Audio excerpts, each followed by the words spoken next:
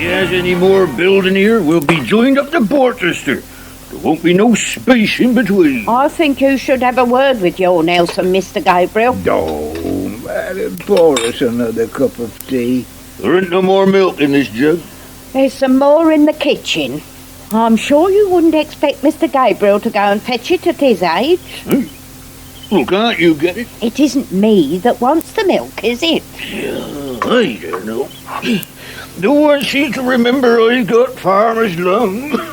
I got a certificate to prove it. What did you invite him for? Well, I did, ma'am. He invited himself. Well, I've been watching him, and he's had half of that Battenberg if he's had a slice. No. We'll have some of me fruitcake instead, then. No, thank you. I like the Battenberg.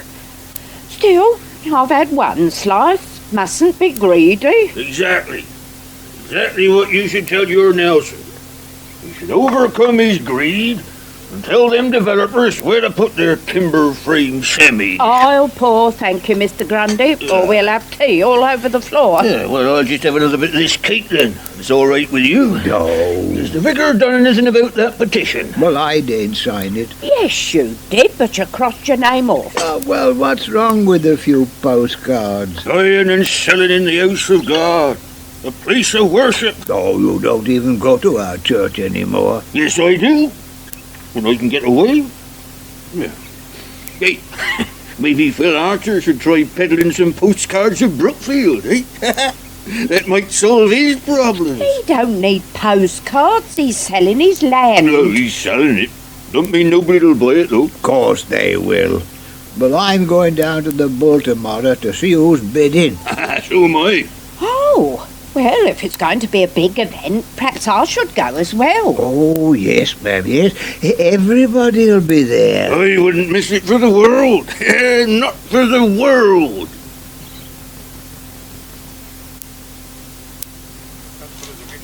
There's one thing for sure, I know why Adam chose a fig leaf and not... Hello? Sophie! This is a surprise. Why didn't you say you were coming? David would have met you at the station. I didn't know myself to the last moment. Have you been home yet? I popped in on the way here. Well, take your coat off and tell me how the job is. Oh, it's super. Good. I'm not sure I like London, though. It's not like Ambridge. Well, Nigel's still in London, you know. So if ever you're feeling lonely, I'm sure he'd be pleased to see you. Oh, I'm all right, Mrs. Archer. Oh, shall I do some of the ironing for you? I'm awfully good at it. Oh, that's very kind of you, but I've finished. Sophie, what are you doing here? Hello, David. Well, I'm going to put the kettle on. Hello? Did you miss me, sweetie? Of course I did. Well, this is a surprise. When are you going back? I only just got here. Well, no, it's just that, well, turning up on a Sunday hardly seems worthwhile. I thought I'd take tomorrow off. Oh, won't they mind? Oh, it's not 9 to 5, David. I mean, if you get a good idea, you work through the night. Weekends, too. Bit like farming. David? Yeah? They might be extending my contract. For another month? No, permanently. Permanently? Well, sort of. They don't really have people working on short-term contracts, you see. They do that just to try you out, to see if you're any good. And if you're not, they just get rid of you. It's tough at the top. The thing is, would you mind? Would I mind what? If I carried on working there for a little while. What, you mean till the wedding? Well, perhaps not that long. What do you want to do? I don't know. I'm confused. Well, you're not going to get a job round here. And it is something you want to do. You really wouldn't mind if I stayed on in London till October? Well, no. I'll have my own pad in London. I've always wanted a little pied-à-terre in town. Yes. Then before you know it, October will be here. It's your turn, Joe. If you don't want to play, I don't mind taking over your game. I knocked 2 minutes ago, but you were so busy ranting and raving that you didn't hear. What's wrong with the fight, then? You can go with that fight. You mind your own business. I've got me strategy and I don't want to play the fight.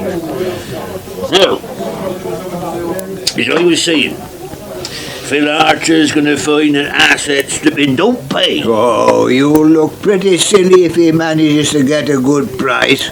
That'll stop your crowing, Joe Grundy. Ah, but the boss knows he won't get a good price. And that's why he been going about with his face all puckered up. Brian Aldridge might buy it all. It takes 2 bidders to make an auction. Well, I expect they'll be too. He could afford to buy both lots of land without hardly blinking. Yeah, he's not a proper farmer. He's just interested in helicopters and racehorses.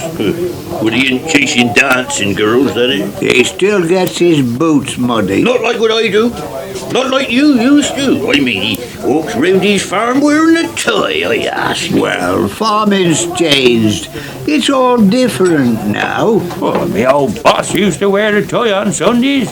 He'd walk the farm on Sundays in a tie. From muck to brass, back to muck again in 3 generations. The Archers will end up as poor tenant farmers, which is just how they started. Well, they've always been decent folk. Oh, Dan Archer was a wide boy, but he was a bit humble, I'll give him that. His offspring. He got la-di-da ways and posh schools that don't do him no good. Dan weren't a wide boy, and he could play a faster game of dominoes than you. And I don't like that sort of talk, Joe Grundy. If you're going to talk like that, I think the next round should be on you. Right? Don't you, Walter? I most certainly do, Jethro. Go on then. Mine's a pint. Oh, thank you, Joe. Very generous of you. I've decided. I'm going to play me 5. So that's me strategy out the window. Right out the window. Oh, you never had no strategy. Except not buying around. That was the only strategy you ever had. And crowing over poor Phil Archer and his misfortune. That's a strategy you've had for years and years.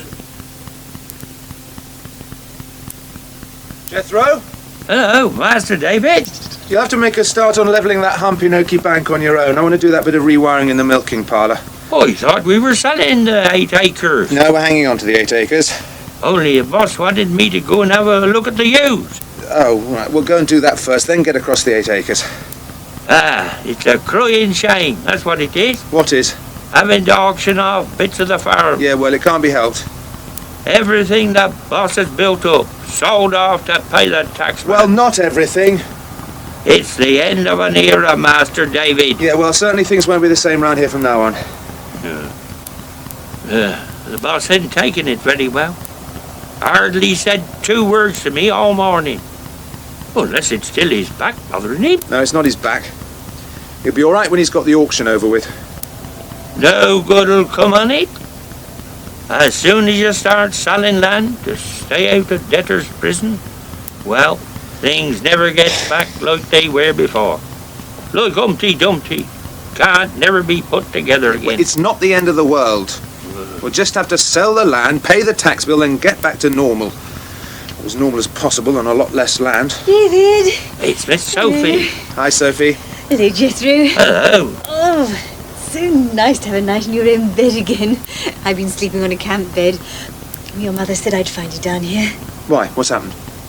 Oh, nothing. I just thought I'd come and see you, that's all. Well, actually, I was just about to go back to the house. What camp bed, Miss Sophie? The one she's been sleeping on in London. Oh, you've been to London then? I knew you were thinking about it. But I've been there all week. Oh, I didn't know that. If I'd have known you'd gone, I'd probably have noticed you weren't here. You mean David didn't even mention I decided to go? Well, don't see what it's got to do with Jethro. No offence intended, Jethro. I thought at least you might have mentioned. Well, look, it hasn't exactly been plain sailing round here. It's auction day tomorrow, you know. I'll lend you mine, if it ain't comfortable, Miss Sophie. What? I'm in camp bed.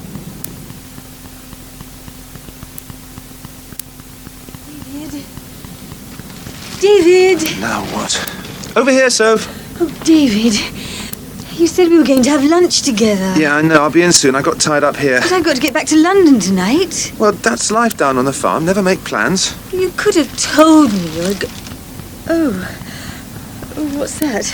It's a lamb. Well, it would have been.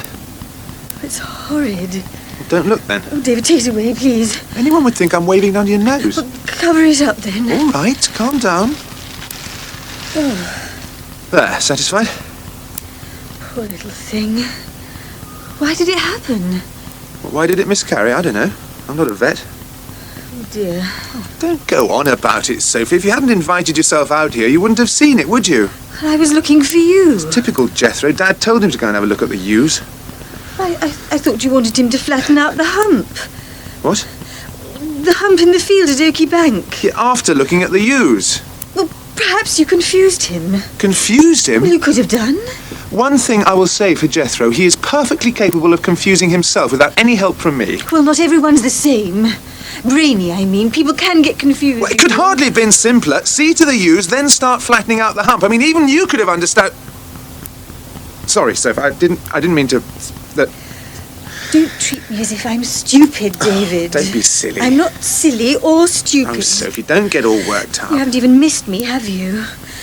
Jethro's not the only one who hasn't noticed I've been away. Of course I've missed No, you. you haven't. This is ridiculous. In fact, you'd rather I was in London. You think I'm just in the way here asking silly questions. Listen, it's just that we've all had rather a lot on our plates lately. I came all the way back to see you and you couldn't even be bothered to meet me for lunch. Well, if you'd given me some advance warning, I think I had to make an appointment to see my fiancé. No one's talking about appointments. I think you're glad I'm going back to London tonight. Sophie. Look, let's go back to the house. I've got to go now. Back to London so you'll be able to concentrate on your farming. It's caused quite a kerfuffle. Oh, yeah? They don't know whether they're coming or going over at the vicarage. Dorothy's very patient about it, but I think poor Richard's quite perplexed. Well, what am I supposed to do with these things? Eat them, dear, with butter and marmalade. Can't we have toast like we usually do? If you'd like some, but I saw these in the supermarket and I thought croissants would make a nice change. There isn't much to them, is there? Try them and see what you think. Right. Anyway, about the postcards. Mrs. Perkins actually told Shula that she thinks the vicar's a secret follower of the Bishop of Durham. He'll probably be found dead at the altar like Thomas à Becket. It's all right for you to joke, but Richard's being forced to reconsider the whole idea of selling postcards. This business has scandalised some of the old folk. Yeah, well, it doesn't take much. I take it you haven't patched things up with Sophie yet? Is that obvious? It is rather. Well, I haven't had much of a chance, have I? She's cleared off back to London. You could phone her. She'll probably hang up on me. Of course she won't. I suppose she's waiting for you to phone. I'll ring later. But if you phone her now, you might catch her before she goes to work. I think I'll ring her tonight after the auction. All right, dear. Where's Dad? He's gone over to look at the ewes. You can always tell things are bad when a member of the Archer family starts mooning around on Lakey Hill. Don't mock. You may be mooning around up there yourself one day. I mean, I know how Dad feels about this auction, but... well, it has to be done. There's no point in getting upset over it. Have I ever told you that you sound like your grandfather? Huh? Look a bit like him too sometimes. Oh, thanks. That's a compliment. He was pushing 90. Hello, dear. Oh, you've started. We didn't know how long you'd be. We'll have to keep a closer eye on the ewes from now on. That one aborting yesterday was probably just a one-off, but you can't be too careful. There you are. Come and sit down and have some breakfast. Mum's got some fancy French food, especially to tempt you. What, for breakfast? Croissants. Would you like one? I'll just have a cup of coffee, thanks. You've got to eat something. It's all right, Dad. You don't have to eat that French rubbish. I'm going to go and make some toast. After a cooked breakfast and 2 croissants, you greedy thing. Now, come on, Phil. No, I'll grab something later if I get peckish. I'll have to get up to Hollertrees soon if Neil's going to be at his pig conference all day. You going up there now? Yes, Neil won't have time to feed them as well as his own. It's a fair old haul over to Stoneleigh in that van. Well, Jethro can see to the pig, surely. Jethro's got enough to do. Dad, look, you don't have to come to the auction. You know, if it's really too painful for you. If you tell me what to do... Mark's seeing to it all. Mark? Why, what's it got to do with him? Well, his senior partner's off skiing. Oh. Well, I couldn't very well say I didn't want him acting for us, could I? Oh, great. He's a very good solicitor, dear. Yeah, don't we know it? That David. All right. Only trying to help. If you think I could go to the auction instead of you... It's a very kind thought. I do appreciate it, but I'd like us all to be there. All 3 of us. It's like a funeral, That's one way of looking at it. with the entire village turning out to see how the chief mourners are taking it. It's not that bad. Knitting at the guillotine, that's what this is. Well, people have a morbid streak. Yeah, especially noticeable if you're on the receiving end. I take it Phil wants to stay at the reserve price. Well, he certainly won't want to come down. Well, if he does want to change it, now's the time to say. Where is he anyway? Well, he'll be here. Look, I'll just run through the procedure, then you can tell Phil when he arrives. Yeah, right. The auctioneer will be bidding only to the reserve, even if you change your mind halfway in. Oh, no, Joe Grundy's here. Listen, David, or you're not going to know what's going on. Oh, sorry. The auctioneer may start with a non-existent bid. The idea is that bidders will be drawn in for fear of losing it. Well, there's no way that anyone else could know about the reserve, is there? No, I doubt it. Not unless Elizabeth has blabbed it all over Borsetshire. Don't think Elizabeth's remembered that there is an auction today. Crikey, Mrs. Perkins has turned up. I've never seen the bull this full. Even if just 1 in 10 people are interested in bidding, we should be... Just it. The people who are interested may not be here. Eh? Their agents will do the business. Oh. Didn't realise it'd be so cloak and dagger. Watch the people standing around the sides. They'll do most of the bidding. What, can't they bid sitting down then? Yeah, they could. But they want a good view of who else is interested. Ah. Well, plenty of people standing. When Phil and Jill arrive, station them just in front of me, in case we need to confer in a hurry. The chief mourners. What? The chief mourners always sit in front. Oh, yes, I suppose so. Won't you be sitting with us then? No, I sit at the auctioneer's table. Oh. Never thought it would be as nerve-wracking as this. Well, won't take long if that's any consolation. I don't believe it. What? Look, Nelson's just walked in. You don't think... No. I don't think these developers he's been acting for are the least bit interested in Ambridge. Not now. Mrs. Potter! Mrs. Potter's just come staggering in on a walking frame. I mean, what do they think this is, the over-60s outing? Jack Willis just arrived. Ah. Well, now that means he probably isn't interested in buying then, if you're right about the bidders sending in their agents. Well, Country Park backs onto Meadow Farm land. He might be interested. Now, let's see. What are you looking for? The Aldridges, Snells, anyone else on the short list of possible buyers? Snells? They're not farmers. But let's face it, they got the money. They're very much the pony paddock type. It's a bit off, don't you think? People not admitting they're buying till after they've bought. Yeah, but you know why. Prices would rocket if everyone who was interested advertised the fact. Well, don't expect me to agree with you. We're selling, remember? Oh, well, I'd say someone's keen to buy anyway.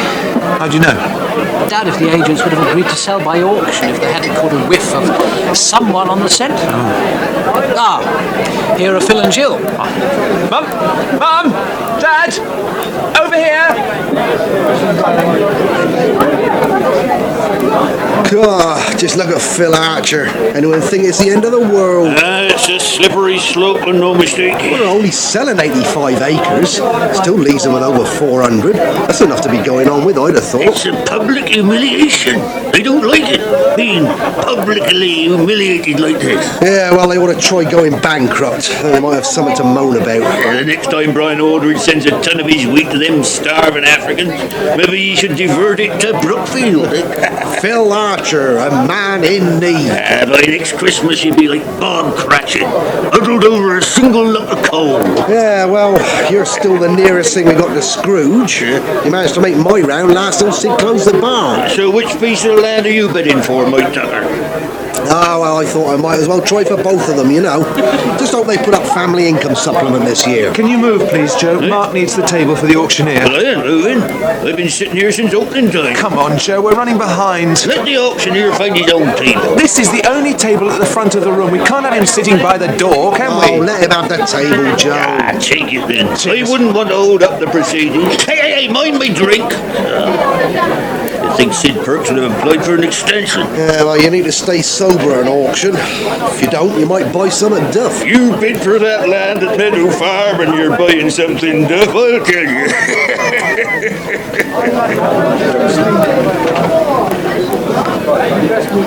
Ladies and gentlemen, please, ladies and gentlemen.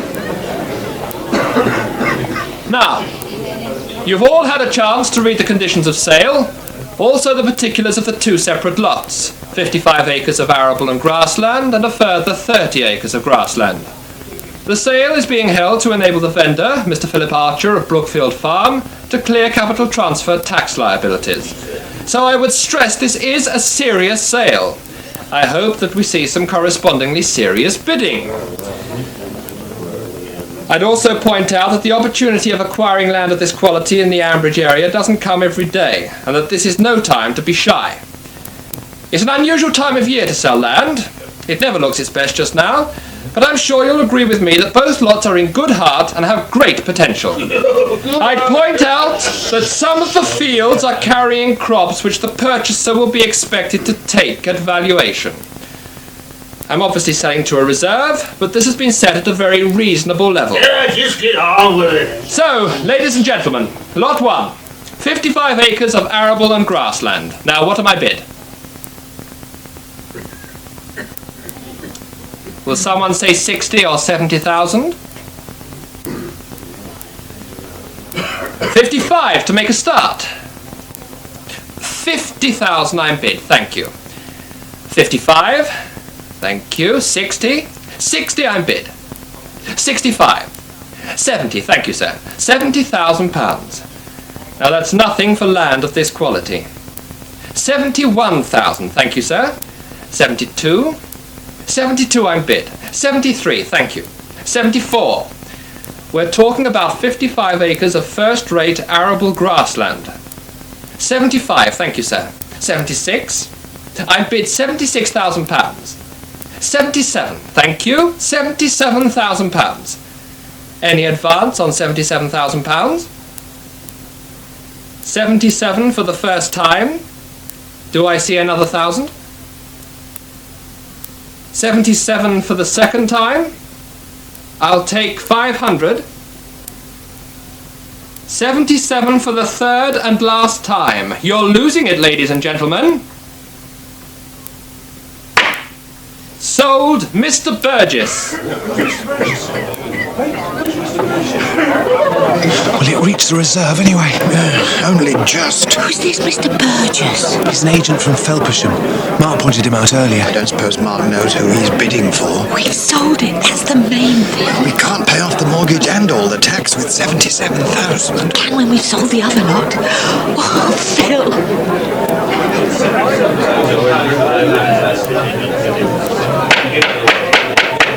Ladies and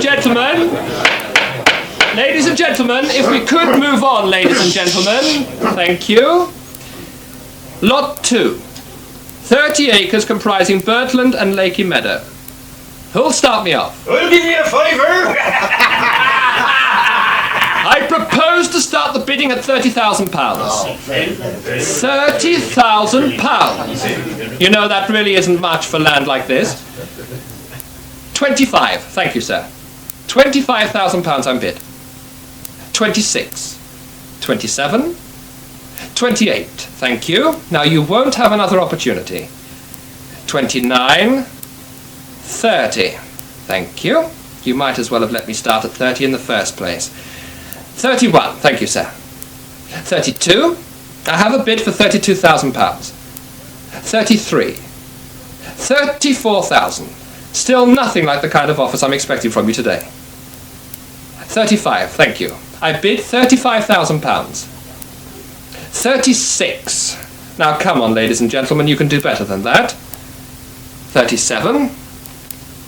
£37,000. I bid £37,000. Any advance on £37,000? I'm sorry, but I'm afraid I can't do it.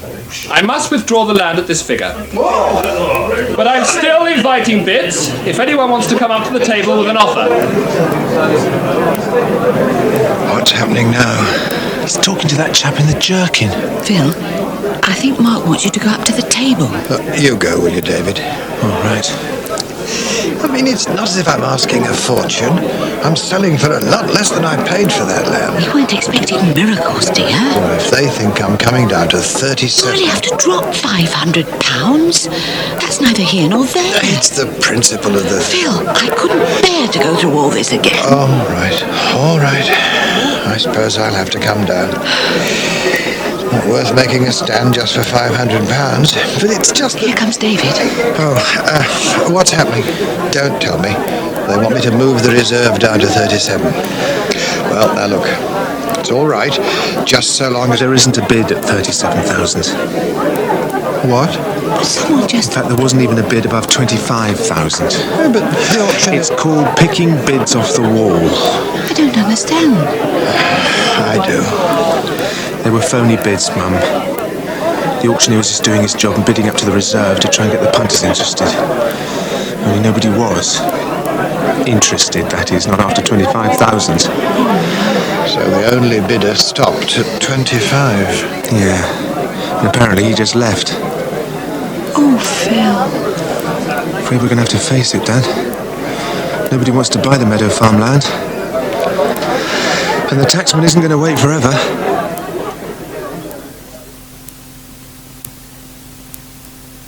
So Mrs. Perkins has left notes all over the church Why? to try to frighten the culprit into owning up. I mean, I'd be frightened, wouldn't you? Well, what culprit? The cleaner who stole the church polish. It was stolen. You're a proper little gossip, aren't you, Sid Pert? Yeah. One of the few advantages of being a publican, you get to hear the scandal before the rest of the village. Whoops. I've just broken an egg. This is what passes for scandal round here, is it? According to Mrs. Perkins. As we speak, the culprit will be pacing up and down, deciding whether to turn herself in or climb to the belfry and fight it out. Oh, now I've broken the other egg. Oh, after all your boasting about what brilliant breakfasts you make. All right. I admit it. I was just trying to impress you. Anyway, it's a pity Mrs. Perkins hasn't got something better to do with her time. Too late now. The wheels of justice have already been set into motion. The vestry has been fingerprinted. The pews cordoned off while Dave Barry searches for that vital clue that could earn him a place in the annals of crime. Well, he's very good on the CID Skittles team.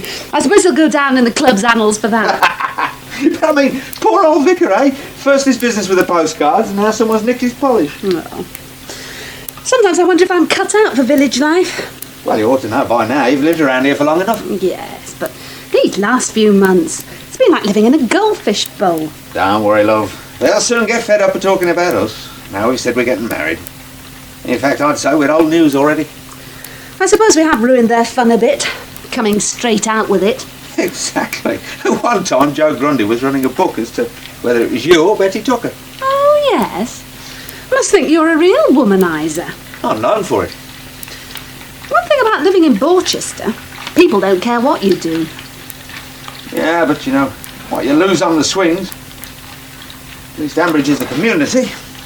Now, one broken egg or two? They look delicious, love, but I've got to go in a minute. What? What about me haute cuisine? You have it. Go on.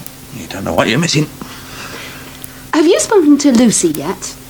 Well, sort of. What does that mean? It means I've brought the subject up. As much as you can bring the subject up with the door between you. Well, what did she say? Nothing. I did all the saying. Oh, Sid. You got to pick the right moment with Lucy. Wait till she's in a good mood. Well, you wait a long time then. No. She's a good girl. Because I'm the reason she's behaving like this. And she'll go on till you get her to speak to you about it. It's difficult. It's difficult for all of us. Perhaps if we both talk to her. No! You've got to do it. I'm the one she resents so much. Not resents exactly. The fact I'm one of her teachers doesn't help matters either. The way she keeps calling me Miss Holland all the time. She'll come round. She'll only come round if you tell her she's got to come round. I have. She's being awkward, Sid.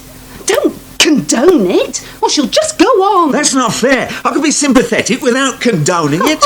Anything for a quiet life. That's you all over. You've got fence sitting down to a fine art. Sid! Oh, I'm sorry, the door's open. Oh, I've got to go, actually. No, please don't think I'm being rude, Jennifer. I've just seen the time. Oh, well, while you're both here, congratulations. The whole village is delighted for you. Thanks, Jennifer. Thanks. I'll see you later then. Bye, love. Bye. Oh. Isn't she giving Lucy a lift to school? No. Lucy went earlier on the school bus. Oh, I see. You don't fancy a broken egg, I suppose? Oh, gosh, no thanks. I've eaten. I was up with a lark this morning. Well, you know, 8ish. Well, Jennifer, what can I do for you? I just wondered if Betty will be serving in here tonight. Not tonight. Why? I wanted to ask her if she could do a couple of hours up at Home Farm, that's all. We're having some people round. Is she here? No, she doesn't come in till just before opening time. I expect she's gone into Borsetshire. She does her shopping midweek. Oh, I suppose I'll have to wait then. I'm sorry if I interrupted anything.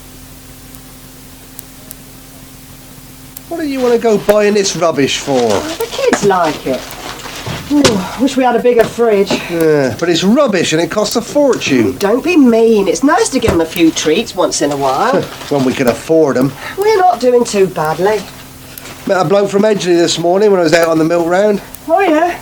He was saying we needed a bit of help tomorrow. He's got the vet coming to do some blood testing. His cowman's off at the moment. Oh, that's good. You said you'd go over and give him a hand, did you? No, I told him I was tied up. Oh, what? What are you doing tomorrow?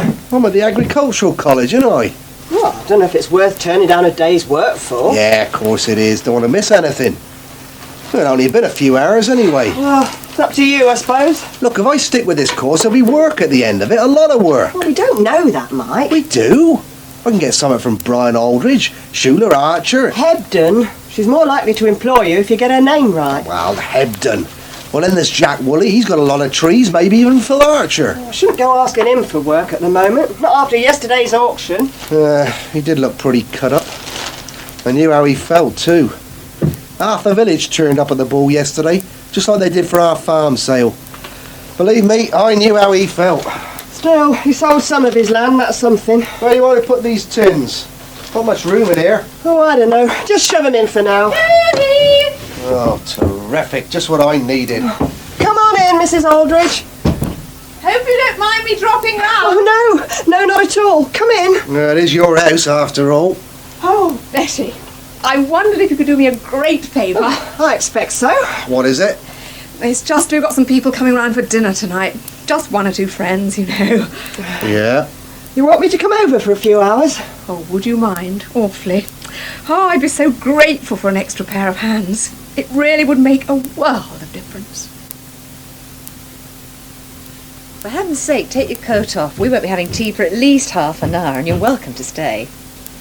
What's that banging noise? Arthur. Oh, is he still feeling poorly? He's still in bed, if that's what you mean. Well, can't his mum look after him? Not really. She goes out to work. Why is he banging? He wants his tea. If he's well enough to eat, he's well enough to get it himself. Oh, not according to Arthur. He thinks he's got typhoid or malaria at the very least. Men are such cowards. Oh, that was from the heart. What's brought this on? Nothing. Is it Sid? More Sid's attitude. Well, his attitude to Lucy, anyway. Oh, don't tell me Lucy's still playing up, since you announced the engagement and everything. He means well. He tries to calm things down, you know, smooth, ruffled feathers. It's just that when he's required to take a stand on something... Don't forget, he was left on his own with that child. Of course he's soft with her. He lost Polly. He doesn't want to, well, lose Lucy's love as well. Well, being soft doesn't make a kid love you. No, but it's an easy mistake to make. And the boyfriend being laid up can't help matters either. The boyfriend? Arthur. Oh, of course, I was forgetting. It's just that Lucy always calls him Art. I keep forgetting to call him Art. Does sound a bit daft. I mean, imagine meeting Clint Eastwood and trying to keep a straight face when you call him Clint. It's just a silly macho name. Oh, I suppose I'd better feed him. Ah, but if it is typhoid or malaria, well, you know what they say. What? Feed a cold, starve a fever. You're right. Yes, we must give the fever time to work through the system. Let's have a cup of tea. Are you sure you've time? Yeah, Tony's got the kids outside doing the silage, poor little tucks. It's ages since you and I had a good chat. Could we have that here, please, Betty? Where? I think here. Right. just as long as everyone can reach. I'll move the salad bowl, shall I? Oh, yes, that can go anywhere. Right. Oh, dear, I've forgotten the placemats. Oh, where are they? In the dresser. I'll get them. Do you think the flowers clash with the design on the dinner service? Oh, they look fine. The flowers or the dinner service? Both. How many do you need? 6. I think 6 is just right for a dinner party. What's the time, Betty? Just gone 7. Oh, Brian's cutting it fine. They'll be here soon and he isn't even out of the bath yet. Oh, there's not much room for the fondue, is there? What? The fondue. Oh, well, that's going to have to be central. People will be dipping into it all the time. Oh, I don't know what I would have done without you, Betty. Oh, I expect you'd have managed. Oh, I couldn't have got this lot together on my own. Right. Well, I'd better be getting along then. Mike will be wanting his dinner. We're going to have simply oodles left over. Sorry, Betty? I said I'd better be getting along. Oh, I thought... Thought what? Dear, this is embarrassing. I thought I mentioned it when I asked you to help. Mention what? Well, the idea was that you'd serve as well. Serve? I mean, it's very disconcerting for the guests if the hostess is leaping up and down all night seeing to the next course. You want me to wait on the guests? Could you, Betty? I'd be ever so grateful. Want any more of this shortbread, Phil? No, thanks. Mrs. P made it. Oh, yeah. I've got a whole tin full to get through. Oh, could you turn the record over while you're up? We've already had the other side. Oh, have we? I'll put the foray on, shall I? Yes, all right. Oh, yes, that'd have been nice. I bumped into Chris today. Has Brian made up his mind about this racing business yet? Chris says he's still wavering. Jennifer's all for it, though. Since when does Brian ever take Jennifer's wishes into account? She wants to go and see the horse. Ambridge Flyer? That sounds more like a train than a horse. No, the Beesbury's gelding. The horse they're thinking of buying. It's all a lot of phooey, if you ask me. Brian should stick to what he knows best, farming. Two-timer. What? That's its name. Jennifer doesn't like it much. I'll bet she doesn't. They call it Tootsie for short. No, it's no good. These figures just don't make sense. Why don't you leave all that to the accountant? He can't magic money out of nowhere, Joe. How bad is it? Well, it's partly my fault. The agent did warn me.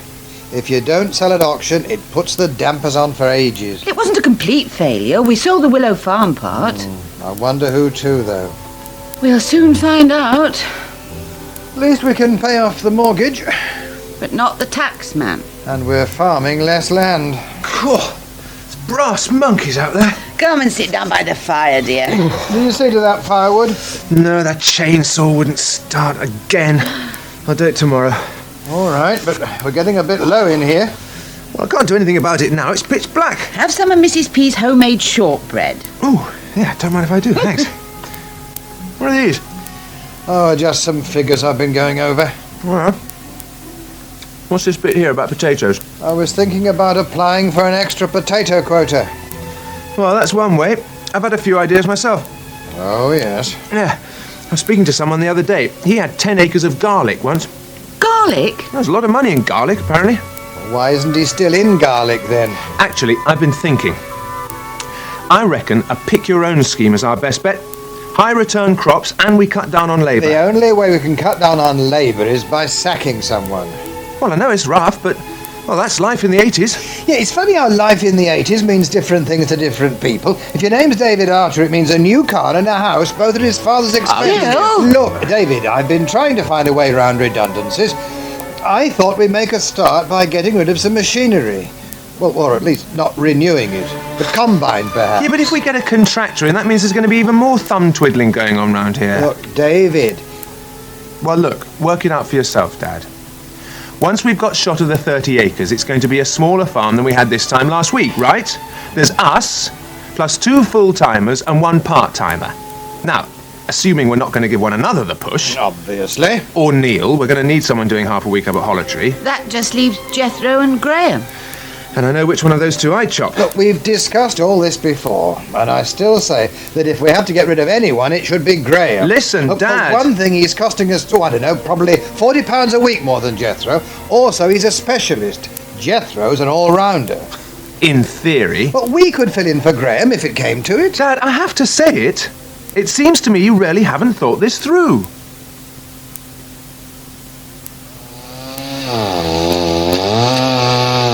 Hello, David. Oh, hello, Jack.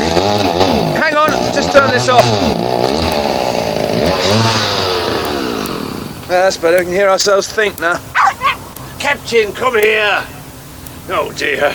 That's twice he's done that in a week. He waits till I've gone ahead a little way, then he tries to sneak back home. Hello, Captain. What am I going to do with you, Captain? I've a good mind not to give you any supper tonight. Oh, don't let me hold you up, David. No, I was looking for an excuse to break off. Ah, is that the tree which came down across your drive the other week? Yeah, that's right, yeah. Luckily it's an ash, so we can use it more or less immediately. That'll keep you in firewood all through the winter. Well, anything that helps with the Brookfield austerity programme. Yeah.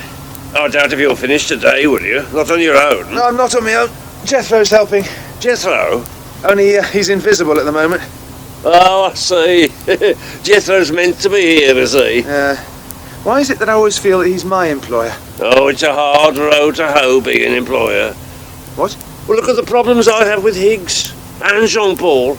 Artists can be so temperamental. We may not be employers for much longer. How do you mean, David? Simple economics. We're a smaller farm now. In fact, this gate marks the new boundary. Oh, I suppose it does. I hadn't realised. So who owns the land on the other side of it? Well, your guess is as good as mine. Phil said the agent who bought it was from Felpersham. I must admit, well, we were wondering if it was you. Me? Just a thought. Oh, I'd have bid for it myself. Not used an agent. And I'd have told you beforehand. Yes, of course you would, sorry. No, it's just that you tried to buy Lakey Hill off Grandad once, and we thought maybe... Oh, but that was years ago. Yeah. So who do you reckon it might be, then? Well, I did hear there was a farmer over Pennyhassett way looking for some land in this direction. And there's Brian Aldridge, of course. Although I didn't see him at the auction. Yeah, well, that doesn't mean a thing. That could have been his agent bidding. Well, surely his land backs onto Willow Farm. Yeah, but he's about to lay out on this racehorse and what have you. And there are the awful Snells. Mark said something about the Snells being interested. Well, Linda Snell told Peggy they were interested in rare breeds of sheep. Rare breeds? Well, maybe they are after some land, then. I saw Robert Snell this morning, and he implied that he might have spent quite a lot of money recently. Oh, no. Don't say they're empire building. Well, you know what new money's like. When people are flush with it, they just can't stop spending. A farm shop? Well, it might tie in very nicely with David's pick-your-own idea. Aren't we a bit off the beaten track for a shop? Oh, we'd advertise, of course, and make sure it's well signposted. We don't just want to play with the idea like the Tuckers did that time, do you remember? Phil? Well, there's a gap in the market. There hasn't been a farm shop round here, well, not a proper one, since Ken Pound had his. What about Martha? What about her? Well, I assume you want this farm shop to be a success. Of course I do. Then it's bound to affect Martha's trade. And anything that diverts business away from the village shop could threaten it. Well, I'd like to say that's none of my business. Well, there are no buses at the moment. The old folk will be completely cut off if the shop closes. Oh, no, I do think you're being rather alarmist, Jill. Well, you said you want to do this properly. All right, then.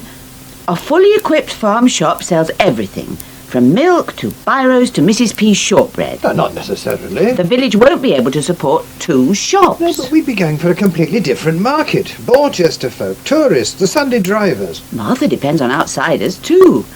I doubt that she could keep going on what she takes from the locals. Most of them go to the supermarket in Borchester. No, but what I'm saying... And who's going to man this shop? Muggins, I suppose. Look, if we have a farm shop, perhaps we won't have to sack anyone. Really think we can make enough to cover a whole year's wages? Now you're beginning to sound like David. Be realistic, Phil. I am. If we go for some sort of pick-your-own as well, there'll be a lot of work in growing the fruit and veg. But David said Jethro's costing so us... you think we should sack Jethro too? Of course I don't. All I'm saying is that David's got a better grasp of realities than I have. Don't be silly, love. Well, that's what it sounds like. I just don't think a farm shop's a good idea, that's all. At least not until we've gone into it thoroughly. So what do you suggest we do? Do you really want to know? I'm all ears. Nothing. What? I suggest we do nothing. Not yet, anyway. Let's just wait for the dust to settle before we rush into anything. That way we might make a decision which we won't regret in years to come. She's all right, thanks. I suppose she rings up quite a lot. Well, actually, no, we have a bit of difficulty getting hold of each other. Like last night, I said I'd ring at 9, but there was no reply. Oh, that's just like Sophie, isn't it? Yeah. Probably concentrating so hard on designing something that she didn't even hear the phone. Well, as far as I'm concerned, it's her turn to ring me now. Caroline, shouldn't you keep that creature a little further away from you, please? He wouldn't hurt you. No, I know, but he might just tread on me by mistake. Hello? Oh, no. It's amazing. You come out to chop a bit of wood and the place turns into a picnic site. Chilly, isn't it? That's why it's best to keep on the move. Hello again. It's, Caroline. Yes. It's an awfully nice horse. Is it yours? No. I'm exercising him for Chris Barford up at the stables. Oh, one of her racehorses. Oh, not yet. It soon might be, though. You know, one good thing about horses, they keep a lot of traditional craftsmen going, like blacksmiths and saddlers. Linda and I are very interested in seeing rural crafts revived. Why? Why do you want to keep them going if nobody needs them anymore? Well, it's part of our heritage, isn't it? I mean, it's like rare breeds of farm animal. We can't just let them die out. Oh, yeah. I heard you were interested in rare breeds. Oh, we are. White Park cattle, Portland sheep. They all have their place. Back in the 18th century with Turnip Townsend. Not here in Ambridge today. Oh, I don't know, David. People are still crossing farm animals with some of the old breeds. There, yes, exactly. Well, it's a job best left to the experts, in my opinion. We can all do our bit to preserve the past. So what were you thinking of doing then? Steady, Tootsie boy. Well, we haven't quite decided yet. It is getting awfully cold, isn't it? I expect Mrs. Archer will be wanting some of those logs in soon. I heard that you were looking for land to put your rare breeds on. Well, we did just wonder if that might be a nice interest for Linda. I expect she misses Surrey. As she certainly misses her friends. There's more to looking after animals than simpering about in designer wellies, you know. It's 24 hours a day, and some of us do it for a living. We realise that. I expect that's why we'll probably never get round to it. Oh, you mean you haven't done anything yet? Like buying land, for instance? Buy land? Oh, why on earth should we do that? We've got a perfectly good lawn for them to graze. So you haven't bought any land recently? Well, no. There you are, David. Huh. What's that mean? Well, if it wasn't you who bought our land, then I suppose... Let's face it. There aren't many people left in Ambridge who it could be. Actually, I would have said it's much too wet for ploughing. Yeah, well, I wasn't able to make much headway. I'm not surprised. It'll probably need another week at least. But it does lie quite dry, that field. You're very get up and go these days, Tony. Well, I'm bringing another 30 acres into the system this year.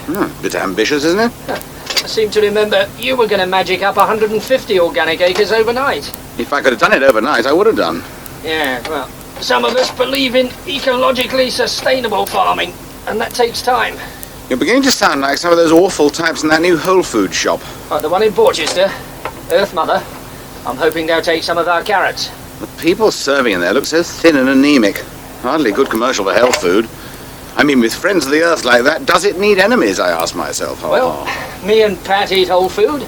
We feel healthy enough, thanks. You can't fool me. Stick a plate of bangers and mash in front of you and it'll rapidly be relayed into your mouth, Tony Archer. Lots of fibre in mash. Anyway, if I don't do it, who would? Don't do what? The ploughing. I thought your YTS lad volunteers for all the tractor jobs. Fat lot of good he is at the moment. He's still laid up. You can't complain. The money you give that boy each week would just about cover me for a few hours of Sammy Whipple's time. Oh, hand me that wrench, will you, Brian? This one? Yeah. Actually, most of the time he's quite hard-working. Oh, he just gets these sudden brainstorms, that's all. Like forgetting to latch the gate when we're halfway through blood testing the heifers. Which means that those that have been done get mixed up with those that haven't. Pat's still waiting on him hand and foot? It's driving her up the wall. Somehow I don't see Pat playing the willing Nubian slave for much longer. I think he'd get on better with Pat if he didn't encourage the kids to misbehave and make weak jokes about nut cutlets. I thought you'd corner the market in weak jokes, Tony. Still, he's going to have to get up to date. The YTS visitor's coming. Really?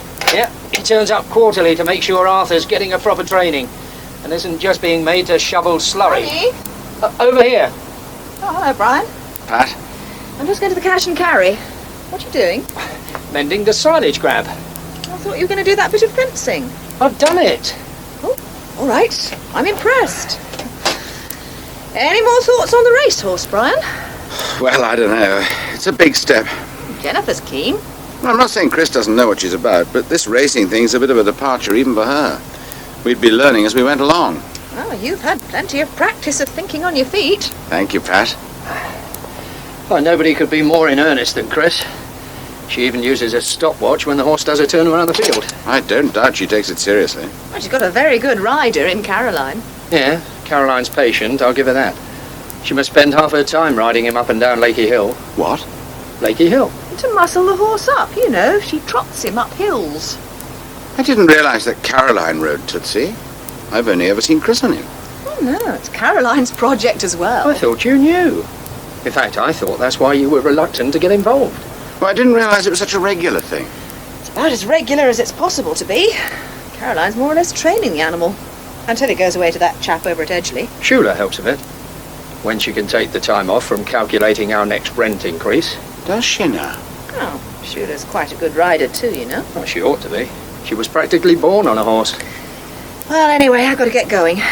Oh, Tony, I might be a bit late. There's a women's group meeting. Shall I fetch Tommy? Could you? If you get that stuff from the vet. All right, then.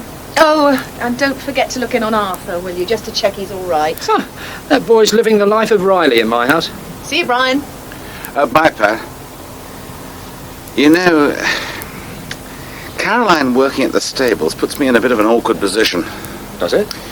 Well, if I decided to go in with Chris... I got the impression you were having second thoughts. Me? No, not about the horse. It's just that... I'm not sure I want Caroline around me every time I visit the stables. Sid? Hello, Jennifer. I'm afraid we're not quite open yet. Oh, I'm not stopping. I'm on my way to the stables. It looks like we're going to buy after all. Isn't that exciting? Buy what? Two-timer. Two-timer? A racehorse. Can't say I'm nuts about the name, though. I see what you mean. It might end up two-timing its new owners and not winning any races. Well, I thought we'd call it something else. Something floral, like Lupin. All ideas welcome. Oh, there's no good asking me. I don't know me floribunda from my sweet pea. Look, Sid, the reason I popped over, Betty tells me she's helping here today. That's right. She does lunchtimes and evenings on Friday. Well, do you think I could borrow her? Borrow her? Well, I want to clear out the lumber room, and I thought Betty would... sorry, Jennifer. Friday's one of our busy days. I'll only need her till about 5. She'll be back in time for the evening shift, to see her. I thought she only had to do 10 hours a week up at Home Farm. Oh, this is extra. I know she and Mike could use the money. The point is, even with both Betty and me, we'll be going flat out. Can't Kathy help? Kathy? Behind the bar. She's at school. Yes, but she might be able to be back for the lunch hour. Can't you ask her? I'd rather not. Well, what about Mum? I'm sure she'd be delighted to stand in for Betty. I could ask her for you, and I bet she'd say yes. I don't think so. Oh, but Sid... I'm sorry, Jennifer. The answer's no. I need Betty here today. I tell you, the place was jam-packed. I'm glad I managed to miss it. I'll bet all the nosy Parkers were out in force to see which way Phil Archer's fortune swung. Yep. And luckily, nosy Parkers drink pints. I hear he didn't get much of a price for his land. Oh, I don't know. I'm not kidding you. There was more people here than goes to the village fete. We could put Mrs. Perkins in the function room telling fortunes and Tony out the back with bowl for a pig. We'd have raised a bit for the minibus appeal. What minibus appeal, for heaven's sake? Haven't you heard about our appeal? I don't think I've ever lived in a place where so many people are on the scrounge. You haven't lived in a village, then? It's not definite yet that there's going to be an appeal. Good. I hope there isn't. If I get another invitation to donate a bottle or go to a coffee morning or sponsor a walk... Come now, where's your community spirit? I'll leave it down the police station when I come home. How much would a minibus cost? A lot. A heck of a lot. And that's why we're going to try to persuade Penny Acid or somewhere to come in with us. Well, Penny Acid won't. They've still got a bus service. Ah, well, the bus committee hasn't finalised its plans yet. So you're on the bus committee too, are you? I have no one asked me to go on the blooming bus committee. My mother-in-law's on it. Oh, yeah, that's right. Sid's Irene, they call it. There's Mrs. Archer and Jill Archer and Linda Snell and Christine Barford and Kathy. Oh, Kathy's on it too. Yeah. She's not very active, but she said she didn't mind doing her bit. How is she? I haven't seen her around for a day or two. She's a working woman, remember? Yeah, I remember her pointing that out to me once or twice. Yeah. Lucy must confuse the issue somewhat. Lucy? Yeah, when it comes to deciding things. Well, I don't know. I wouldn't really say that. She always seems such a nice child. She might be very nice, but kids do have a habit of putting the mockers on things. Don't you think, Sid? Ours are trying to put the mockers on our holiday. You pay out a fortune to some travel company, and then they announce they'd rather stay at home with their ponies. Where are you going? We thought we'd get in a bit of skiing. Switzerland? No, Austria. Oh, very nice. Have you been? No. But I've heard it's very nice. I wondered if I could go this year. You know, one of those singles holidays.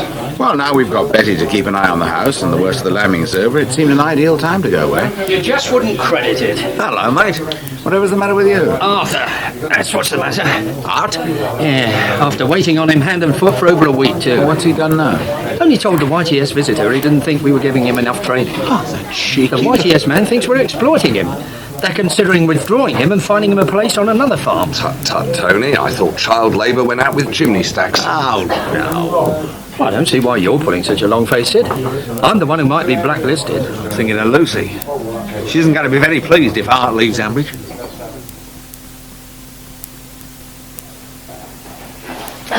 Hold still, for heaven's sake. Hello, Caroline. Brian, what are you doing here? And how's good old Ivor? I'm just giving him a bit of tender, loving care. Oh, lucky Ivor. I feel I've been rather neglecting him lately. I've been riding other horses. Well, I certainly know how he feels. Eh, Ivor, old chap? Do you like being brushed, eh? Careful, he bites. Oh, I don't think he'd bite me. Actually, he gets a bit restless if there are too many people crowded in here. Really? I think it's quite cosy. I take it Chris has told you. Well, I haven't seen her yet. She was on the phone when I arrived. Well, I've decided to buy into that budding racehorse. Have you? Actually, I'm glad I bumped into you, Caroline. Brian, look... I wanted to ask you. You will be riding Tootsie, won't you? Well, I have been exercising him, but I'm not sure if I can go on. Really. I'm very busy, and I've already spent a lot of time with him. I mean, there's Grey Gables and Ivor and... Matthew Thorogood. Yes, there's Matthew as well. He's a very important part of my life now. It's not that long ago that I was an important part of your life. Oh, Brian, please. Do we have to go through all that again? There's no use trying to pretend it never happened. I'm not. It's just... Oh, forget it, Brian. All right. I'm not asking you to spend every hour of the day with me. It's Tootsie we're talking about. Well, it'll take a lot of work to bring up to scratch for hunter chasing. And you don't have time to lavish on my horse, is that it? It's not personal, Brian. Well, as I see it, you were willing to exercise the horse for Chris, but not for me. I haven't said I won't. I just want to talk to Chris. I didn't realise you were so anxious to avoid any contact with me. I am not avoiding you. Oh, really? Well, I'm pleased to hear it. Because you'll be seeing a lot more of me around here from now on. Quite a lot more.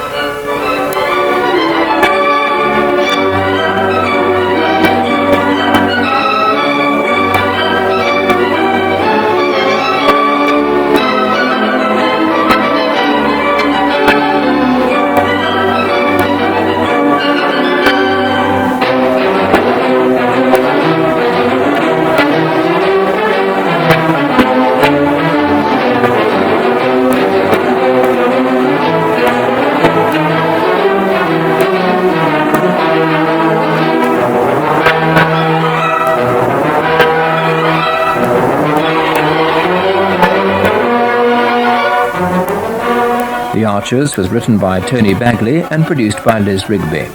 The agricultural story editor was Anthony Parkin, and the director in our Pebble Mill studios was Clive Brill.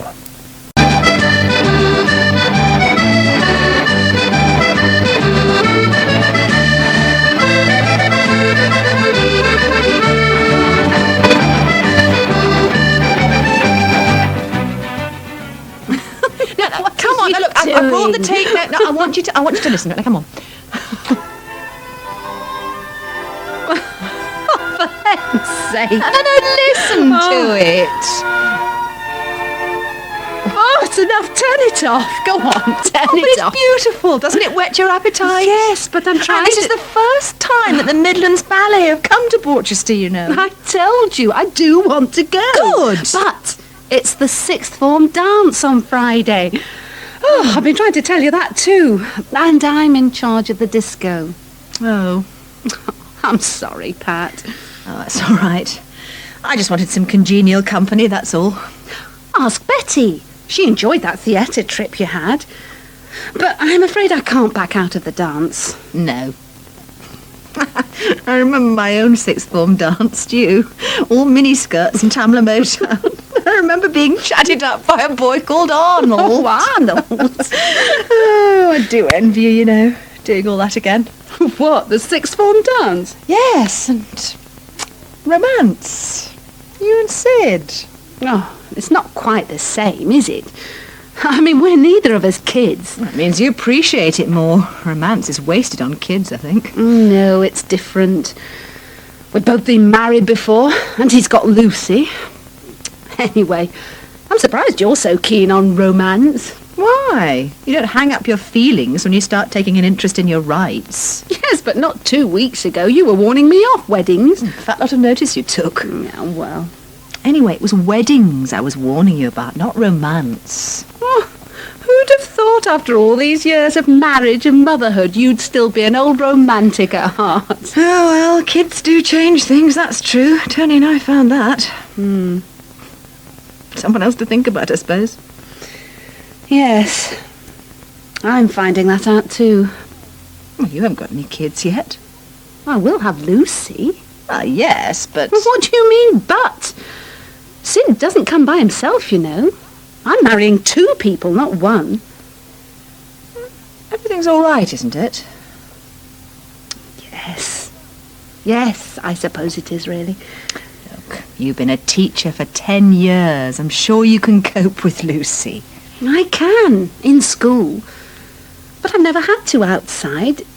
I mean, living with her all the time. When she gets difficult, I can't put her in detention, can I? Have you had that many problems with her, then? Last week, yes. What does Sid say? I think he expects me to be good with her, like everyone else does, because I'm a teacher. Yes. But you know how I feel? I feel as if all the theory is over, and now it's time for the practical. And it terrifies me. It really does. All right, Sandy. I should ask the Colonel to take a break now. What on earth is going on? Don't worry. I persuaded him to bring his car along for a spot of backfiring and revving. What? Well, you know how jittery Tootsie can be in traffic. I wanted to make absolutely sure that he doesn't panic when you ride him through the village and you hear a car. Oh, that's not a car. It's a motorised firecracker. Exactly. If he doesn't panic with that racket... Oh, you don't mind Sandy riding him, do you? Oh, don't be silly. He's not my horse. I wouldn't let her ride him out of this yard. He's too valuable. All right, Christine? Oh, yes, thank you, Colonel. I do appreciate this. Oh, hello, Caroline. Isn't he magnificent? Oh, he's got lots of spirit. Just my kind of horse. And mine. Give me a charger any time. Not these plodding old pit-ponies. He's in his first hunter chase next month, you know. He's got tons of potential. He won't win anything unless he gets lots of exercise. I'm doing my best with him. You're doing a grand job. But I'll be a lot happier when I know he's traffic-proof. Yes, he can be a bit nerve-wracking. Colonel, you couldn't oblige me again with the car, could you? Oh, of course. And now?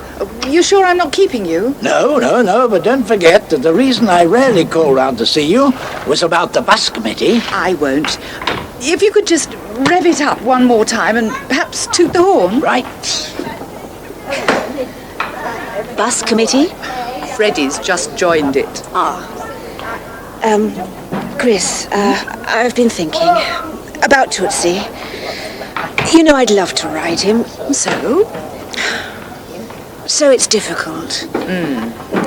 Is it Brian? I know you warned me, but I didn't realise I'd have to see quite so much of him. He is getting very involved here. Brian man's involved everywhere in this village. And I'm asking you to help me. He isn't. I just don't want to be in close contact with him again. He's already pestered me. So you cut yourself off from something you really want to do because of an affair that's dead and a man you don't want to see anyway. But he seems to want to see me. Caroline, why don't you take Tootsie over from my stable girl now? Go on. He'll be frightened when the Colonel starts hooting. He trusts you. You know the position. What I know is that it's time you stopped apologising and started living. Well, it's over, isn't it, you and Brian? Oh, yes. Then prove it to yourself. Put him behind you and start by riding Tootsie past the Colonel's Batmobile. All right. Go on. And hurry up before he stalls his car.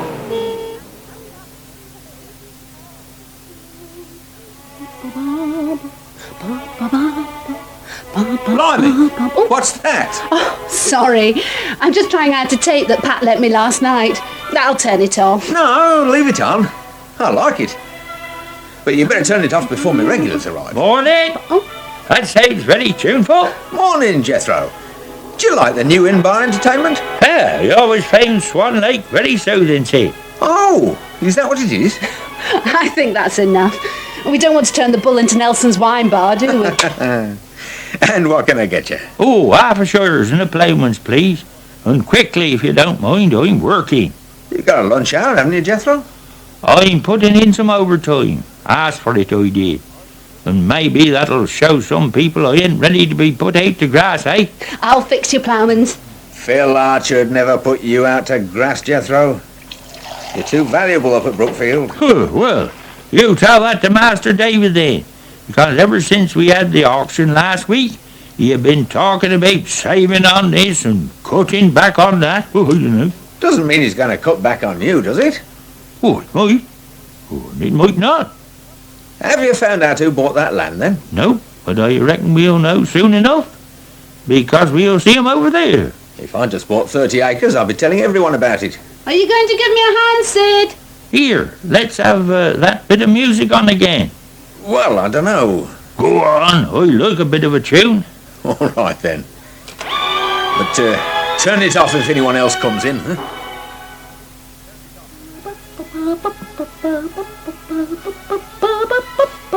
Well, who'd have thought Jethro was musical? Yeah, I'm musical too. I like Freddie Starr, you know. You should see him doing blue suede shoes. You old has-been. Where'd you keep the pickles? Here. And thanks for coming in today. Your day off and that. Oh, I said I'd give you a hand when the class went off on their trip. Yeah, but, well, last week. Oh, no. I got upset, Sid. I shouldn't get so uptight about Lucy. I can understand why it's getting you down. And it's got me thinking. You know what the trouble is? What? Well, she's never had to share her dad with anyone, has she? Not since Polly. Have you really only just worked that out? Hey? We all like to think we're number one, Sid. All of us. Oh, well, yeah, I know. Oh, do you? I doubt it. What do you mean? Well, you are number one, aren't you? You're the only man here with 2 women. Women? Lucy's a little girl. She's a young woman, Sid. Hey, come on, now you're sounding jealous. OK, maybe I am. Can I ask you a question? Yeah, go on. If differences really arose between the 3 of us, would you back me or Lucy? I'd back you. Well, you'd sort of be a mum, wouldn't you? Very sort of. Oh, well, maybe not a mum. More of an elder sister. I'm not sure. I'm not sure she could be persuaded to think of me like that. Listen, love. Come here. What? Here, where's me ploughmans? Ooh, sorry. No. With you right now, Jethro. Jethro, do you think you could call your dog? Is he getting in your way then? It's just that Toots is a bit nervous. And Jip seems to be slinking along behind us. Jip, come here. Thank you very much. That is kind of you. Oh, that's all right. I know how flighty these fancy thoroughbreds can be. Oh, they're quite well behaved, really. Just a bit nervous. Is that the horse you're going to enter in the race then, Mrs. Barford? That's right. What do you think of him? Oh, well, One horse looked very like another to me. What's he looking at? Some sort of a bulldozer driving along down there. God, it's enormous. I think I know who it belongs to. Well, we should keep them horses away from the lane. My, oh, they take fruit at that thing. Right. You must be lambing soon. We've had a few problems already. We've had 2 drop their lambs dead. Oh, dear. Oh, what a shame. Well, it's just nature, innit? It just happened. I suppose we ought to be getting on. I'm running behind time myself. Got out up at the Bull because Sid Burke's kept me waiting for me dinner. Oh, Sid's usually pretty quick. Not when he's spending half his time canoodling in the back kitchen with that Miss Holland. What? I walked in and caught him, kissing over me pickled onions. Oh, dear. Well, you better not let us hold you up then. Oh, what's that bulldozer up to now? It's odd, isn't it? I can't think why he's gone to Brookfield land. Oh, that ain't the boss's land anymore. It's the land he sold. In that case, I think I can guess who's bought it. Oh, what's he doing? Surely he's not going for that old hedge. Typical. Oh, he's going to rip the hedge. My eye. That's what he's doing. He is, you know. Oh, who'll do that? Who'll rip out that old hedge? Can't you guess? I see. And you know it's definitely Brian. Well, it was definitely one of his blokes driving the bulldozer, yes. I suppose it isn't really much of a surprise, is it, Phil? No, not really. He's the obvious buyer. I mean, as soon as I knew it wasn't Snell, I guessed it had to be Brian. I don't really understand why he was so secretive about it. Why couldn't he have told us he was going to bid and gone along and done it himself? Well, we can't blame him for that. It's quite normal to send your agent to an auction. You'd think he'd have rung us up to say, by the way, it was me who bought your land. Oh, why should he? He guessed we'd find out soon enough. So, how much of the hedge has gone? Some of it. A lot of it. Maybe half, maybe a bit more. Oh, I can't see that it was necessary. Well, you know the size of his tackle, Dad. I thought farmers were planting hedges these days, not ripping them out. So did I. Oh, come on. You've torn up the odd hedge in your time. It's no good getting holier than thou when Brian does the same thing. Yes, well, I'll be honest with you. I regret some of that. It was expand, expand, expand in those days. Things are different now. They are at Brookfield. It's contract, contract, contract. Perhaps you'd like to answer that, David? Oh, all right. Please. Don't let him make you miserable, dear. I know he sounds unkind, but I don't think he means to be. There's absolutely no need for Brian to take out that hedge, you know. I suppose we have to accept that the land is his now and he can do as he likes. That hedgerow's been there for 100 years or more. And now Brian's ripped it out in one afternoon. Not all of it, dear. It's Jennifer for you, Mum. Right. She said, did we know they'd bought the land at Willow Farm? I knew it. It had to be Brian. Oh, you knew it, did you? Yeah. Obvious when you think about it. Oh. Well, he still hasn't told us. We saw his bulldozer tearing out a hedge. That's how he found out. I bet Phil's sick as a parrot. Well, the land's sold. That's the main thing. What's Sophie have to say about it all? Sophie? What's it got to do with her? Well, I can imagine her in tears over an uprooted hedge. All those charred stumps in the corner of the field. Yeah, well, doesn't take much to get Sophie in tears. Oh, yeah. You've had her sobbing over the phone every night, have you? I've had Dad sobbing over the phone bill. Nigel in London and Sophie. That explains why Pat couldn't get through last night. She was trying to ring Jill, but was engaged half the evening. Oh, well, no, that might have been Dad. He was on the phone for quite a while. Yeah. Ringing the Samaritans, was he? I know, this was before I told him about Brian buying the land. No, he was talking to Joe Miles. You know, farms over near Croxley. Yeah, I know. I've seen him at market once or twice. He's gone into the sheep job in the Big Way. Yep, that's the one. Dad heard on the grapevine that he had a few problems lambing last year. I think someone told me he had a lot born dead. Yeah, early and dead. There was a rumour going around that more than half his flock miscarried. Crikey. I'm surprised he's still in business. So's he. At first he was a bit cagey about it, but once he got going, Dad couldn't shut him up. Poor bloke. Oh, help yourself to a crisp, by the way. Oh, cheers. Yeah, he wanted to know what Dad knew about it. Said he hadn't spoken to anyone except his vet. I don't see why Phil was so interested. Well, we lost a couple of lambs ourselves. How many? 2, I just said. Oh, yeah. No, it's nothing to worry about, but you're not Dad's like. You lost a few last year, didn't you? Exactly. Well, that's farming. You win some, you lose some. Well, let's hope you don't lose any more. You got time for another half before we go and get that bolt? Hello there, me old pals, me old beauties. Hello! Hi, Walter. It's incredible. He always comes in when I'm ordering. You're just in time, Uncle Walter. It's Tony's round. Well, that's very kind of you. Yes, well, I've got to get me right arm into practice after all. Limbering up for David's stag night already, are you? Well, I thought you weren't getting married until October. Oh, you'll need to get a lot of practice in. It's going to be quite a party. Oh, well, I'd better have one of my specials then. Right. I'll be back in a minute. Yeah. So, what's the real reason you want to get your right arm into practice, then? Well, I'm going to need a bit of elbow grease. I wants to go on the church cleaning rota, and I wants to show them ladies I'm up to it. Come on, you blessed thing. Did I hear you swear, Teddy? You don't swear, do you, Tony? Oh, hello there. This scraper. David gave me another bolt, and now this one seized up on me. I'd buy a new one if I was you. Brian's got a nice shiny one. Oh, yes, well. Gran wants some carrots and some potatoes. And an onion. I was telling Jennifer, your carrots taste like proper carrots. I think it's all in the mind. It's not in the mind, it's organic. I've told them all at the over 60s. Do you know, Mrs. Bagshaw has carrots out of a tin and potato out of a packet. Oh, really, Gran? I said to her, it's no wonder you've got angina. Pat's out. Do you want to help yourself, Gran? There are some open sacks in the shed. Oh, shall I give you a hand? No, I'll be all right.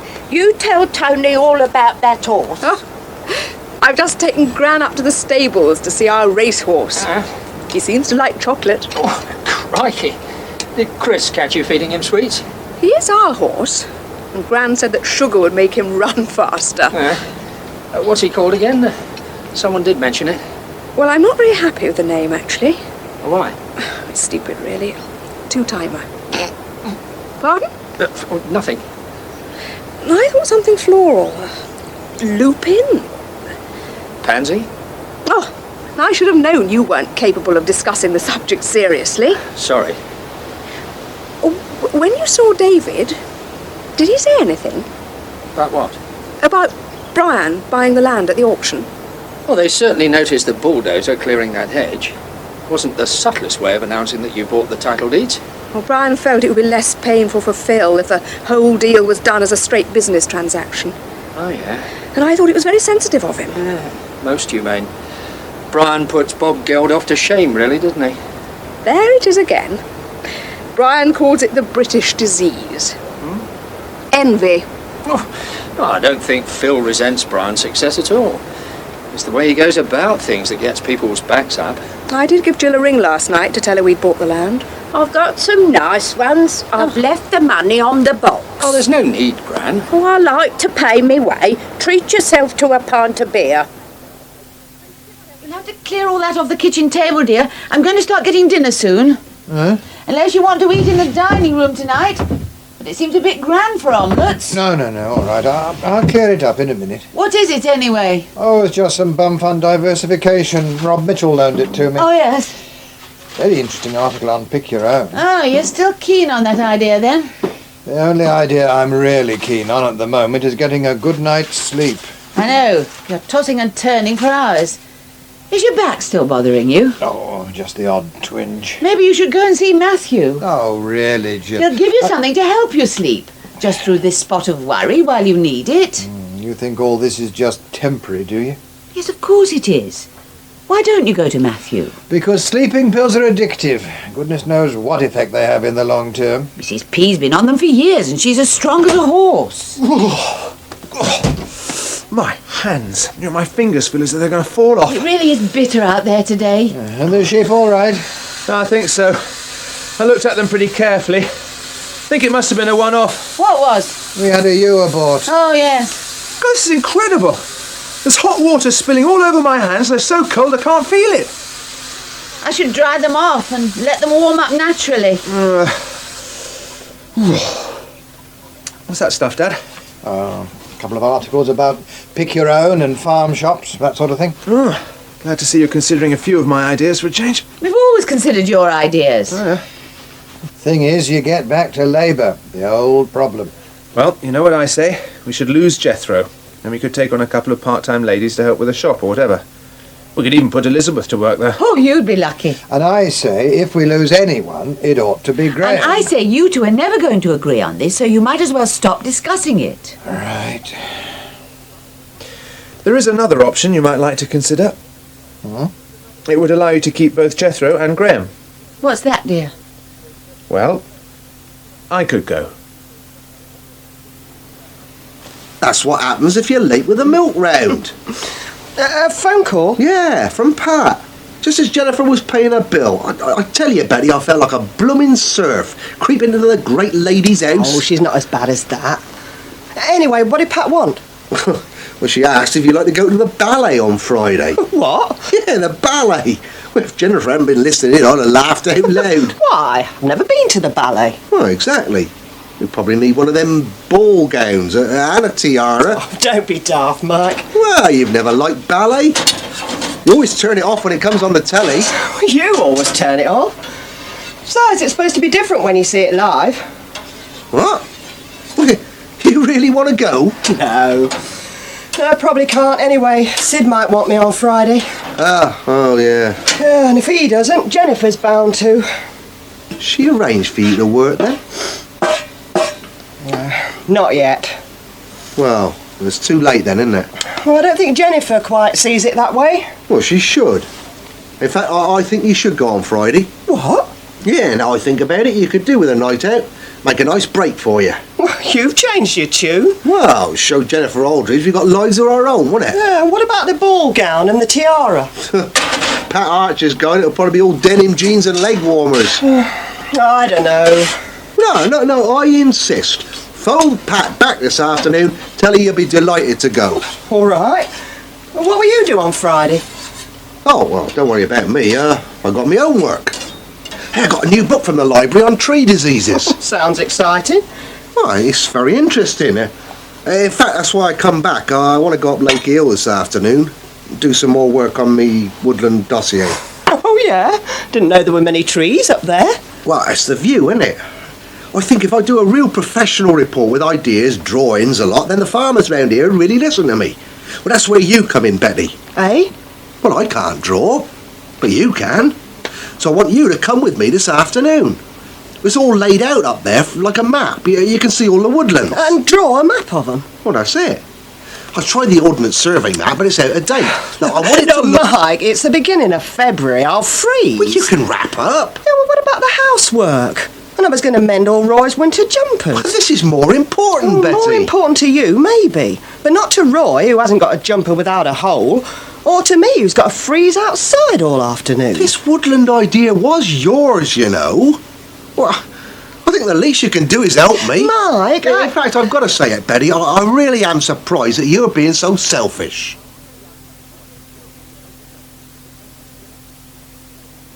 Come on, Betty. You haven't got that much daylight. If you want 10-minute sketches, Mike, get a pavement artist. There was one in Borsetshire last week. I was thinking of sending you down there the money he was taking. Wouldn't have surprised me. Is that line okay? Are you sure you got the proportions right? Oh, the only thing I'm sure of is my hands are cold. Oh, come on, it isn't so bad, is it? Me and you up on the hills. It's like our old courting days. Oh, apart from the fact that it's the beginning of February and I'm freezing cold. Well, where's your sense of adventure? I never had one, remember? You had trouble getting me up the hills on a hot summer's evening. Well, you're married to a woodland man now, you know, just like farming. It's the outdoor life for me again. Oh, just so long as the outdoor life doesn't mean we have to live out in it. You really got the ump today, haven't you? Which cops do you want me to draw next? Straight ahead, just here on Phil Archer's land, this one. Right. Here, use the binoculars, they'll help you get your proportions right. Well, I don't really... Be careful. Sorry. What's the matter with you, Betty? Oh, do you good to get to this ballet on Friday. Oh, sorry to disappoint you then. What do you mean? Well, I went to see Jennifer, like you said. Yeah? She asked me if I could leave Friday free for now. Seems she's thinking of having a dinner party to celebrate their new racehorse or something. Well, she can't do that. Oh, she asked me very nicely, just like you asked me to come up here. Well, I'm not standing for it. Well, I don't know why. You're just as bad as she is. What? Well, I'm sick of it, Mike. I live for you and the kids and Jennifer Aldridge at home farm and sit at the ball. I'm the Ambridge skivvy for everyone. It's got to stop. Well, what are you getting me for? I told you to go out on Friday. Oh, you told me to go out on Friday so you could put one over on Jennifer. I told you to go out because I don't want anybody using you. What? Yeah. I don't like you at everyone's beck and call. Oh, what about your beck and call? Well, that's different. We're married. Well, we're a team, aren't we? Shall I adjust the focus for you? What? On the binoculars. You know, you take my breath away sometimes, Mike. You really do. Eh? Why? Never mind. Well, anyway, it's straight ahead. Small spinney on the edge of Phil Archer's land. If I can persuade him to let me try out a couple of ideas on that, I mean, it won't cost him much, and if I can really prove... Prove what to him? Mike? What's the matter? What are you looking at? This is all very mysterious. Yeah, now, just wait there. Oh, I do like pubs when they're closed. Seems a shame you have to open them up at all. I wouldn't run a pub very long if I never opened it. No. I feel just the same about school before the children come in. But I wouldn't be much of a teacher with no one to teach, would I? Right. Voila! What? Well, that's what they say in France, isn't it? Voila! Sid! A quick little supper before I open up, eh? Oh, but it's lovely! Venison in port and red wine, garnished with onions and mushrooms. Oh, my goodness! It must have taken you all afternoon. 20 minutes. What? Boil in the bag for 20 minutes. Oh, Sid! Yeah. And a few roast potatoes, and I could charge 15 quid for this. Oh, not to a domestic science teacher, you couldn't. I bet I can taste the preservatives. I couldn't sell it to Jethro either. He's still moaning about that ploughman's. Well, come on then. What's all this in aid of? Well, I'm trying these out. The rep asked me to try them in the pub. Well, they're easy enough to prepare. Bit exotic for the bull, aren't they? I don't think they'll go, but they did get me thinking. Actually, it's not bad. Try yours. Yeah, in a minute. Now, you and me and Lucy. Go on. Well, I was thinking what would make a real family of us. Get us all really together. Well, I think the best way is for us all to work together. Like, run a business. Oh, but you do already. No, not really. I mean, this isn't something we can all do. I can't see you behind the bar pulling pints for Eddie Grundy all day. Very true. So? Well, I was wondering about you cooking full time. Cooking? Yeah. In a restaurant. You don't mean cooking these? Boil in a bag menus? No, they just gave me the idea. Oh, right. I mean, if we had a restaurant, I could run the service side, you could do the catering, and it'll probably be something that Lucy can take an interest in too. And you think that would bring us closer together? Yeah. You don't think it might drive us further apart? Huh? Do you think so? Look, I know why you suggested it, Sid. But I think that if our relationship with each other isn't right, then nothing we go into will be right. Well, I think we should concentrate on that. You, me and Lucy. We can come to something else once we've got that sorted out. Yeah. You're probably right. Don't hang around, Jethro. I should get off home now. Oh, I've just been looking at this, Master David. It has started already. What has? Look, in the ground. The new rhubarb. Oh. Well, give me a piece then, will you? I'm starving. Well, you couldn't eat that. Well, I haven't had any lunch, have I? I could eat anything. Well, you'd have waited forever in the bull. And look at all the we did this afternoon. Clean the covert, put that bit of guttering back. Yes. And just around the day off, we see the first sign of spring. At this rate, I'm not sure I'll survive to see the rest of it. Oh, you'll see it, Master David. Question is, will I? What? Well, will I still be here at Brookfield? Oh, Jethro, not now, please. Oh, you're daft, Master David. If a farm's in trouble, the farm workers are always the first to feel it. Yeah, I'm sure Dad would tell you if there's anything you should know. That ain't a lot of good, sitting around waiting for your card. Well, I don't think it'll come to that. Not for you, anyway. Who then? Graham? Well, you've got a family. No, not Graham either. Look, Jethro, I'm tired and I'm hungry and I'm just getting some veg in for Mum. Can we talk about this again? Well, who then? I said, can we leave it? That only leaves the boss and you? David! Oh, no, that's all I need. What's he want? If he's come to talk to me again about how we should invest in woodland, I'll bury him with that rhubarb. The boss said you couldn't afford it, and Mike said, I understand, he said. I understand. Oh, you don't have to take some finding. Yeah, well, I've got a date with a nice hot supper, Mike, and I don't want to break it. Yeah, well, you might when you see what I just seen. Hey, what do you mean? Had to leave Betty behind by that little spinney of yours where you got the ewes. Mike, what on earth are you talking about? We just found one of your lambs. We're not lambing yet. No. Well, this one wasn't ready to be born. A miscarriage? Yeah, I'm afraid so. Oh. Here, that's the third one we had. Oh, well, if that's the case, I'm sorry to be the bearer of bad news, mate, but I think you've got problems. Mr. Gabriel, just what do you think you're doing? I'm polishing the pews because I want to get on the cleaning rota. But it's my turn this week. Well, I thought I could save you a bit of work, ma'am. Looked to me like you were spitting. Well, I was. In a church? Well, it's me old granny's secret recipe. It's disgusting. Oh, well, look at the shine on this oak. Well, it's not much of a secret recipe, spitting on a cloth. Oh, well, there's another ingredient. Oh, I don't know whether I should ask what that is. Oh, well, you being a good friend, I'm going to tell you. Beeswax. Oh, beeswax. Everyone knows about beeswax. There's nothing very secret about that. Lots of people use it. I shouldn't think they all spit on the cloth, though. Hey, well, look at that shine. Them pews have been here hundreds of years and you can still see the grain. That polished Mrs. Antrobus pinched had beeswax in it. Oh, well, who'd want to pinch that?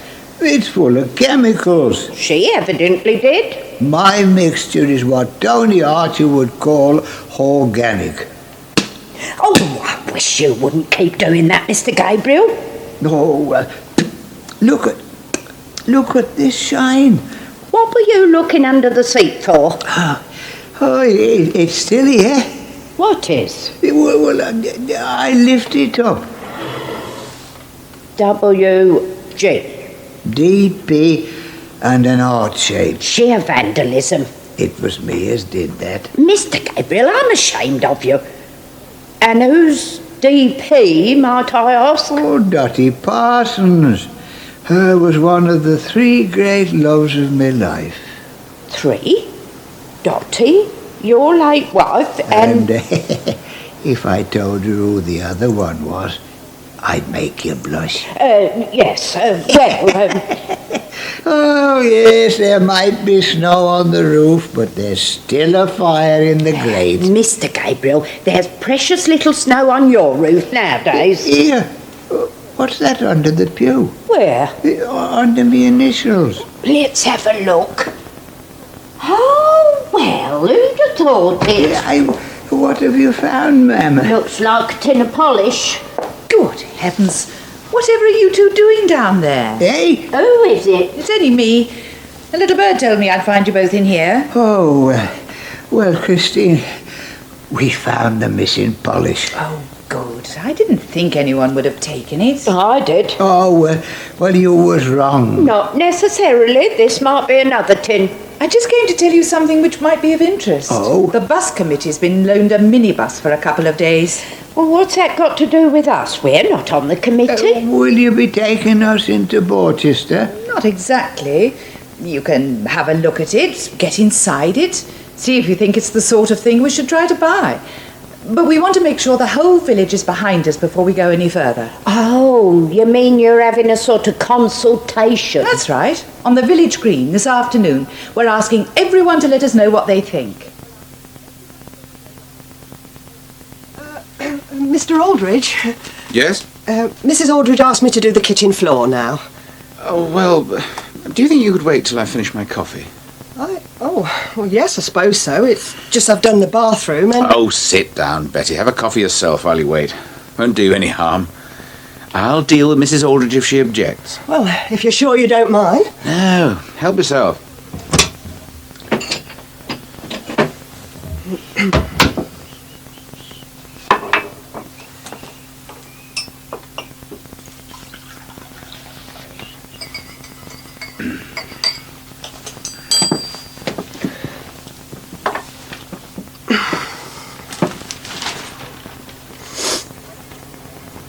I've never really read that paper. We just take the Echo mostly. I like the FT. I have to take it for the futures prices, but I'd probably read it anyway. You should ask Mike to order it. Don't think Mike could read it. Really? Betty, have you used that new stuff on the kit? Oh. Terribly sorry, Mrs. Aldridge. I haven't started yet. Gosh. Well, I hope you're not planning to leave at 12 today. I told her to sit down for 5 minutes instead of rushing about waving tins of floor polish all the time. You're honoured, Betty. He never says that to me. I don't think I've ever seen you near a tin of polish, darling. Oh, you're being grossly unfair. But we won't argue in front of Betty. I don't want to argue. I just think that a man should be able to spend 5 minutes in his own kitchen with his coffee and the FT without the sound of the Hoover ringing in his ears. Right then. We'll wait for you to finish with the all-share index.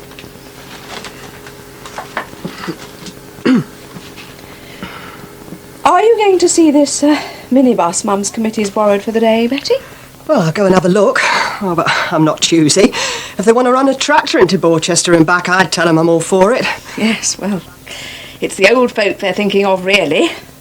They don't want to get anything the old ears can't manoeuvre in and out of. No, I suppose they don't. Mrs. Aldridge, I've finished my coffee. Maybe I could go and do the downstairs loo while I'm waiting to do the kitchen. Oh, that is a good idea. All right with you, Brian? Hmm? Do you mind if Betty does the downstairs loo? Or will the sound of flushing disturb you? I don't know how they expect Mrs. Potter to get in that, I'm sure. Well, it's not meant for geriatrics like her, is it? Oh, I suppose a lot of the people who use it will be elderly. And it's not very suitable, those narrow little stairs. Can't we have a proper bus instead of one of these mini things? Oh, you mean like a coach? Yes, I'd like a coach. I doubt if Ambridge could put up the money for that. Well, I've done my questionnaire. I'd better be getting along. All right, Betty. Right. Seems a bit daft having a bus which isn't going anywhere. Well, maybe they'll give us a ride. A ride into Borchester, that's what I'd like. Except I'd have to go home and get me shopping bags. Hello, Gran. What do you think? It's a bit rusty, isn't it? Oh, this isn't the one they're going to buy. It's just an example. You're supposed to fill in a questionnaire. But I ain't got me glasses. Oh, I'll fill it in for you. Mum says that if people don't show an interest in filling their questionnaires, the bus committee is going to forget the whole idea. Not a bad turnout, considering the weather. Oh, it's like the village fete here, only colder. Oh, look at Sid, swelling with pride. You'd think he'd made the wretched bus. Well, I hope the committee doesn't buy this one. The rust on it keeps flaking off, like dandruff. Colonel Danby poked the side with his umbrella and he went straight through. We'll have to make sure Toots is absolutely bomb-proof if this thing's going to start thundering through the village.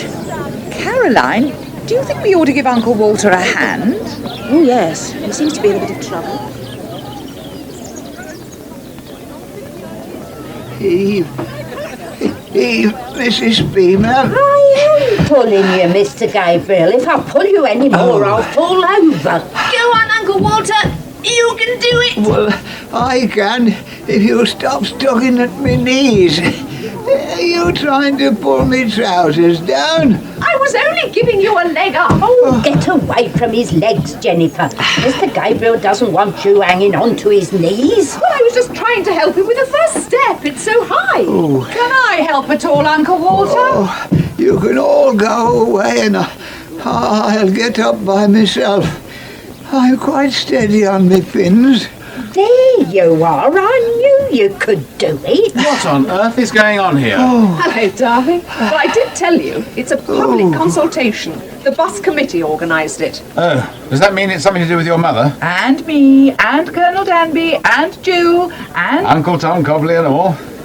Well, it looks a real wreck to me. No, we're not buying this one. It's just to see what people think. You can tell that the step's too high just by looking at it. You don't need to get poor old Walter Gabriel to climb in and out all afternoon. Darling, it's called democracy. It's called a complete waste of time, if you ask me. Oh, it's not very comfortable. There's nothing wrong with me pins, is there, Mrs. P? Nothing whatsoever. It was those daft stairs. Oh, I'm glad I don't have a long way to go in this. The seat's all hard. And you can't walk down the aisle in the middle unless you bend double. And it ain't got windows, which open. Now, I've got you a couple of questionnaires, and Jill said you don't have to put your names on them if you don't want to. I'll fill them in for you. You can put down, it's a horrible contraption. And I don't mind if you write my name at the top or not. I don't think the idea of a minibus has won the wholehearted approval of the OAPs. Mrs. Bagshaw asked me to fill in her questionnaire. She's answered no to every question. Oh, well, there's no saying we could find the money to buy one, even if they'd all ticked yes. Oh, no, don't look now, but... Chris, Caroline, hello. Oh, Brian, I've been meaning to talk to you. I have to go now. Oh, are you on your way up to the stables? I was planning to go up and see Tootsie myself later. Brian, can you come here a minute, please? Good boy. There we are. Is he having his oats? Yes. Oh, really, Brian? Are you taking my investment out? Tootsie? No, not now. I've got to get back to Grey Gables. Can't Jack manage without you for 5 minutes? Mr. Wood has been very good about giving me time to exercise the horses for Chris. You'll be sponsoring one next. Chris would have to call that poor beast Ambridge Grey Gables Country Club Cut Price for Parties flyer. Yes. Well, I'd better get back there or the cut price parties won't be having any service. There's no need to go now. Let me through, please. Are you back? I'm just feeding him, Chris. Oh, thanks. Oh, hello, Brian. Hello. I was just coming in to see you. Oh, yes? I thought I'd better see how Tootsie's doing. Really? Right, I'll see you tomorrow, Chris. I must rush. See you, and thanks a lot. Bye. Goodbye, Caroline. He's, in the next box. Who? Tootsie. Oh, yes, of course. Brian, listen... before you go on, Caroline is a long-standing friend of mine. It's just too bad if people with village mentality add 2 and 2 and make 5. I wasn't going to ask about you and Caroline. Oh. I was just going to say that there's a fairly important hunter chase at Felpersham in about a month. Oh. Oh, will he be ready in time? The way he's looking at the moment, I'd say, yes, he will be. So I've entered him. I wish you'd stop and have a cup of tea with your Uncle Walter. Oh, I'm so frightfully busy at the moment. We're going skiing in a couple of weeks, and the work I've got to do before that. Skiing? Oh, that's something I've never done. Do you think I'm too old to learn now? Well, you might find some of the slopes a bit scary at your age. Oh, well, never mind.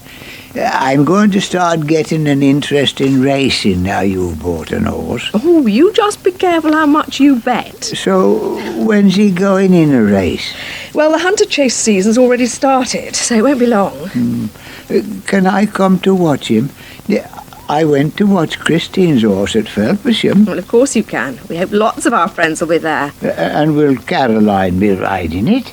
Caroline? Of course she won't. Oh, I see.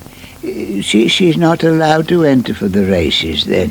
Why on earth should Caroline want to enter for the races? I shouldn't think that cart horse of hers can run very fast. But she's in it with Chris, isn't she? It's like a partnership. Jack always let her have time off, specially. What with Chris? Racing. She does the racing. Uncle Walter, I don't know what you're talking about. Well, I've seen her riding it through the village, and she told me it was the one as you bought. Tootsie, Caroline Bone's been trotting round the village green on our racehorse? Well, she's been doing it since before he was yours. She's exercising it for Chris. Is she indeed? Well, I thought you knew that. No, I had no idea. Oh, you don't need to worry about it, love. Chris says she's a very good rider, and I'm sure she'll take care of your horse. Oh, I'm sure she will. I'm certain of that. Oh, so you don't need to worry about a thing. Don't I, Uncle Walter? I'm not so sure. You're sure I'm not disturbing you? Oh, no. I was just doing the accounts and I'm delighted to be distracted for a few minutes. I hate figures. You're an open-air type. It seems strange to think of you working away in an office somehow. I bet you think it was even stranger if I admitted to you that I keep a bottle of sherry in my desk drawer. Oh, I'm surprised our stable girls don't get at it. Oh, they aren't interested in sherry. Spavins and splints are much more important to them. Must be nice to get really immersed in something like these horse-mad girls. Oh, I was like that at their age. You will have some of my sneaky sherry, won't you? All right. Why not? I must just warn you that I've got to go in about half an hour. There's a bus committee meeting. Oh, it shouldn't take that long. Ah. Here you are. Yeah? Cheers. Cheers. Did you want to talk about two-timer? Tootsie? Yes, I did, really. Sort of. I'm terribly interested to know more. So's Brian. Oh, yes, he seems very keen, I must say. Did he tell you that there's a hunter chase at Felpersham, which might be just the job? Yes, he did mention it. You told him when he came up here yesterday, did you? That's right. Does he come up every day? Brian? Well, I suppose he drops by most days. See him.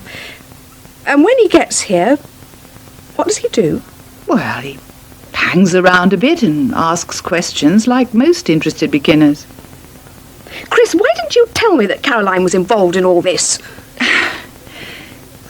I don't know, really. I suppose we avoid mentioning her name when you're around. I see. It was to protect me, was it? No one's deliberately kept things from you, Jennifer. Oh, haven't they? This is hard to say to somebody you like, but... Well, you wanted Brian to take a part share in Tootsie very much, didn't you? Yes, but I expect I could have found another partner if he hadn't been interested. You must have realised that when he heard Caroline was involved, he'd say yes like a shot. I run a stable, a business, and I mind my own business. Yes, but you're not blind. And I'm not Brian's keeper, or Caroline's. But you must have seen them here together. Oh, well, yes.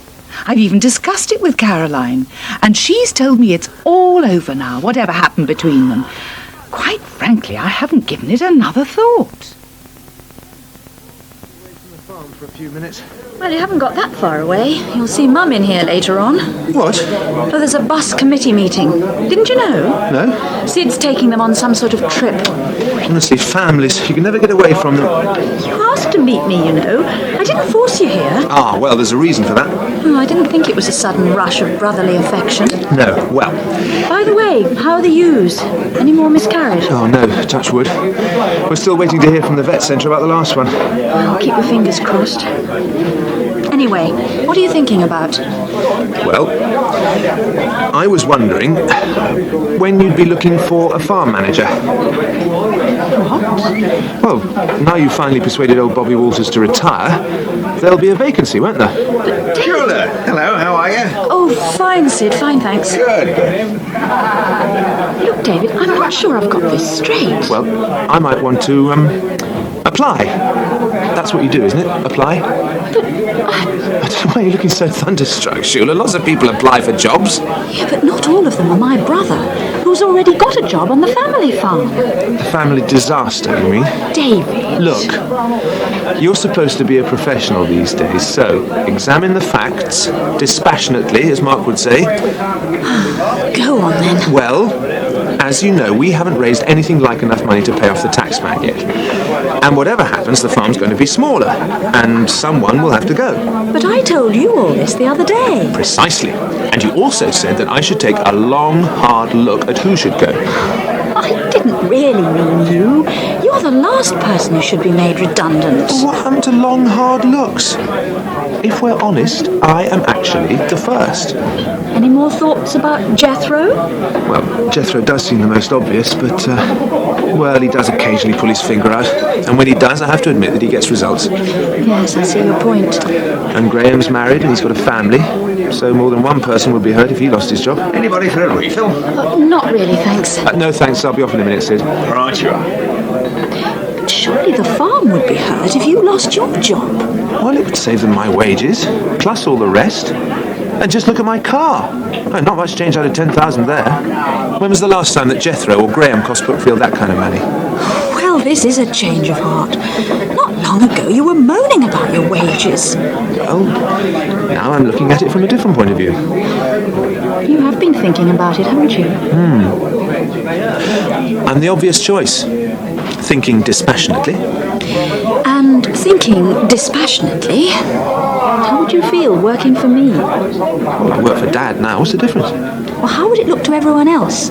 My own brother, appointed farm manager a few weeks after I sacked the old one. I don't think that you, of all people, should worry about nepotism. What? Let's face it, the way you got your job doesn't bear too close investigation. Now look here, David. Hello, you two. Oh, hello, Mum. What are you both cooking up in this corner? I'm having a quiet drink with my sister.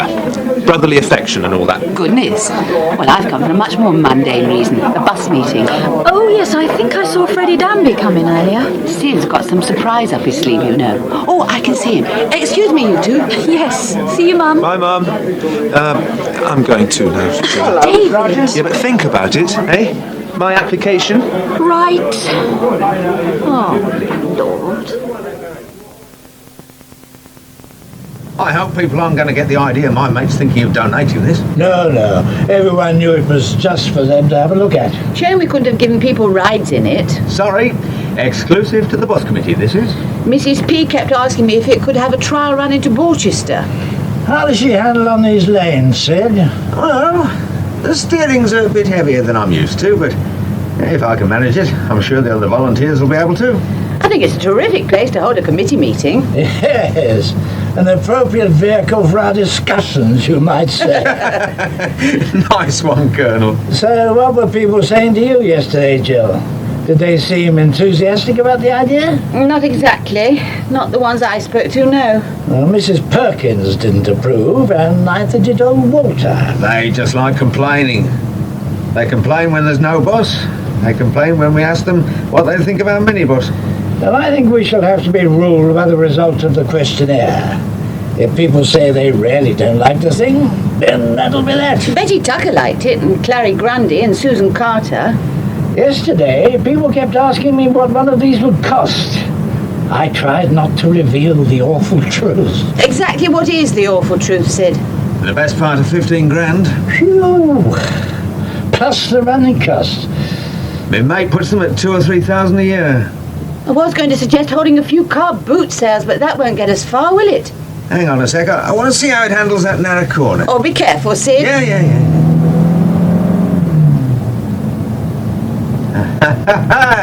Oh, yeah, look at that. It's perfect, eh? I could get used to this. Well, you won't get much chance with the figures you've just quoted. No, the cost does seem to be the problem. How about that commission thing you were telling us about, Freddie? The Rural Development Commission. Yeah. How much will they stump up? Oh, probably half. Hey, that only leaves us finding 7,000 or 8,000. Right. A tall order, eh? And then we've got all the bother of organising volunteer drivers. And then the right kind, too.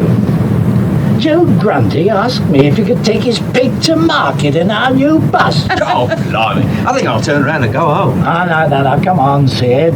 Show a bit of fighting spirit. That's the attitude. We'll sort out the problems. We? The three of us? We've all got a lot of other things on our plate, you know. It's going to take time. It's not just us. I know Peggy's very keen.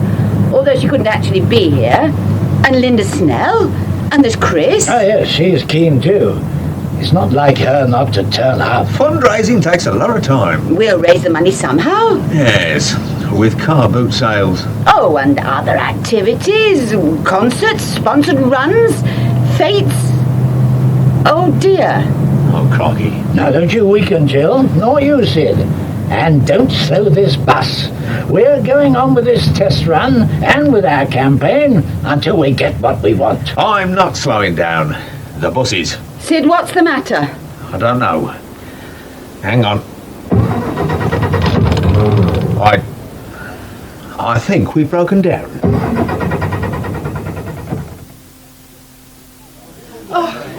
Hello, Shula. Oh, Auntie Chris, you haven't come for a bus meeting by any chance? No, I'm so late. I was talking to Jennifer and we didn't notice the time. Sorry, you've missed the bus. What? You've missed the minibus. The committee's gone out for their jaunt. Oh dear. Well, have a drink and think yourself lucky. Oh, how annoying. Do you think they'll be back? Who can tell? Couldn't you shut Jennifer up? No, I suppose she wanted to talk and I didn't like to stop her. About Tootsie? And Brian's sudden interest in racing? Don't say it like that. Well, the penny was bound to drop sooner or later. Even if there is absolutely nothing between them now. Try telling Jennifer that. Oh, it's ridiculous. I think she should let Brian just carry on making a fool of himself. He's certainly doing that. He's round at the stables every day. And while they're supposed to be lambing at home farm. He must still be smitten if he's prepared to leave the lambing shed for her. I feel sorry for Caroline. She's quite happy with Matthew, and the last thing she wants is Brian hanging around her. Has she made that clear? Oh, you know what she's like. She never shouted him to go away, and that's what he needs. Well, I'm not so sure. I think he'd completely misconstrue it. Well, I've done everything I can.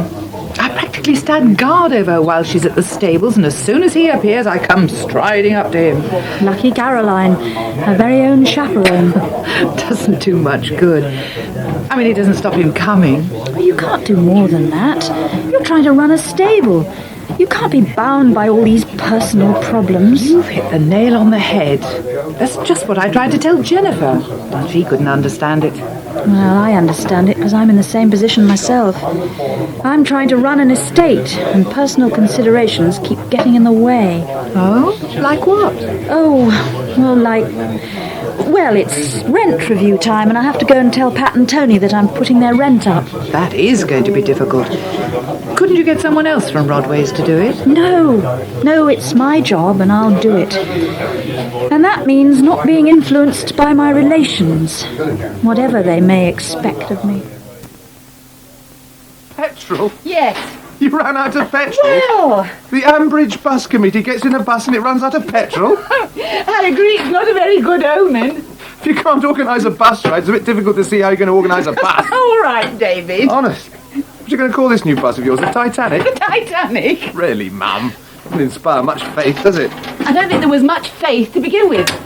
The OAP seemed dead against the idea when we showed them the bus yesterday. And today Sid told us it was going to cost $15,000. And quite honestly, I just don't see it happening. You told the rest of the committee this? No, I don't think they'd want to hear. By the way, what time are you meeting Sophie off the train? About 7:30, I think. Why? Are you going out to eat? I thought we'd go to a quiet pub, have a chat. Right. I won't keep any dinner for you then. No, thanks. We've got a lot of talking to do.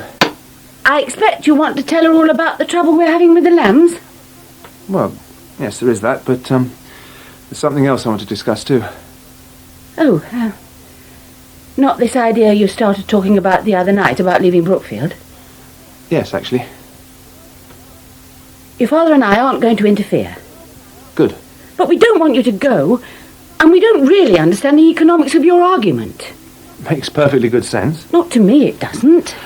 Anyway, I may not be going very far. Oh? Well, I talked to Shula today. She's looking for a manager for the estate farms when Bobby Walters retires.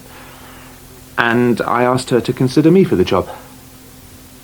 So you don't want to work for your father, but you don't mind working for your sister? Mum, it isn't that. Anyway, I could come back and help you when you needed me. I see.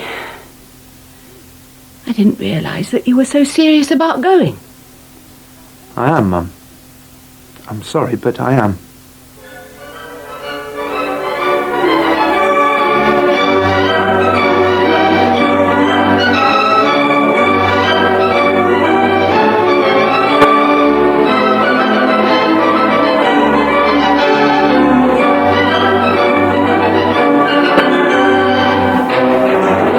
Archers was written by John Chambers and the agricultural story editor was Anthony Parkin. It was produced and directed in our Pebble Mill studios by Liz Rigby.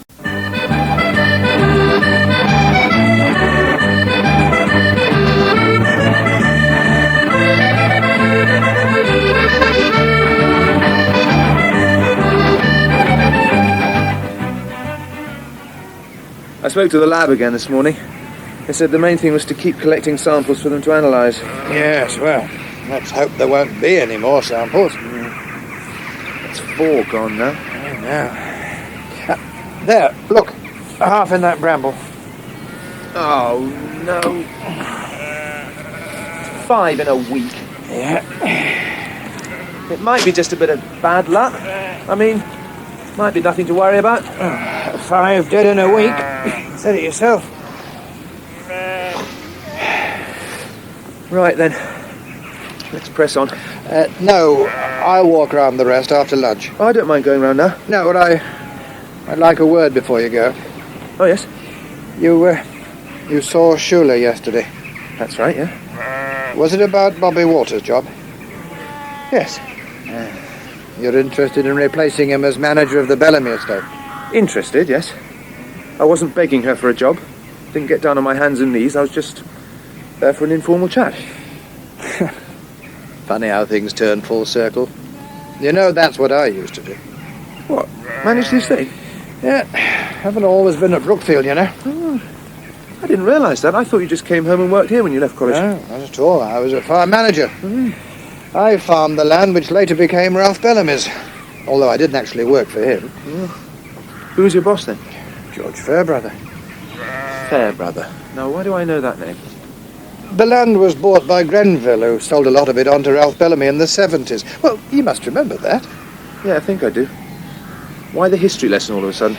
Yeah, history's important. Yes, but it can hold you back. Well, maybe, but these days when things change so rapidly, the past sometimes feels like the safest place to be. Dad, I can guess what you're leading up to. You're going to talk me out of going for this job. What? I wouldn't dream of it.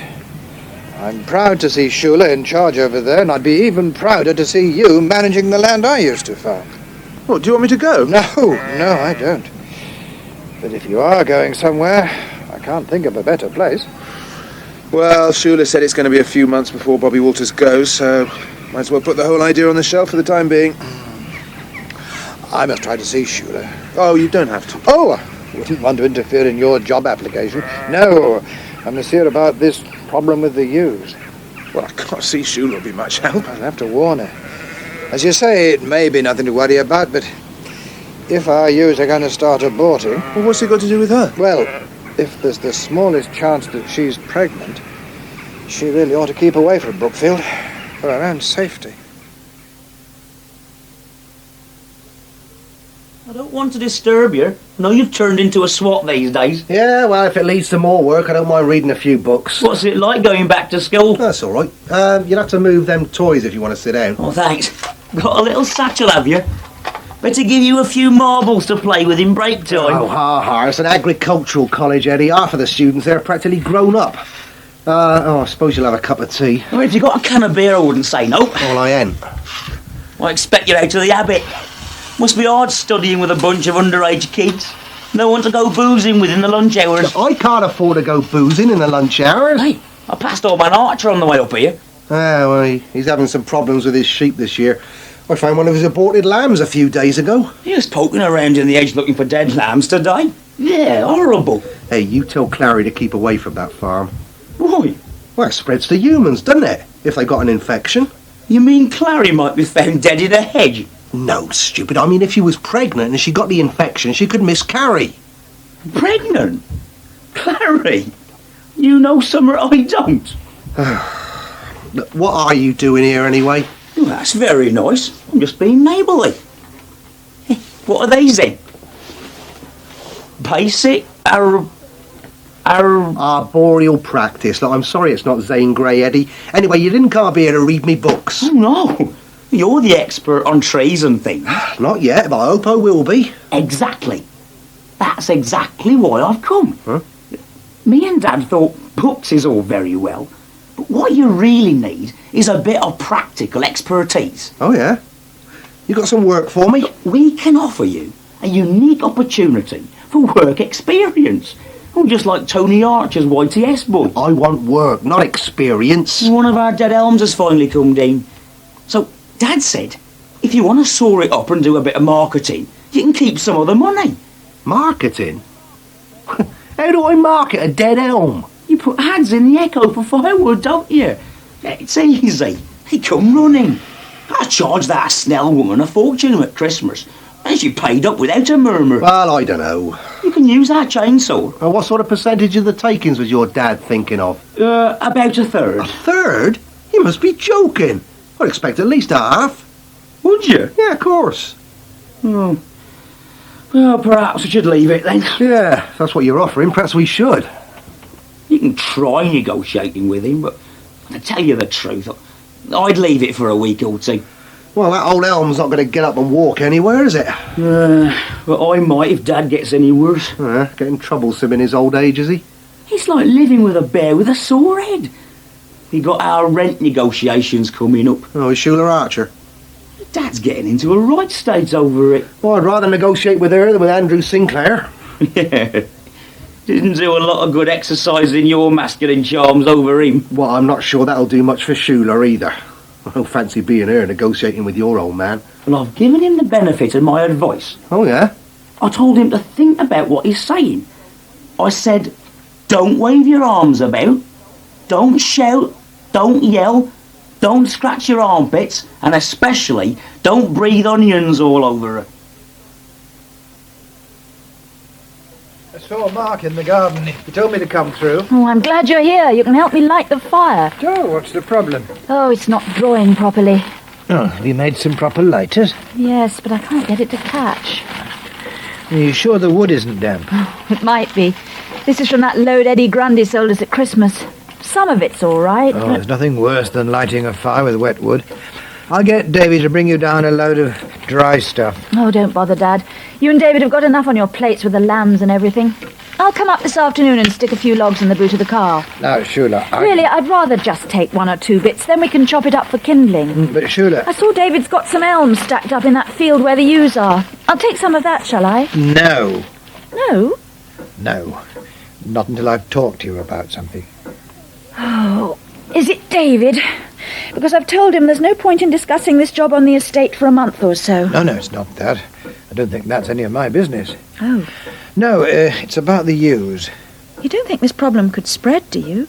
I mean, the sheep on the estate farm must be almost a mile away. Well, apparently it could be spread by foxes or crows, but you wouldn't know until you lamb next year. Oh, I better have a word with Bobby Walters. It might be an idea to think about vaccination before topping next time. It's expensive. Oh, not half as expensive as having half our flock born dead. Right, let's go into the kitchen and have some coffee if you've really got something important to tell me. No, thanks, not just before lunch. I'll say what I've come to say, and then I better be off. What's the matter, Dad? Well, this business of the ewes slipping their lambs... Sheila, love, you do know it can affect humans as well, if they're pregnant. I see. It's a funny one, this bug. It's half a virus, half bacteria. It gets into the placenta and, well, that's it. So the thing is, if there's any question of your being pregnant, keep away from Brookfield. Putting it bluntly. Hello? Sheila, I'm coming through. Mark told me I could. Hello. Hi. Oh, Dad, you're here too. Fancy that. Yes, fancy that. Oh, surely it doesn't take 2 of you to light the fire. If there were half a dozen of us, it wouldn't make much difference. This wood's wet. Didn't you buy it from Eddie Grundy? He's probably been using it as ferret litter. Well, I'll get David to bring some dry elm down, shall I? All right, Sheila. Yes, all right, thanks. If I was you, I'd take this into account when you give the Grundys their rent rise. They've obviously been selling wet wood for an exorbitant fee all over the village. When have the Grundys got their rent review? In March. We open negotiations tomorrow. Oh, that should be fun. Have you got any biscuits, please, Sheila? Oh, really? Oh, yes, there's some lovely peanutty ones in a tin in the kitchen. Yum. There is a meal between dinner and lunch, you know. It's called breakfast. And there is a day when I'm allowed to lie in, you know. It's called Sunday. She really is the limit. Fancy coming over here to eat your biscuits. Oh, I don't suppose that's all she came for. Does she often drop by? Now and then. But I've been up at the estate office so much recently, I've hardly seen anyone. Yeah, I suppose you've had a lot of paperwork for this rent review. Oh, I've been working on it round the clock, and it's still not finished. Yeah. No wonder you're looking pale. It's true, Sheila. We've got big black rings around your eyes. You're beginning to look like a raccoon. Thanks. Oh, I'll be all right when I've got these rent reviews sorted out. Oh, don't drop crumbs all over Shula's clean floor. So you're pale with worry. Mum and I wondered if it might be for some other reason. All right, Elizabeth, that's enough. We'd better get back up to Brookfield, or we shall be late for lunch. But I came to see Sheila about something terribly important. Well, you'll have to ring her after lunch, then. Can't you come up to Brookfield later on? No, I'm sorry, but I can't. And if you want me, you'll have to come to the estate office. I'll be working this afternoon. I was going to ring, but I decided I needed lots of lovely fresh air. You're not saying you walked all the way over here? It's all part of my health and fitness regime. I have to stay live, you know, or I won't be able to charm all those idiot shopkeepers into buying ad space. Oh, yes. You enjoying yourself at the Echo more now? Well, I'm the only girl in classifieds who's allowed to go drinking with the journalists. So much for health and fitness. Can I have another biscuit, please? If you must. And you can't stay long. I've got to finish this off by tonight. Fancy you keeping a supply of peanut biscuits at home and at the office? Yes, I think I'm addicted to them. These all your figures for the Grundy's rent review? Yes. Oh, don't drop crumbs all over them. How much of a raise are you asking them for? That's between me and them. Now listen, I'm busy, and you said you had something important to ask me. Yeah, well, I have got a bit of a problem, as a matter of fact. It can't be money, not now you're earning. It can be. Remember fashion events? Oh, how could I forget it? Just for a few brief months, Borsetshire was the best-dressed county in England. No comment. We were part of the new enterprise culture. Now Nigel's making a fortune in the city, and Sophie's forging ahead. Well, to tell the truth, it's a bit difficult here, getting people used to the new way of doing things. You mean people like their bills paid here? Well, they do seem very impatient. Very. Last reminder or summons? Show me. It's a very, very stroppy letter. It's ghastly. Ooh. Don't let Dad see this. I thought you'd say that. So to stop him worrying anymore, I wondered if you could write me a cheque. I want it back. By the end of the month, naturally. Well, I haven't got my chequebook here. It's at home. Oh. Well, I expect you'll be coming up to Brookfield quite soon. No, I won't. Well, you must be able to drop by in the next few days. Look, if you want the cheque, you'll have to come to Glebe Cottage for it. I don't expect I'll be coming to Brookfield for a week or two. Well, now, this looks a bit better. Oh, I should think so. Clary spent half of last night cleaning it up. Why didn't you help her, you lazy devil? I was composing, that's why. Composing. Right, now then. Where's that photo of William? Well, put it there. Why? It's got to be in a prime position so it'll catch the eye of Sheila Archer. You've gone off your rocker. It'll appeal to her womanly instincts, that will. Now, you make sure little William's wearing them blue trousers with the hole in the back. And when we're halfway through, I want you to come in with 3 glasses of cider. You're never going to try making her drunk. It's just a friendly gesture, that's all. So you knock on the door and you say, "Excuse me, Dad, I brought you some cider." I feel like a blooming butler. Do you want me to dress up in a tailcoat? And then I'll say, "What? Ain't there no cake then?" And you say, "Sorry, Dad, Clary said there wasn't enough housekeeping for cake." But she made one yesterday for William. You don't mention that, all right? Just keep your mouth shut. Don't you want me to try exercising my charm on her? We don't want to frighten her away. Very funny. You leave this to me. You mean you don't want me on the negotiation? No, I don't. I've got a winning way with Sheila. Eddie, this is a business discussion, and we don't want none of your winning ways. The last thing we want is you lowering the tone. Another long to char, Mike? I just have one of the biscuits, please. No, not for me, thanks, Mr. Willett. Oh. Anyway, Mike, thanks very much for coming to see us about the woods and telling us what you know. Yes, I'm pretty new at the job, but even I can see that we aren't making the most of our woodland on the estate. Yeah, well, I'm pretty green too.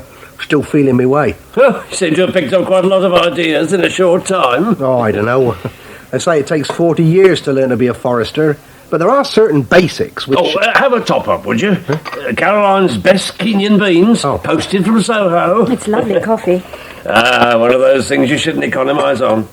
Do you know there are still places where you can pay £30 for the meal and then get coffee like dishwater after it? Well, I wouldn't know about that. Mike, you didn't say much about coppicing. Everyone seems to be talking about it these days. Well, you can't do it everywhere, and the economics seem to be a bit dicey. Well, from the landowner's view, at any rate. How do you mean? Well, unless it's one of them fantastic stands of hazel or sweet chestnut, it'll be worth only £200 or £300 an acre after 15 years or so. Oh, that doesn't seem much. Now, on the other hand, I wouldn't mind buying an acre or two to clear over the winter. That's one of the things I'm looking out for. Pity. It sounds a good idea. Clear it and it grows up again sort of thing, isn't it? Well, that's it. I think Brian Aldridge has some old coppice in Leaders Wood. Oh, did I give you his apologies, by the way? He would have liked to join us, but, well, you know how busy he is. Well, yeah, he's still lambing. That's right. He keeps getting on to Dad. He's scared the infection will spread to his place. What infection? Well, a lot of the ewes at Brookfield are aborting. Oh, dear. Poor things. Yeah. Yes. Well, Mike, as I said, we're very grateful to you for coming, and if that's all, right then. Mike, thank you very much. I do appreciate you sharing your thoughts on the woodland. Well, it's in my own interest, really. I'm hoping to earn a livelihood from forestry in the future, one way or another. Oh, jolly good. Well, we'll let you know if anything crops up then, Mike, eh? Well, I'll put something down on paper, if you like. May as well put what I'm learning to some use. Thank you. Very kind of you, most kind. Goodbye, Mike. Right, bye. Mind how you go. Oh, I thought he was never going. Oh, quite interesting, though. Yes, but he's still a bit wet behind the ears, don't you think? Oh, give him a chance. He's only been on this course a few weeks. And now he's acting as consultant. Not quite, Mr. Woolley. Be fair. I thought he talked a lot of sense. Well, I can't see Brian being too impressed. Well, he's never taken his woodland very seriously. What's he got? 100 acres or so? Must be. But if he wants advice, I can't see him going to a chap who's still on a forestry course. Can you? Perhaps not. And he's convinced Mike's a bit of a troublemaker anyway. I expect he'd go to one of these management companies. Oh? Yes, there are several around. They'll take the whole thing over for you if you like. Planting, felling, marketing, everything. I see. Well, Mike's not quite in that league, is he? He's more the chap with the chainsaw, I'd have thought. Well, I think he deserves encouraging. Are you going to follow his advice, then? I shall have a look round the estate woodland now with a bit more understanding. Brian can do what he likes with his. Nice to see you. Dead on time, too. Can I take your coat? Oh, yes. Thanks. Hey! Come and take Sir Archer's coat. It's a cold day today. You wouldn't want too much trouble coming all this way. Hello, Eddie. Afternoon. You're looking well, ain't she, Dad? Oh, very, very. Eddie, didn't you have something to get on with upstairs? No, it's all right. I finished. Well, I'll start something else. But I got Now, nothing. Shula, we got a nice fire going for you. Shall we just sit down then? Yes, let's. I think we should get down to business. Yeah, so do I. Sooner the better. Now, I got some facts that might interest you. There. There's that solicitor husband of yours, Mark. Eh? He's fine. Oh, good, good, good. Here's your dad's been having a spot of trouble with the lambs. Now, Joe, I really think it's about time we started to discuss the rent review. I think we should agree on what would be a fair rise in rent. Rise? Yes, of course. Rent rise here? On this farm? Oh, I tell you, there'll be hardship. Hardship like Ambridge ain't seen since the 30s. Oh, Joe, really? No. We're near the edge. Very near the edge. Now look at that picture of little William over there. Think what he costs. Oh, he's certainly a nice, lively little lad. That's because he's well fed. Well, the estate was thinking about a 5% rise. 5? Did you say 5%? From 48 to £51 an acre, rounded up. Robbery. Daylight robbery. Now, Andrew Sinclair fixed it at 48 last time round. Don't I know it? But things have changed, haven't they? There's a new law being passed. Yes. And we've had milk quotas on.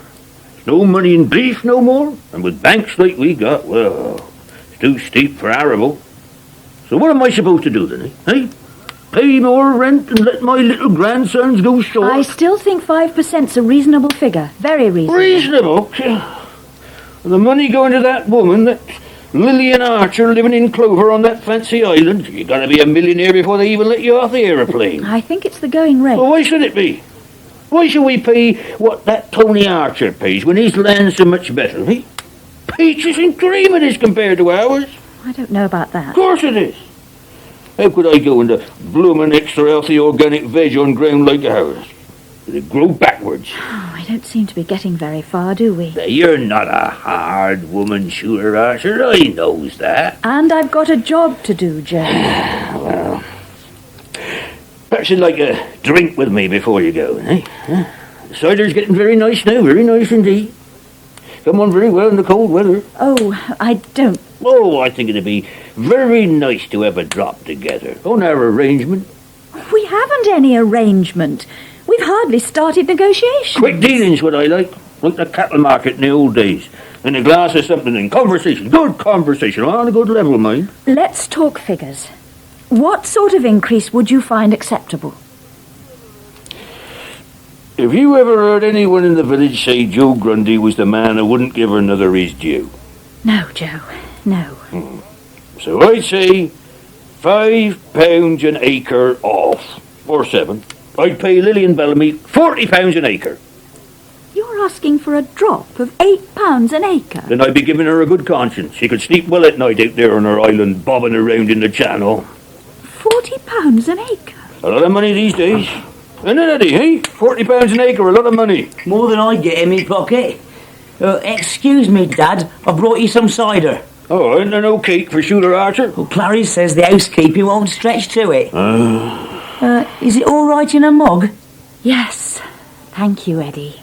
Only the best for you, darling. Sorry about the crack in it. Now, I'd like to propose a toast. Till the next 3-year review. Cheers!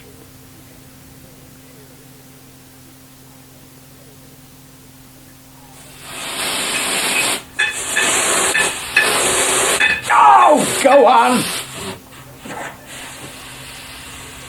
There! Would it be better if I popped back a little later? Oh, no, Mrs. Perkins. I'm sorry we were interrupted. It's all right now. It was a shock hearing all that gas rushing out. It's only carbon dioxide. Oh, yes. Couldn't do any damage. But a nuisance all the same.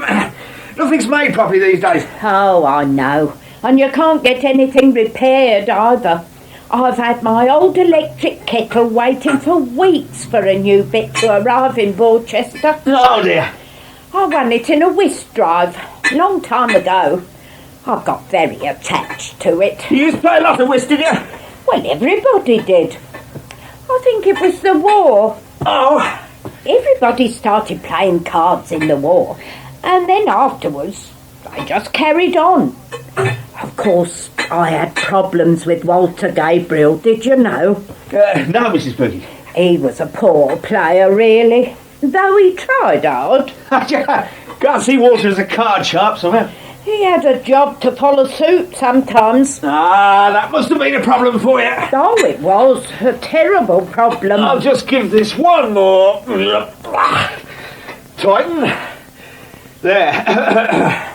I can get the bus leaflets down. Oh, thank you very much, I'm sure. Now, I've stuck some under the cordials here, in case anyone came by and wanted one. Like me? Like you, Mrs. Perkins? Well, I do hope I'm not being a nuisance. Oh, of course not. Now, here we are. Linda Snell's put down some dates for money-raising dues, like the 3rd Saturday of next month, jumble sale. That's the WI sale of work. It has been for years. She said that if we had it then, we'd miss the Guides event. Well, I should think so, too. Well, she did her best. And look at this. A sponsored run the same day as the British Legion Old Folks Tea Party. Oh, well. Perhaps thought the old people wouldn't be runners. I wouldn't like to think what she thought. If we're going to get a bus, we've got to try, haven't we? How much can you make from a jumble sale? £100? Oh, that's a bit pessimistic. Well, that heap of rust you had us clambering in and out of last week was no good. Yes. Well, we'll have to get something a bit more suitable than that. And how much do you have to raise before the government gives you any money towards this bus? A lot more than £100. Thousands. Oh, I don't believe I shall ever see a bus in Ambridge again. Oh, well, you might be right there. But I suppose we've got to go through the motions. And Mrs. Snell is terribly keen. Then why's she gone gallivanting off at the wrong moment, abroad? Well... It's not the way to get a bus going.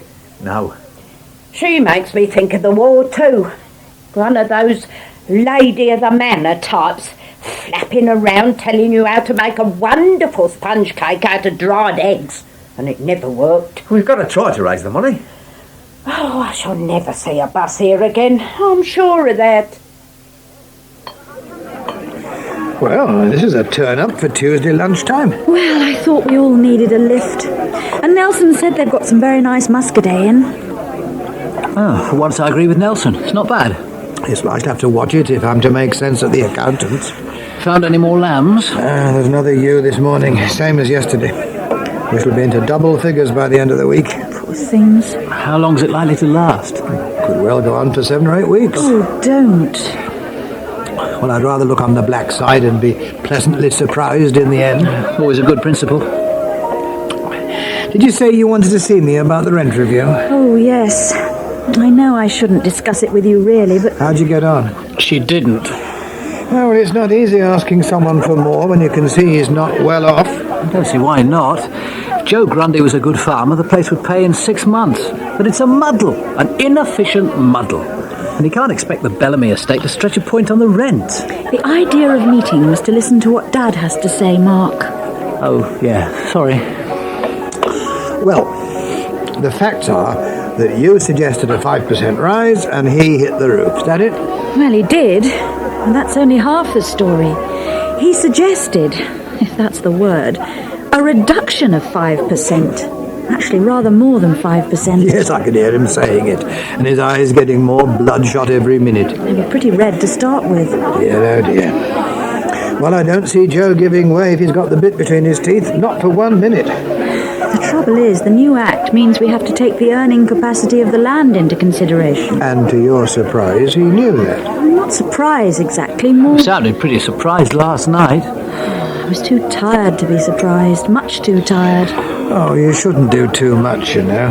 You're not helping. I've got to get back to Joe soon, or he'll think I've given in completely. Which you're not going to do. And what do you think, Dad? Well, I'd have thought he had a very strong case for at least pegging the rent at its present level. Oh. When there's no doubt his milk income will have dropped a lot with quotas, apart from anything else. Oh, Phil. No, that's a fact. It's not my opinion, or Joe's, or anyone else's. I think I might have got somewhere with him on that.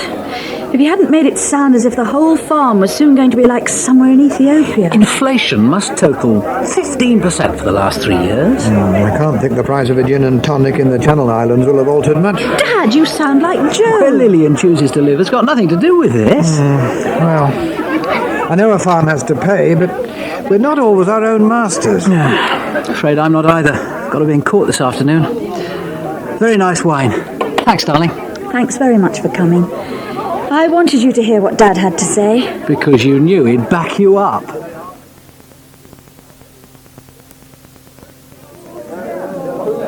Right, please, St. Perks. We got something to be pleased about tonight. That computer date come up at last, has it? And have one for yourself. Oh, well, thank you very much. The future's set fair. I hope so. Eddie and I, today, we stop them who try and squeeze the pips out of us. What do you mean, Joe? Send her away with a flea in her ears. Made her sling her up. Joe, the suspense is getting unbearable. Who? Shoot, her Archer's a nice enough girl. Not our fault she's agent for that blood-sucking Lillian Archer, but she met her match. Did she? Waterloo it was. Waterloo. Our rent review. Many dead? Or just wounded? With a woman like that, you got to use the facts. I got the facts on my side and I used them. No nonsense, no shouting, no pretending things is worse than they are. Just power of argument, that's what it is. Put in the case. You ought to be in court. Not farming, Joe? Hi, sir. Hello, Joe. Have a pint, Tony Archer. What? Yeah, please, Joe. It's a good barrel on today. Well, I could certainly do with it. I've been flogging carrots around the streets of Borsetshire. How's it all going? Oh, not too bad. Distribution's the problem with organic stuff. There's more people growing it and plenty of people who'll pay a bit more to eat it. But bringing us together isn't always that easy. We've got a fella coming to see us this week who's in distribution. $2.52, please. I'll take it into that. Of course, she'll want to know. Who'll want to know? Schuler Archer will. Price of every one of them carrots. What? Oh, the review, you mean? Coming up. She done us first. Or tried to. Oh, I'm trying not to think about it at the moment.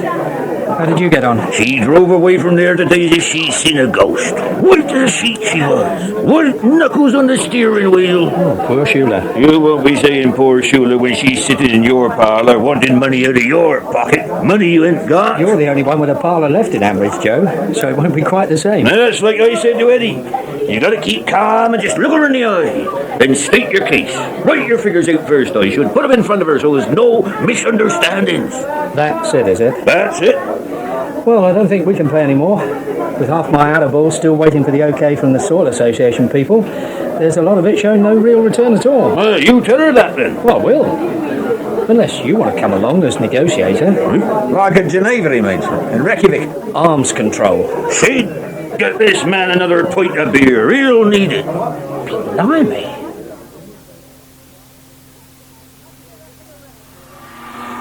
Can't you give that thing a rest for a while? It depends on whether you want your tea or not.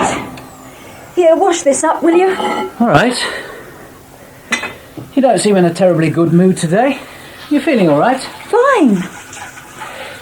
Look, I think you ought to think seriously about whether running the Bellamy estate is the right job for you. What are you talking about? Darling, you let the Grundys walk all over you. Rent reviews haven't achieved charity status yet. Land agents are supposed to deal fairly between landlord and tenant, not just grab all they can for landowners.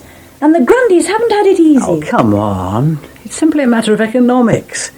If you're going to be overcome with compassion every time there's a small rent rise due, the estate will be bankrupt inside 5 years. There's nothing wrong with compassion. Anyway, their figures were quite sensible. Shame the government wasn't so generous about your grandfather's death duties, isn't it? I haven't just given in to them. I'm doing what I think is fair. Oh, well, you've made history then. If every case was considered on its real merits, I expect a lot of farmers would get rent reductions. Heaven preserve us. Oh, there's obviously no point talking about it. I suppose by the time Tony's finished weeping into his handkerchief, we'll be subsidising the organic brigade as well. Oh, can we please talk about something else? If you must know, I'm not feeling too good. I knew it. What's wrong, my love? I don't know. I just feel a bit queasy, that's all. Can I get you something? Some tea? No, I think I must have eaten something. Perhaps it was the quiche at Nelson's. Shane says the quiche has Tony's carrots in it. Perhaps that's a problem. Oh, I'm just a bit off colour, that's all. It'll pass. I think you should see Matthew for something.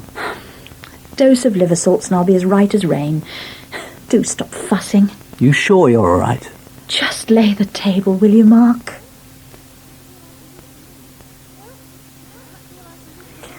Well, that's all I can do for the moment. Schuler thinks we're well organised. We might be in with a chance. Oh, I think we should leave the figures until this Hodges chap comes. So much depends on what the market wants. We might learn something from him. Who is this chap exactly? The distributor? Oh, I don't know him from Adam. He contacted the co-op, apparently. Started talking about taking any surplus produce and selling it into the big cities. Harvey said he seemed a bit odd, but honest enough. Odd? Retired hippie. He's got a couple of vans operating in the Midlands. It all sounds quite a professional operation. Well, it might be useful. He pays us the going rate, does he? Whether he sells the veg or not. Ah, that I don't know. Well, do find out. No being vague. Well, I found out his name. Mick Hodges of Zodiac Organics. That's a start, isn't it? Well, I know you. Does he collect from Ambridge? Don't know that either. Suppose he must do. Sounds as if we've got a lot to find out. Oh, here he is. He's certainly punctual. Oh, hello. Hi, I'm Mick Hodges. Tony Archer. Come in. My wife Pat's here as well. Thanks. Hello. Hi. Well, Come in, have a cup of tea. Yes, sit down. Thanks. Milk and sugar? Sugar, please. No milk, thanks. Had a bit of a job finding you. Like, it's pretty hidden away, Ambridge. Oh, I don't know. Oh, it's pretty hidden away if you don't know the area. Well, there you go. Ah, thanks.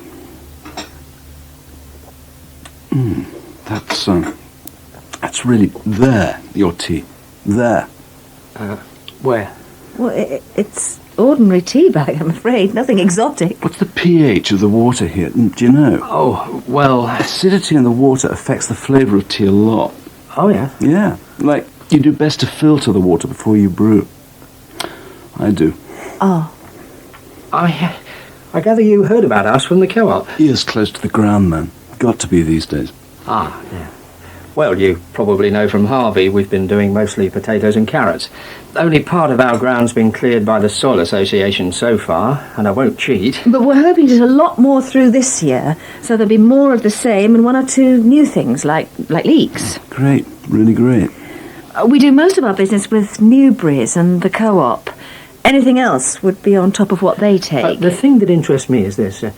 What attracts the biggest organic premium? Is it staple things like spuds, or the more unusual things? Oh, I can sell anything you like. Every high street's getting an organic shop. Every supermarket's got an organic counter. And the premium? Well, like, the veg trade, it can double one day to the next. Or go to nothing. In Borsetshire, I saw that sprouts were unsaleable at more or less any price not long ago. Who wants to eat sprouts, man? Do you? I don't. We quite like them, yes, if they're young. I haven't eaten a sprout for years. Years. I think they're like so many English vegetables. The growers let them get far too big. They should be picked the size of your thumbnail. That's what old Ned Larkin used to say. These were like cabbage tops from what I can remember. No, it's not easy to practice what you preach. Yeah.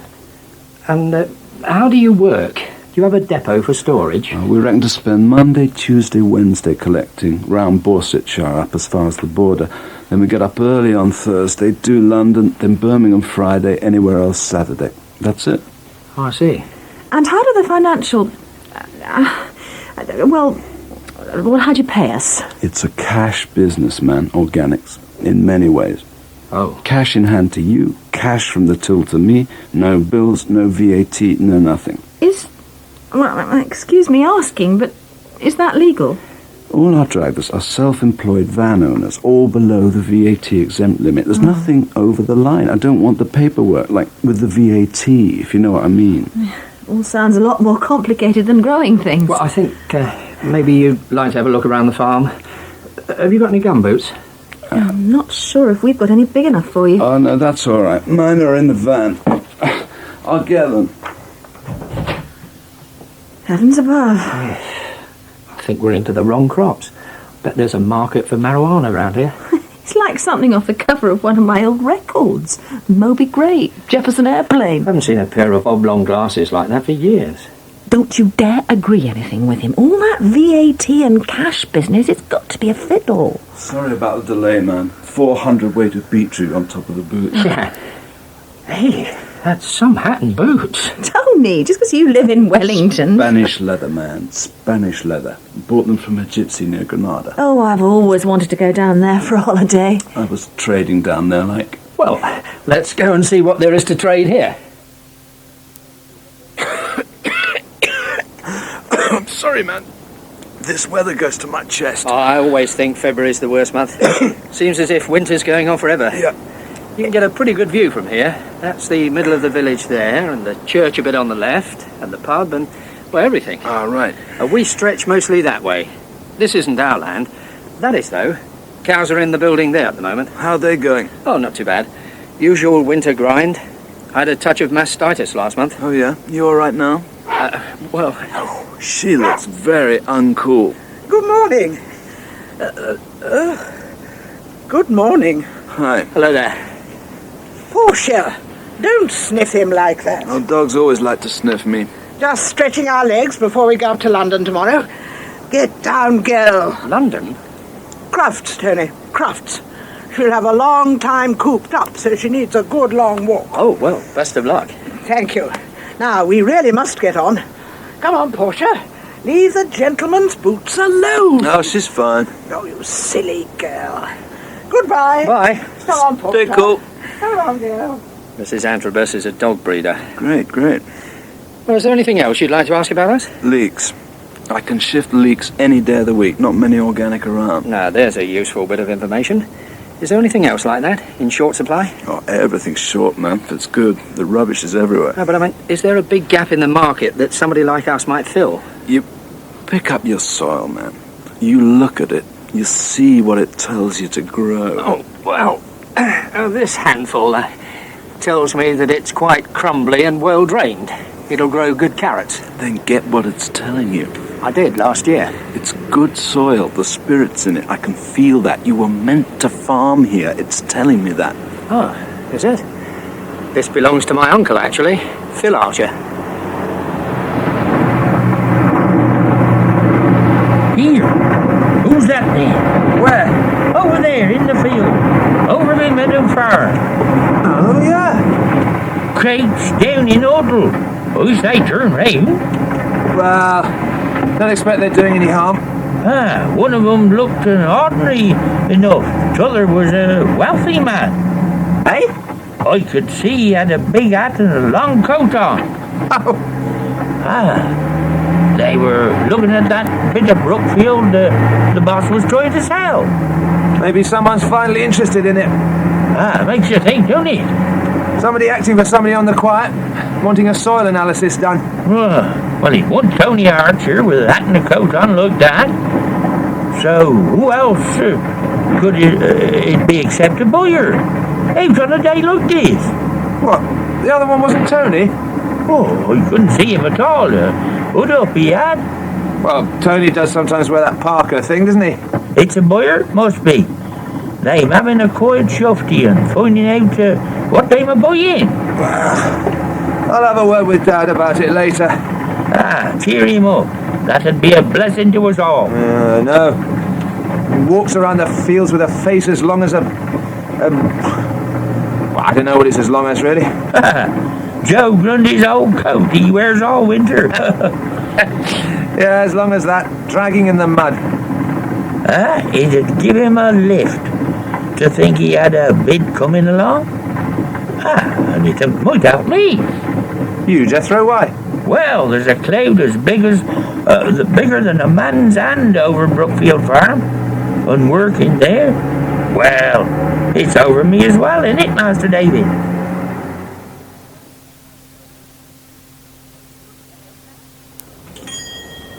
Oh, hello, Pat. Oh, hello, Mrs. Antrobus. How are you?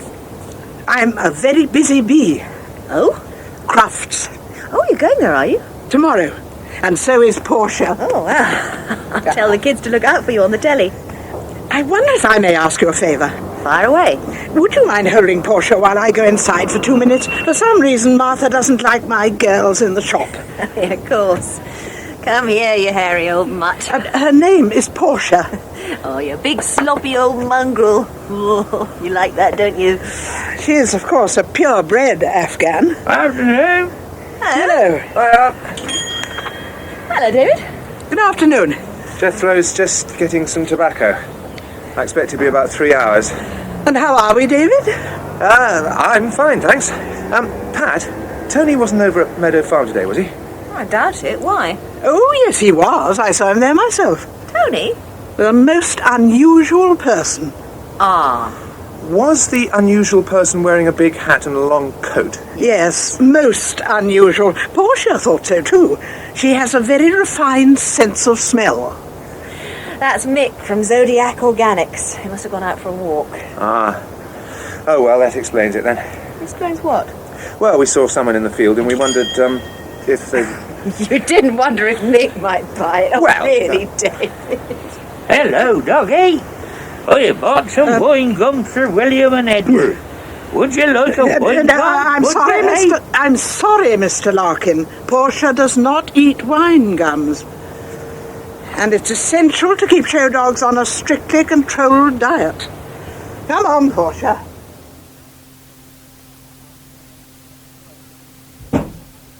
Oh, hello. Hi. Wonder where you'd got to. Well, Got sick of looking at dead lambs. We haven't had that many today. Not compared with earlier in the week. Do you think it could be tailing off a bit? Oh, maybe. And at least we haven't lost any of the ewes yet. Huh. You're going to tell me to look on the bright side next? No, it's all right, I'll spare you that. What are you reading? Oh, just one of the farming mags. Yeah. Anything in it? Don't know, really. Turn straight to the ads. We can't afford it. Afford what? Whatever you're drooling over in the machinery adverts. I'm not. I'm looking at the sits vacant. Oh. Well, it's going to be months before Bobby Walters actually finishes on the Bellamy estate. And then Shula may not want me as manager. You're in a rush to go, are you? Well, there doesn't seem much point in hanging around. I see.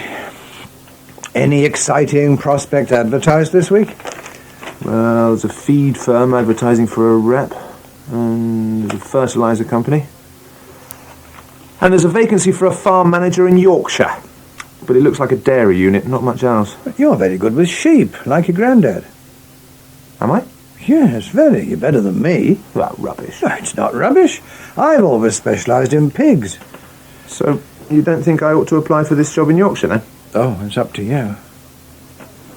Well, I don't mind taking some advice. Well, I'm afraid I can't give you unbiased advice. I don't want you to go, and that's bound to influence my opinion. You don't want me to go? Well, of course I don't. Well, why haven't you said anything, then? Well, I told you, it's your decision. Yeah, but on Monday you were saying how pleased you'd be if I went to the Bellamy estate. No, all I meant was if you had to leave Brookfield, I can't think of a better place to go. But, Dad, I mean, you know you've got to tighten your belt here, and, well, if someone's got to go... Well, we don't agree on an awful lot, do we? Look, your granddad and I managed to work alongside each other for years, and we didn't always see eye to eye. But every farmer always hopes the next generation will take over from him. You haven't given me any signs you'd like me to take over. You wouldn't even let me in on Ambridge Farmers. Because I'm not ready to hand over yet, David. So what are you saying? Look, the point is, it's when things are really hard, like now, that's when we need you most. So you want me to forget all about leaving Brookfield? Well, just for the time being, yes. All right, Dad. If it's really going to help, then that's what I'll do. Morning. Elizabeth, what are you doing here? What? I said, what are you doing here? I work here, Jennifer. You know very well that advertising people aren't supposed to wander around on the editorial floor. But I come up here to give them stories. Well, can't you phone your stories upstairs? The editor gets very prickly about this one. He doesn't get prickly with me, he likes me. I gave his news editor a good lead last week and the story got on page 2. Well, that's not the point. Journalists can't be expected to do their job if the advertising department's draped all over their desks. Oh, they love it. Hi, John. How's the hangover? And I don't think you should be so familiar with a senior reporter. Oh, he's an old sweetie pie. Anyway, what are you doing in the newsroom? You're supposed to be in features. There wasn't really any room for my desk in features anymore, so they've moved me in here. They really shoved you in a corner, didn't they? It doesn't matter. I only come in once a month, if that. Just to make 1 or 2 calls, you know. Follow up a few leads. Well, I love it in the newsroom. Journalists are much more fun than the telly-ad team. John says I've got a very good nose for a story. You're not supposed to be sniffing out stories. You're here to sell ads. Yeah, but I talk to so many people. I'm always coming across something or other which makes good copy. Oh, yes? Like what? Morning, Susan. Did you manage to get Campbell home last night? I know, it's absolutely legless. Elizabeth, can I give you a bit of advice? I don't think it's really appropriate for a junior from the ad department to comment on the feature editor's alcohol consumption. Well, it was his birthday booze-up last night. Weren't you invited? I've been very busy getting the house in order before we go skiing. Anyway, you still haven't given me an example. Of what? Of one of these brilliant leads you've passed on to the news desk. Oh, yeah. Well, there was the one on Councillor Dobson. He's the leader of the Clean Up Borsetshire campaign, and I discovered that his shop was selling dirty videos in the back room. Yes, I remember that story.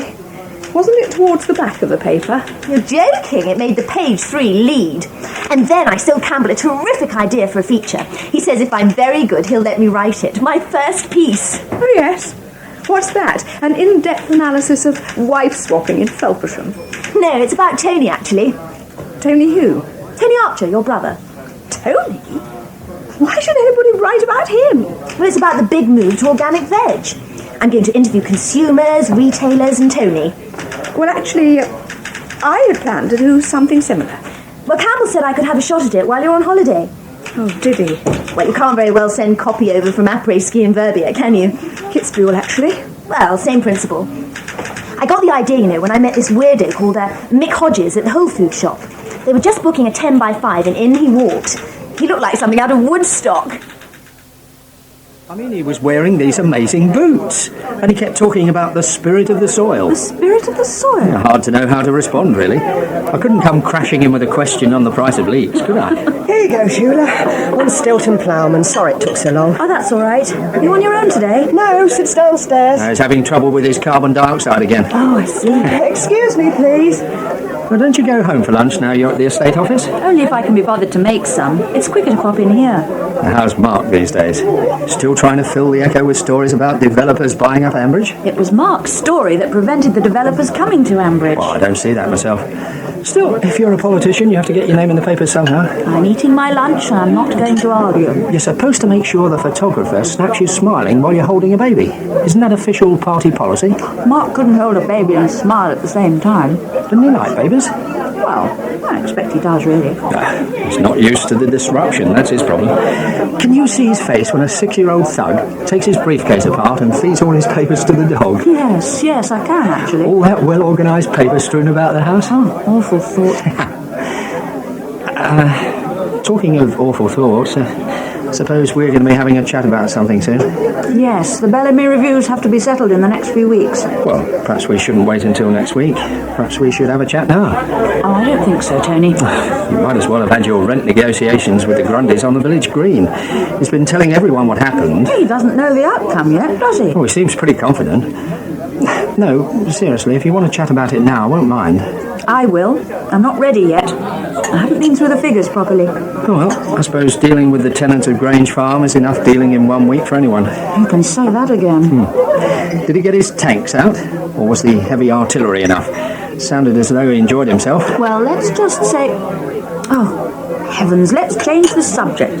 Silly. Hello, stranger. Something tells me the next round's on me. Elizabeth, what are you doing here at lunchtime? Having lunch just like you. Betty? What can I get you? No, the drinks are on me, Tony. What? Another pint? Oh, well, if you're offering. Will you go wild and have another orange juice, Sheila? Well, I'm fine, thanks. I didn't have any breakfast, now all I want to do is eat. Well, haven't you been up to Brookfield this week? I've been busy. Yeah, but you haven't given me the you-know-what. Yes, Elizabeth? A pint of Shies and a G&T, please. Right. I'll write it up for you now, if you promise not to spend it all on drinks for Tony. Thanks. Oh, could you make it 85 instead of 80? No, the bill said 80. I thought you were a wage earner now. I am, but I'm still paying off the odd bill from fashion events. Anyway, I'm glad I found you here. Oh, so am I. Don't think you've ever bought me a drink. She wants something. If it's £85, say no. I want to interview you. My first ever interview. Gosh, they're letting you write something? Well, the features editor said I could have a bash as an article on organic farming. Oh, that's £1.92, please, Elizabeth. Certainly. Here you are. Thank you. Stop. Wait. Oh, hello. Excuse me. What was the matter? Hi, David. Well, if that was Elizabeth's round, count me in. Oh, really? Well timed, mate. I'll have a pint, please. Maybe I will have an orange juice after all. Oh, go on, Betty, serve them. I'm feeling generous. Oh, in that case, it's £3.21, please. I'll take for it first, shall I? Thanks. This is incredible. This is amazing. I have actually come into a pub when Elizabeth's buying a round. The odds on that must be, About what? the same as winning the premium bonds. Right. Now, there's your change. I'll get the other drinks now. Elizabeth's going to write an article about me going organic. Oh, yes. For the Echo. They might let me write it the week after next when Jennifer's on holiday. You impressed? Not really. Who wants to read about your titchy spuds? Oh, thanks a million. Well, why hasn't Jennifer written it if it's such a good idea? Well, she hasn't got my nose for a story.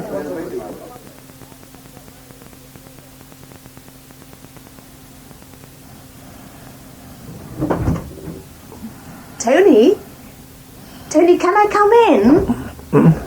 What? Mind if I come in? Well, you seem to be in. You been down to the ball? Well, I did have a few pints, but that wasn't why I fell asleep. I was up half the night. We had a difficult calving, so Pat's doing the milking. Oh, poor old you. No, not really. If you want to hear about some real problems, go to Brookfield. Yes, trouble with the lambs. Well, there's not going to be many lambs. You could call that trouble. Why are they all miscarrying? Your guess is as good as mine. Some sort of infection, they say. Perhaps it'd make a good story for the Echo. An abortion story? Don't really think so. Well, they don't seem very choosy about what they take these days. Well, I'd say they've got impeccable taste. They're letting Elizabeth write an article on me and this wholesaler, Mick Hodges. Oh, she's already approached you? Well, she mentioned it. They're letting her write something while you're off skiing in Grenoble. Kitzbühel, actually. I'm surprised at you for agreeing. Well, can't do any harm. Oh, wouldn't you rather I did it? I mean, I'd let you vet the copy. You don't know what Elizabeth might write. Well, I did tell her. I won't be a moment.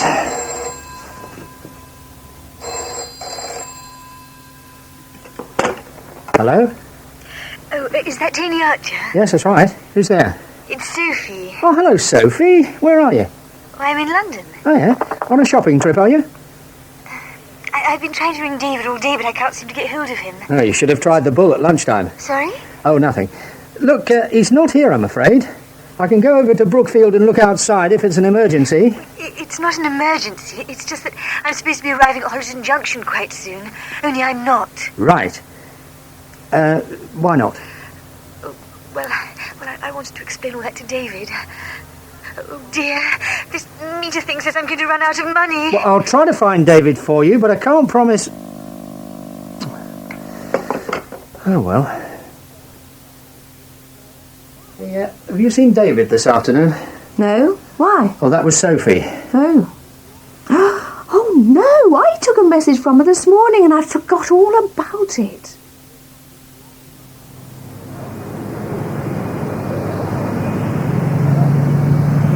It was really nice of you to give me a lift.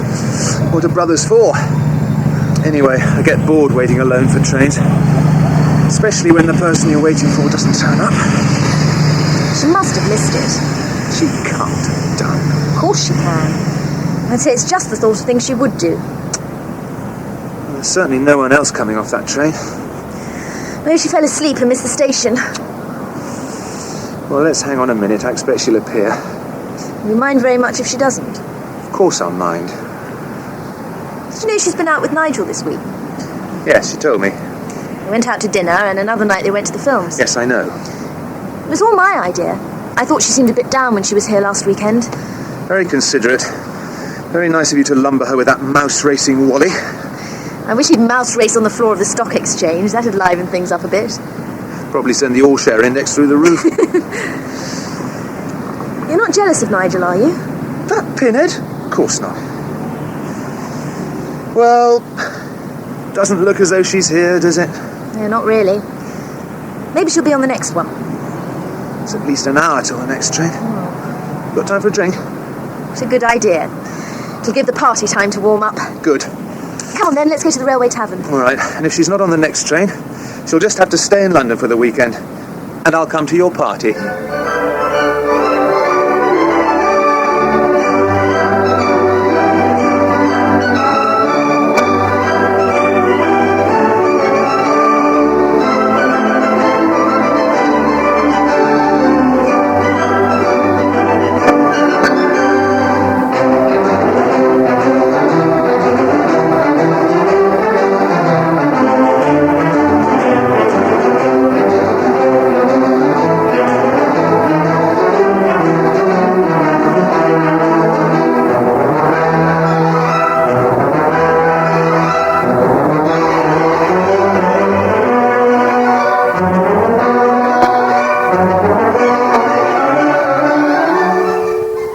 The Archers was written by James Pettifer and produced by Liz Rigby. The agricultural story editor was Anthony Parkin, and the director in our Pebble Mill studios was Clive Brill.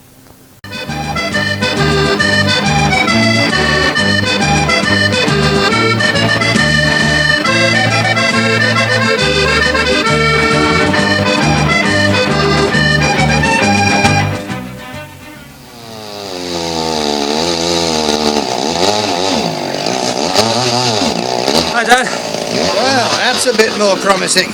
Good news? Yeah, looks as though it might be. What, you mean nothing? Not that I could find. Oh, that's terrific. David, Sophie's on the phone. What? She's in a call box. I've been trying to tell you. She better not have rung off. I've been waiting for this call since Friday night. Poor thing. I always thought Sophie was so considerate. I'm quite sure she is considerate. I wish I could feel certain that David was. I don't know how you can be so hard-hearted about your own son when he's been lovesick since Friday. I'm sure there's a perfectly logical explanation for Sophie staying in London. Anyway, I've got quite enough on my plate without losing sleep over David and Sophie. All right, dear. Are we going to stand out here chatting all day, or is there any chance of a cup of tea? It's such a lovely afternoon. You can almost smell spring on its way. You haven't been tramping over the fields since lunch. Good news, though. Well, yes, that's 3 days now and no abortions. I'm keeping my fingers firmly crossed. Hello, darling, that was short. Whatever's the matter? David! Well, I think I'll just go inside and... I'll put the kettle on, shall I, Jill? Good idea. Right. David, I wish you'd tell me what's happened. Nothing's happened. Well, how was she? She sounded quite cheerful when I answered the phone. Good. Better carry on with this branch or it'll get dark. I shouldn't stand around here, Mum. You'll freeze. How was Sophie? Wretched thing. You tell me. What? The line was dead when I got there. Fantastic, isn't it? She doesn't phone till today, and then she hangs off before I get there. Brilliant. She was in a call box, dear. Perhaps she ran out of money. Maybe. I just like to know why there's never any reply when I ring her. I think you've done enough of that, Wood, for now. Why don't you come inside and have a cup of tea? No, I'll carry on a bit longer, I think. I've made fresh ginger cake. No, I'll do a bit more here.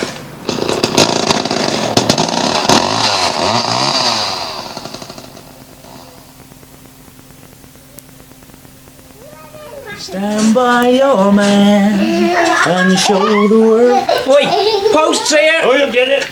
Don't you want me to see it, eh? You know your little secrets are safe with me. Yeah, beggar. I'm a chip off the old block, I am.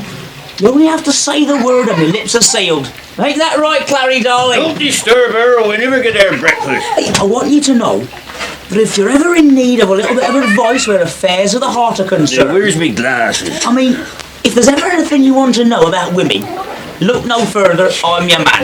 If I had me glasses on, I'd probably be able to find them. Ironic, that is. I think I saw William wearing your specs last night. I told you before about letting that child play with my glasses. They're a vital piece of equipment, not a child's plaything. And they don't come cheap, neither. Well, where are they then? Don't ask me. Come on, you better open it for me. Well, this don't look like no Valentine.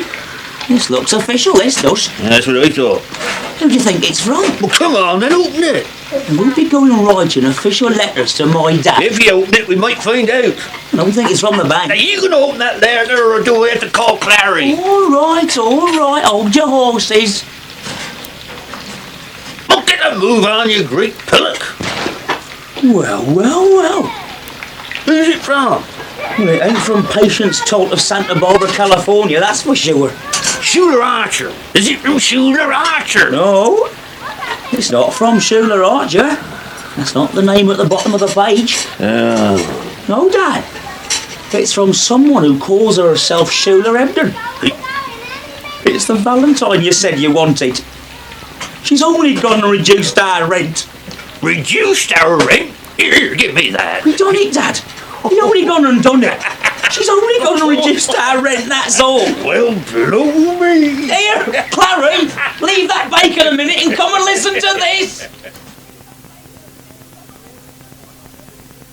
One more bale over here and this one will be finished. One more coming up. It's hot work, this. You work up a sweat, all right, that's for sure.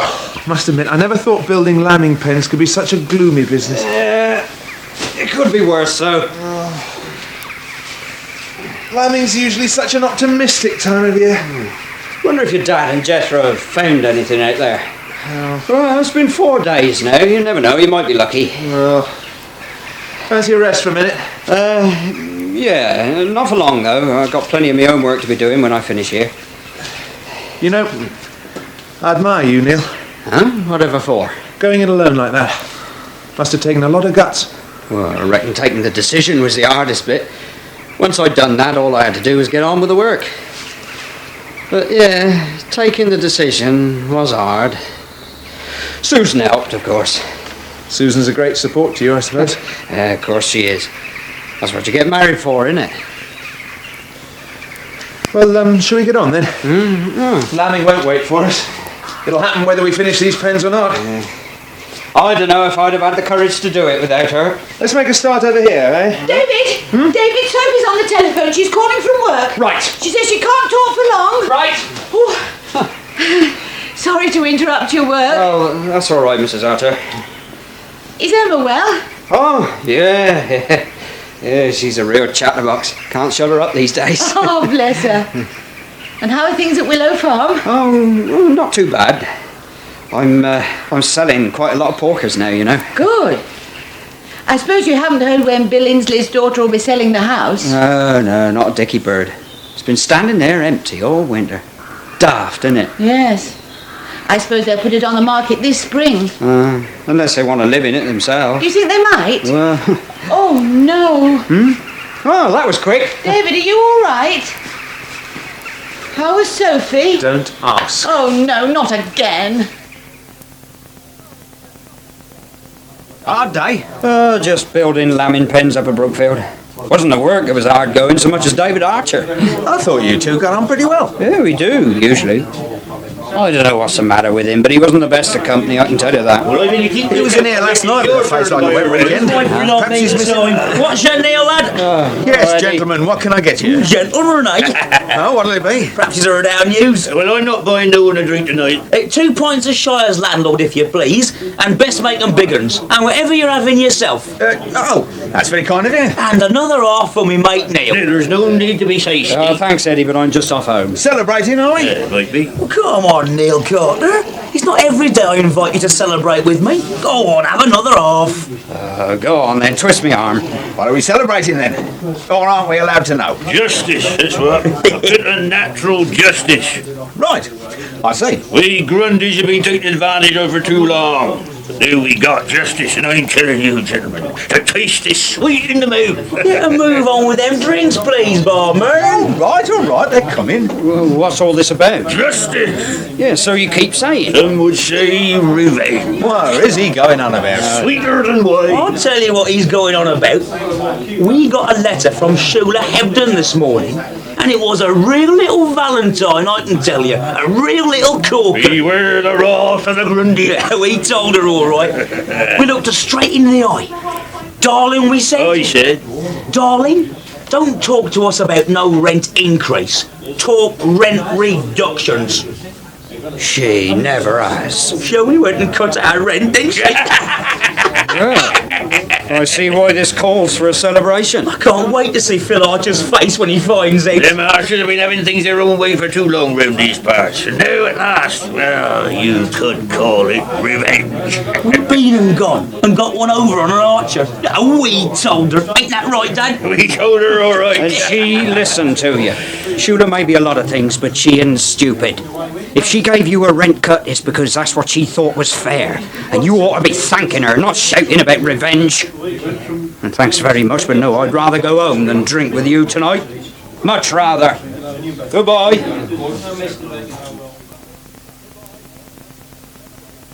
This can't go on.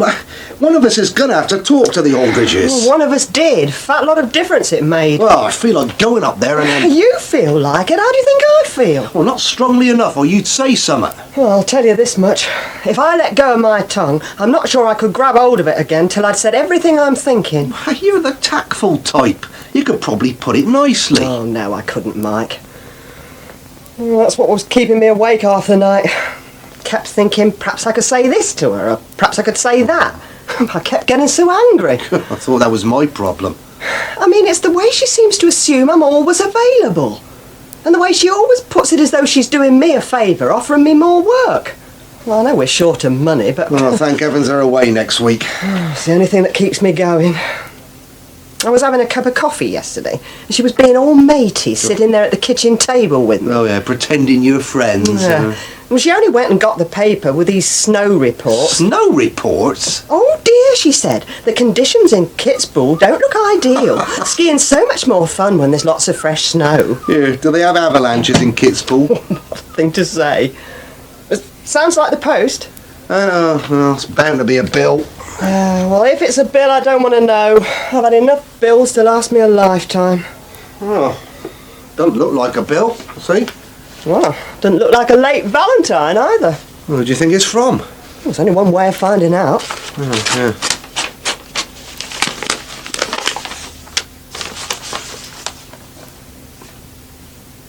Well, I'm blowed. Blow me down. Well, what is it? Dear Mike, thank you for meeting to discuss woodland management last week. I found your ideas very informative and interesting. Although it's not possible at present for us to make any firm plans to proceed, I hope the enclosed remittance will be sufficient to cover your consultation fee. Crikey! Well, there's a cheque here, look. Well, I never. Who'd have thought Sheila Ebden would have... That's quite a lot of money. Well, you ought to write and thank her. Well, I'll do more than that. I'll go... I'll give you one guess who this is.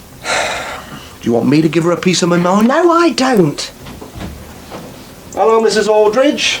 Betty's just here. Morning, Betty. Morning. Hope I haven't called too early.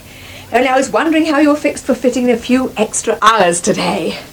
I was thinking we really ought to polish the silver before I go away.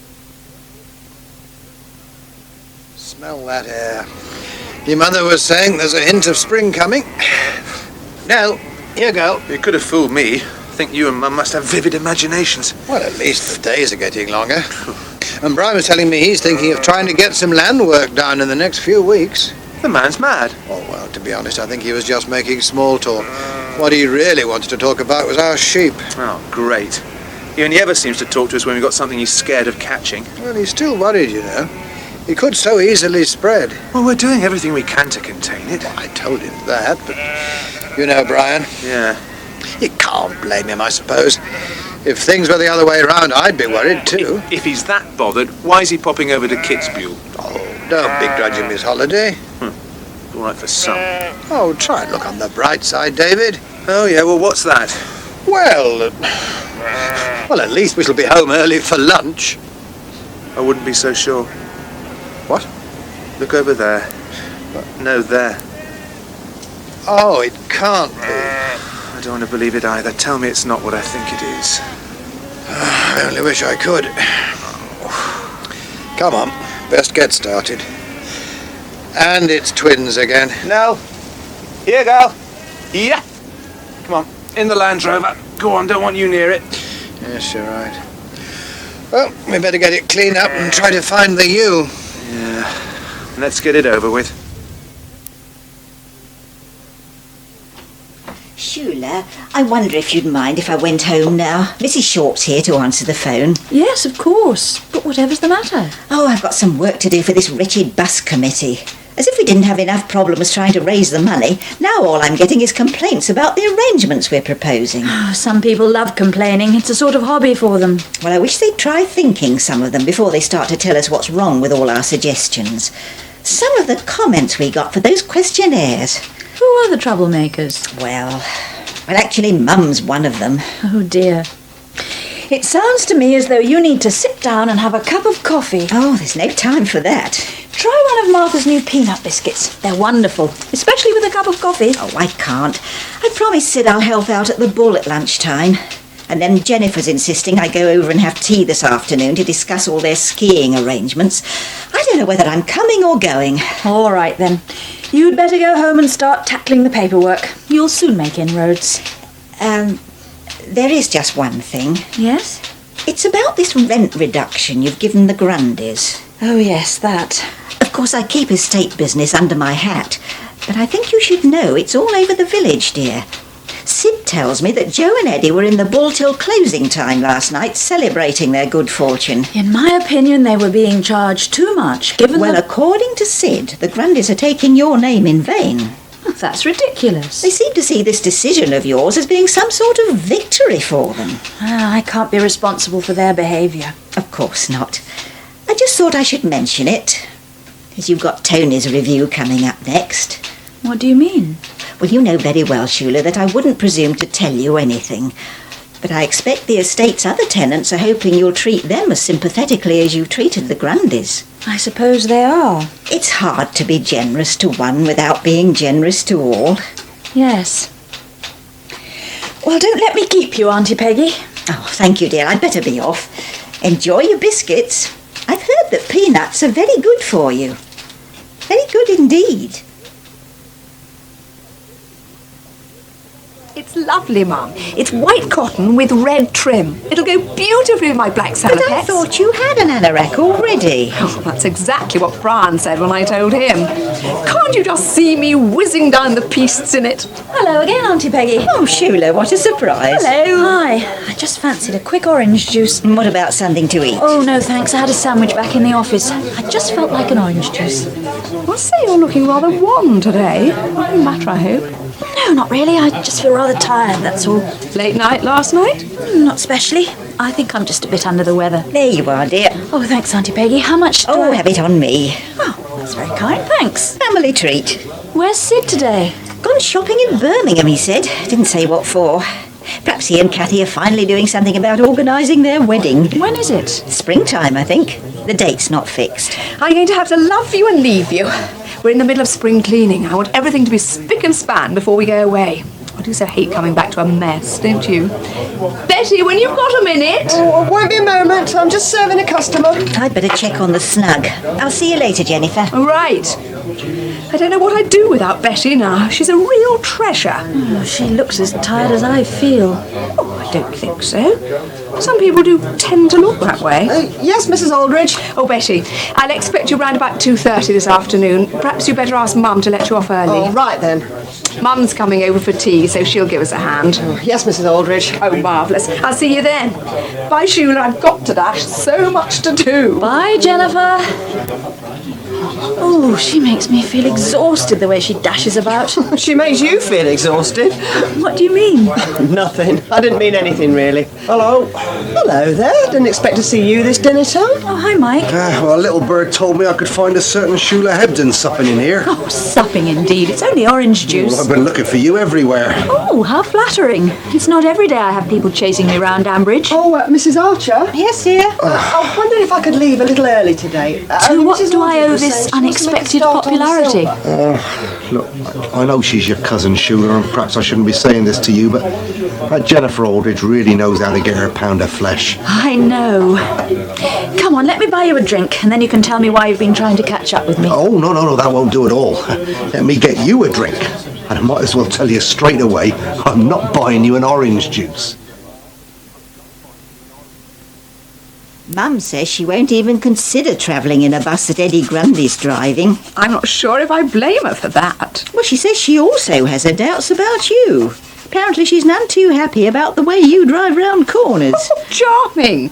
Don't think I'll offer her a lift into Borsetshire ever again. Pass the tin, please, Mrs. Aldridge. No, she says she will travel with you. It's just that she'd like you to take your corners a bit more slowly. It's a great relief to know that I don't fail in every department. Anyway, she refuses outright to travel with Eddie Grundy, and Mrs. Potter agrees with her. It's harder work than you think, Mrs. That's all right. Oh, this candelabra is looking quite nice now. I'm just about ready to throw in the towel. Oh, you mustn't say that. I'm sure Gran doesn't mean to be ungrateful. I'm not the only one who's feeling this way. I know Jack's been having second thoughts too. Which one would you like me to do next? The second candelabra, I think. Put your polishing rag down for a couple of minutes, Betty dear, and enjoy your cup of tea. You deserve a little rest. You're doing a wonderful job. Thank you. I know Jack's been very keen to get this bus idea off the ground, but there is a limit to anyone's patience. Poor old Jack. At least he's tried. The problem is that everyone seems to think they can do it better than us, but no one's willing to actually commit themselves to doing the work. Oh, is there another cup of tea in the pot, Jennifer? Oh, yes, of course. You know, I think I've decided to buy that white ski jacket. Oh, have you? Mm-hmm. I think it's important to allow oneself a little morale booster from time to time. What do you think, Betty? Oh, yes. I do think it's important to treat oneself occasionally. I hope you're treating yourself, Betty, with all this extra money you're earning. Well, don't you go spending it all on Mike and the children. You spend some on yourself. That's right. Honestly, Mum, we've been working so hard with all this spring cleaning. I don't know how I ever managed without Betty. Excuse me, I'll be back in a moment. I should think you'll be pleased with the rest while they're in kit school. Well, I've got to admit, I'm looking forward to it. You look dog-tired. You should be careful. You're not. Don't want to make yourself ill. All this spring cleaning is nearly finished now. Yes. And as you say, when Mr. and Mrs. Aldridge are away, I'll be able to put my feet up. Really, 3? Jennifer sounds very excited. I think you're very, very clever. It's remarkable. So I shall look forward to details tomorrow. All right. Bye, darling. I don't believe it. That was very quick. It was Adam. Adam? Calling from Canada. Oh, Mum, it's marvellous. He's coming home next week for a whole month. Oh, Jennifer. Oh, Mum, I can hardly believe it. He says he's booked his ticket and he's got interviews at 3 universities and he's arranged them all for next month. Oh, I'm so pleased. Of course, we'll have to cancel skiing. Cancel your holiday? It'll mean quite a bit of extra work, Betty. You know, beds and cleaning, and I'll have to do some baking, of course. Oh, Mum! Oh, it will be nice to see him again. Fancy getting 3 Mrs. Aldridge, interviews. I'm sorry, but I... Sorry? I'm afraid I won't be available for work next week. You see, I've made plans I can't change. To be honest with you, I don't want to change them. Oh, Betty! So you'll have to make other arrangements. I'm not going to work for you next week. It's no good, Mum. I'll just have to suffer until I can get some more. Don't be ridiculous. You can't go round the farm with one soggy foot. It wouldn't be healthy. I'm sure we can find one to fit you amongst this lot. Some of those wellies must qualify as antiques. I know. There was a pile of odd ones when I started living here. And it's just grown bigger and bigger over the years. You should throw them out. Then we'd be in real trouble when something like this happens, wouldn't we? What about this one? Mum, that's the wrong foot. Oh, yes. Never mind. I'll keep looking. As far as I'm concerned, you might as well give up. I'm quite reconciled to having a soggy foot until I get another pair.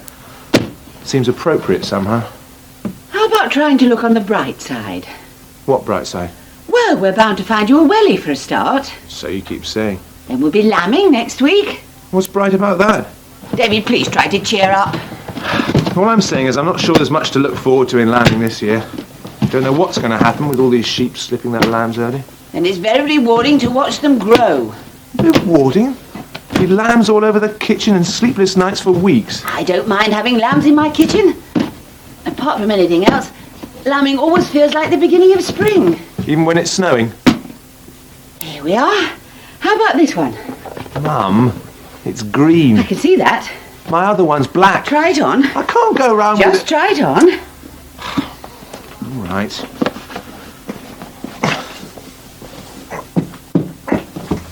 How's that? At least it doesn't seem to have had a mouse living in it like some of them. Well, it fits. Good. I can't wear it. I don't see why not. Oh, yes, I've always wanted to be the laughing stock of Ambridge. Don't be silly. If it's a choice between dry feet and vanity, I know which one I'd choose. You're not the one who's going to go around in old wellies. I don't know what you're so worried about. Looking like a right Charlie, that's what. Everyone will think it's a new craze from London that Sophie's encouraging you to try out. They'll just think you're being trendy. Very funny.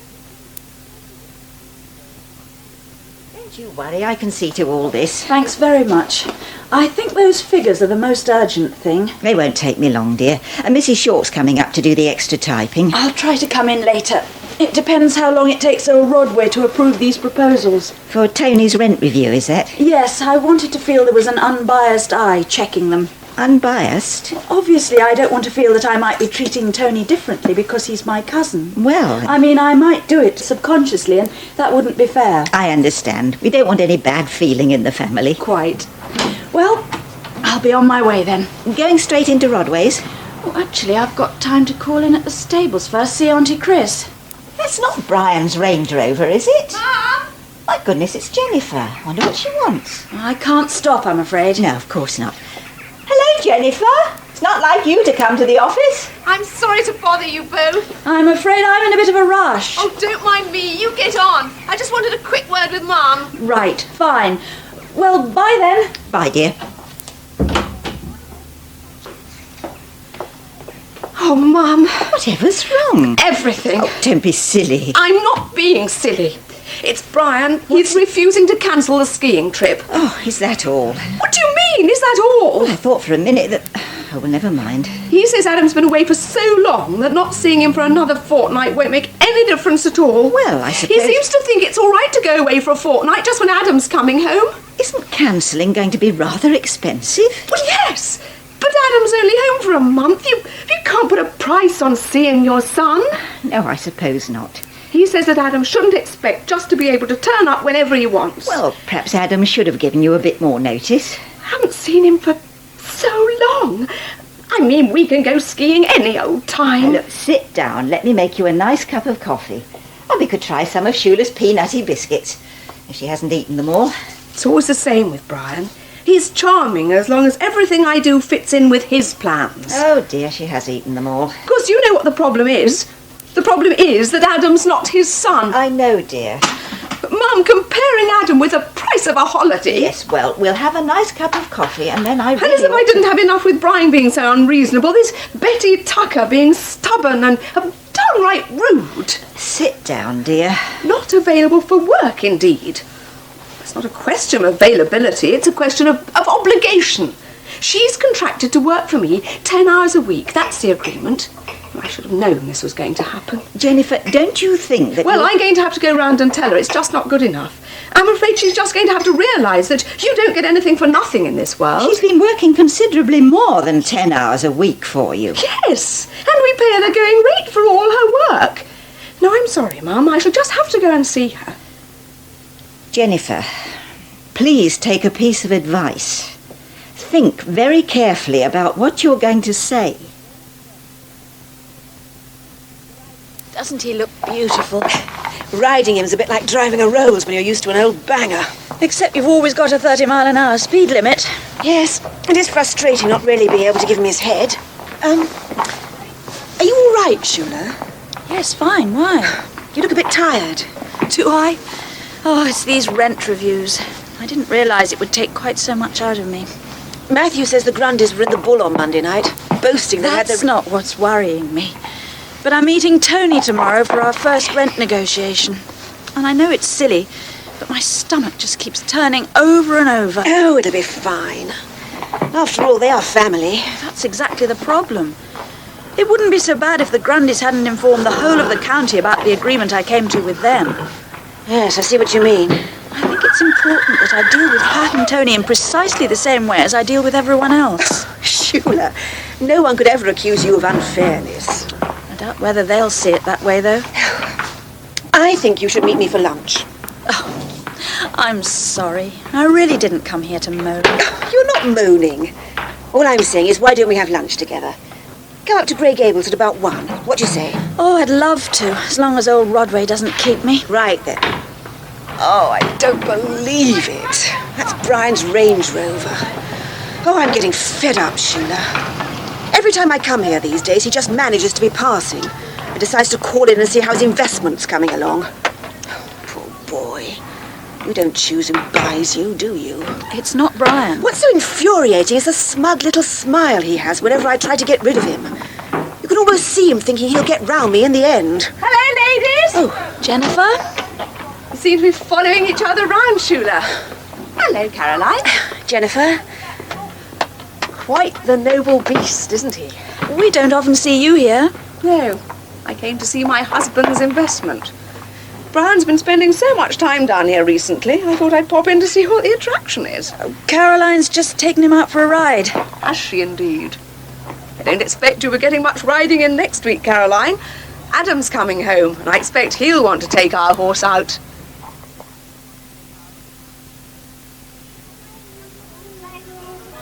When you're on a spree, take good care of yourself. You belong to me.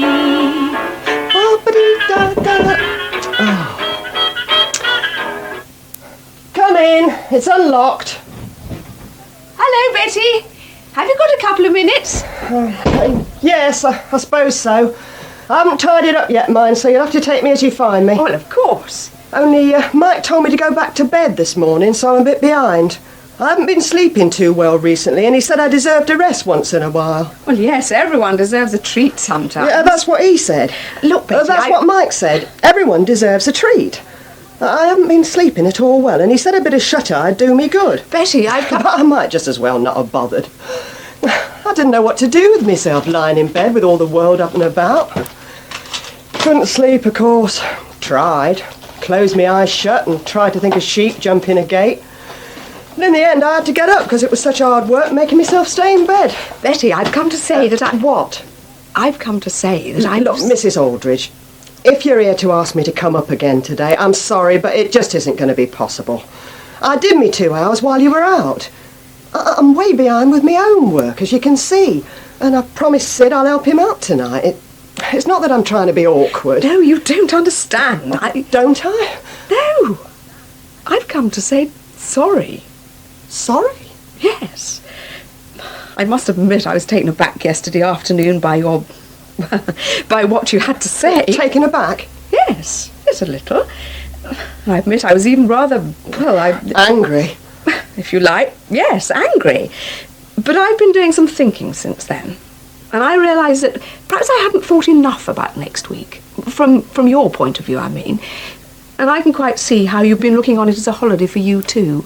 Really? Yes, and I just got carried away by the excitement of hearing from Adam after all this time.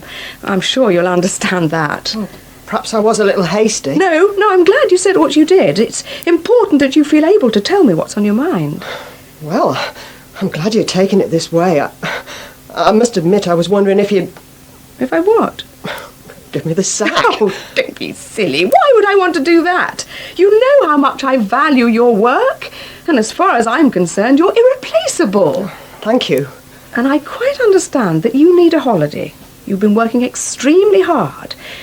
And I just wanted to say sorry. Well, don't know what to say. No, there's no need to say anything. And there's a chance, just a slim chance, we might still be going to Kitspool next week. Oh, really? Has Adam changed his plans? Well, we're not sure. But if we do stay at home with Adam and everything, I'm sure you can see that it will mean an awful lot of extra work. And I was wondering if you would be able to come and help me out a little bit. I'll talk to Brian about some overtime bonus, of course, and we'll make it worth your while. I know the money will come in useful. What do you say, Betty? Oh, you don't have to decide now, not till next week. Not if you don't want to, of course. There. I can't say fairer than that, can I? We've got enough people on the committee. We ought to be able to sort something out. We will, one way or another. There's nothing worse than trying to help people and having them criticising all your efforts. Especially when one of your harshest critics is your own mother. Can't Freddie Dan be sweet-talker into being less vocal about it all? Mum isn't very susceptible to sweet-talking. I ought to pop back up to the estate office, Jill. I've got a few little things to do for Shula. Really? I hope she's not working you too hard. She works herself a lot harder. She really does take that job seriously. She's a real credit to the family. I haven't seen her for quite a few days now. I must pop down to Glebe Cottage. She looked peaky last time I saw her.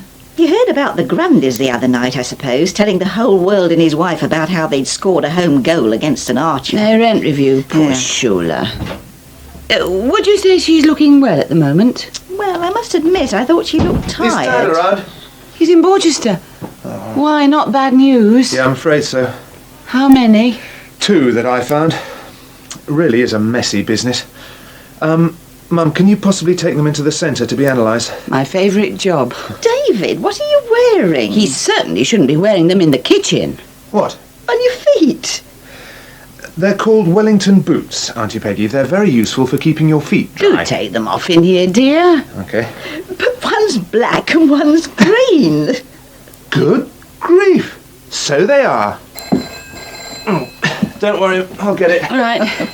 Like father, like son. I remember Phil doing the same thing. Don't laugh. He's a bit touchy at the moment. Yeah, I noticed. How's Sophie? She didn't come home last weekend. He wouldn't dream of admitting it, of course, but he's been in a bad mood about it all week. Well, I think his Wellington boots look very becoming. Tell him that. You might bring the flicker of a smile to his face, who knows? OK. Did you say Shula was looking tired? I did think she had a few shadows under her eyes. You know Shula, she's usually so bright and breezy. I wonder if I should go and see her tonight. I'm sure it's nothing to worry about. Right, I'll get back out there. I must say, David, I think you could start a trend with those odd wellies of yours. Do you, Auntie Peggy? They're very becoming. Who was on the phone, dear? Sophie. Oh, good. You didn't talk for very long. She didn't have much change. You could have phoned her back. Yes, I could have done, but she's coming back this weekend, she says. I'm picking her up from the station on Friday. She's leaving work early. Oh, that is good news. I'm glad you've spoken to her at last. Did she tell you why she didn't come back to Ambridge last weekend, by the way? Yes. Oh, really, dear? Why was that? She couldn't come home because she had to go to a dance at short notice. A Valentine's dance with Nigel Pargeter.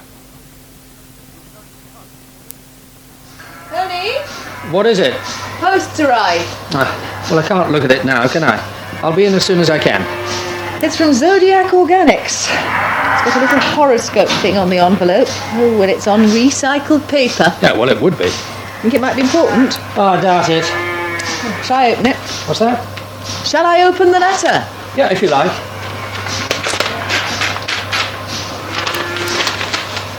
Oh, it's from Mick Hodges. Oh, surprise, surprise. What's he have to say for himself? Yeah, not much. It's just a scribbled note saying he's looking forward to doing business with us. Blah, blah, blah, blah, blah.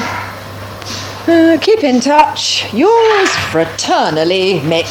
Yours fraternally? That's what he says. That could have been worse. Could have signed himself in peace and love. Yeah, I'll grant you that would have been worse. You know, Pat, we must find time to sit down together and decide something definite for next year's cropping. Well, I thought we had decided more or less. Yes, but we ought to put it all down on paper. And get the Soil Association inspector here. Oh, there never seems to be time. Roll on springtime. Not to mention summer. Listen, Tony, what are you doing after you finish here? Well, I thought I might fit in a sauna, but then I decided I'd settle for the jacuzzi instead. You haven't forgotten Shula's coming this afternoon? No, of course I haven't forgotten.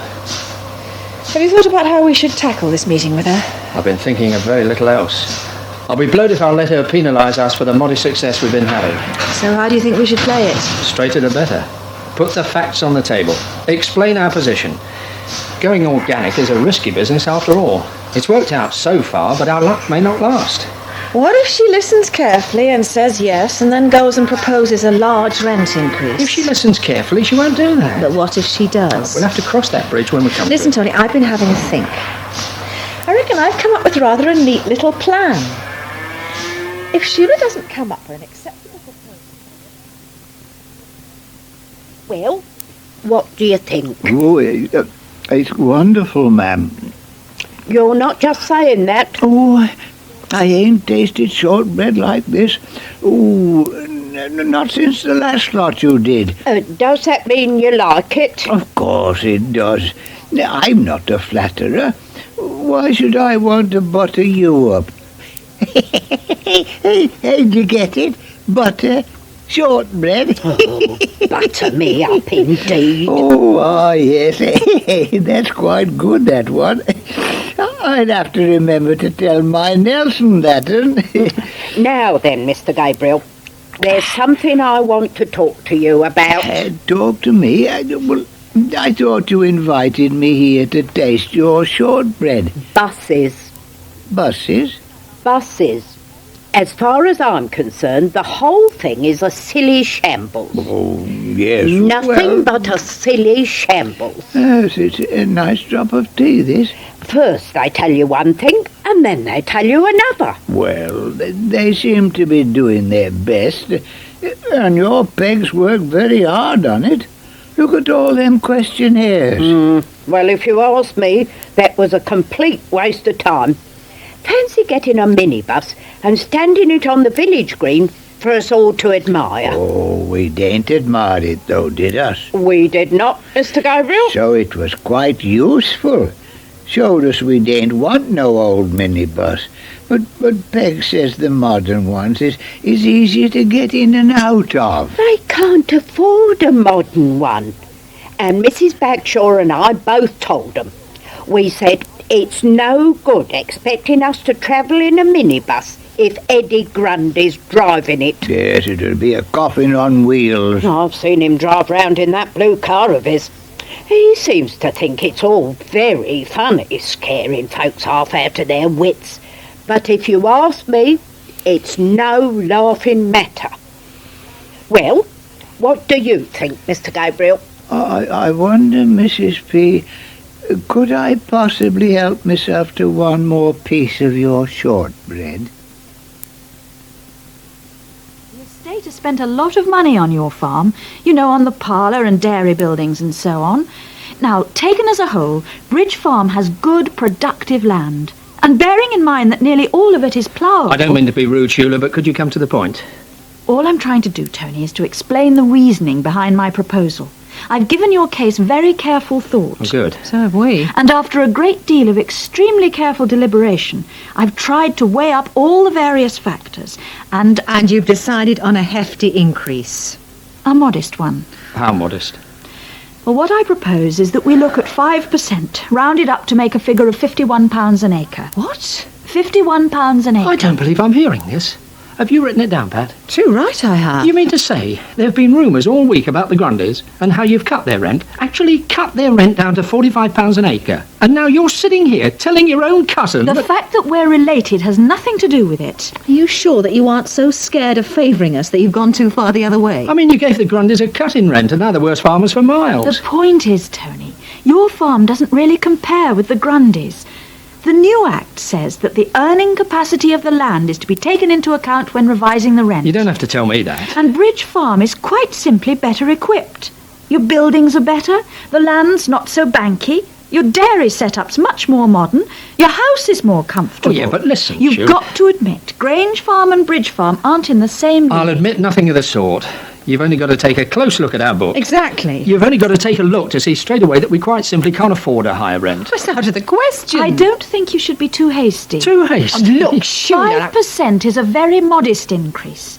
Inflation alone for the 3 years should have pushed you up by around 15%. It may be modest for you. You're not on the receiving end. No, it's a bit different from where we're sitting, I can tell you. Oh, I do As far as I can see, all you're doing is penalising us for the modest success, and it is very modest, that we've had with our organic output. Yes, and in case you hadn't realised it, if we're doing reasonably well out of the organic crops, then it's thanks to our business acumen. Exactly.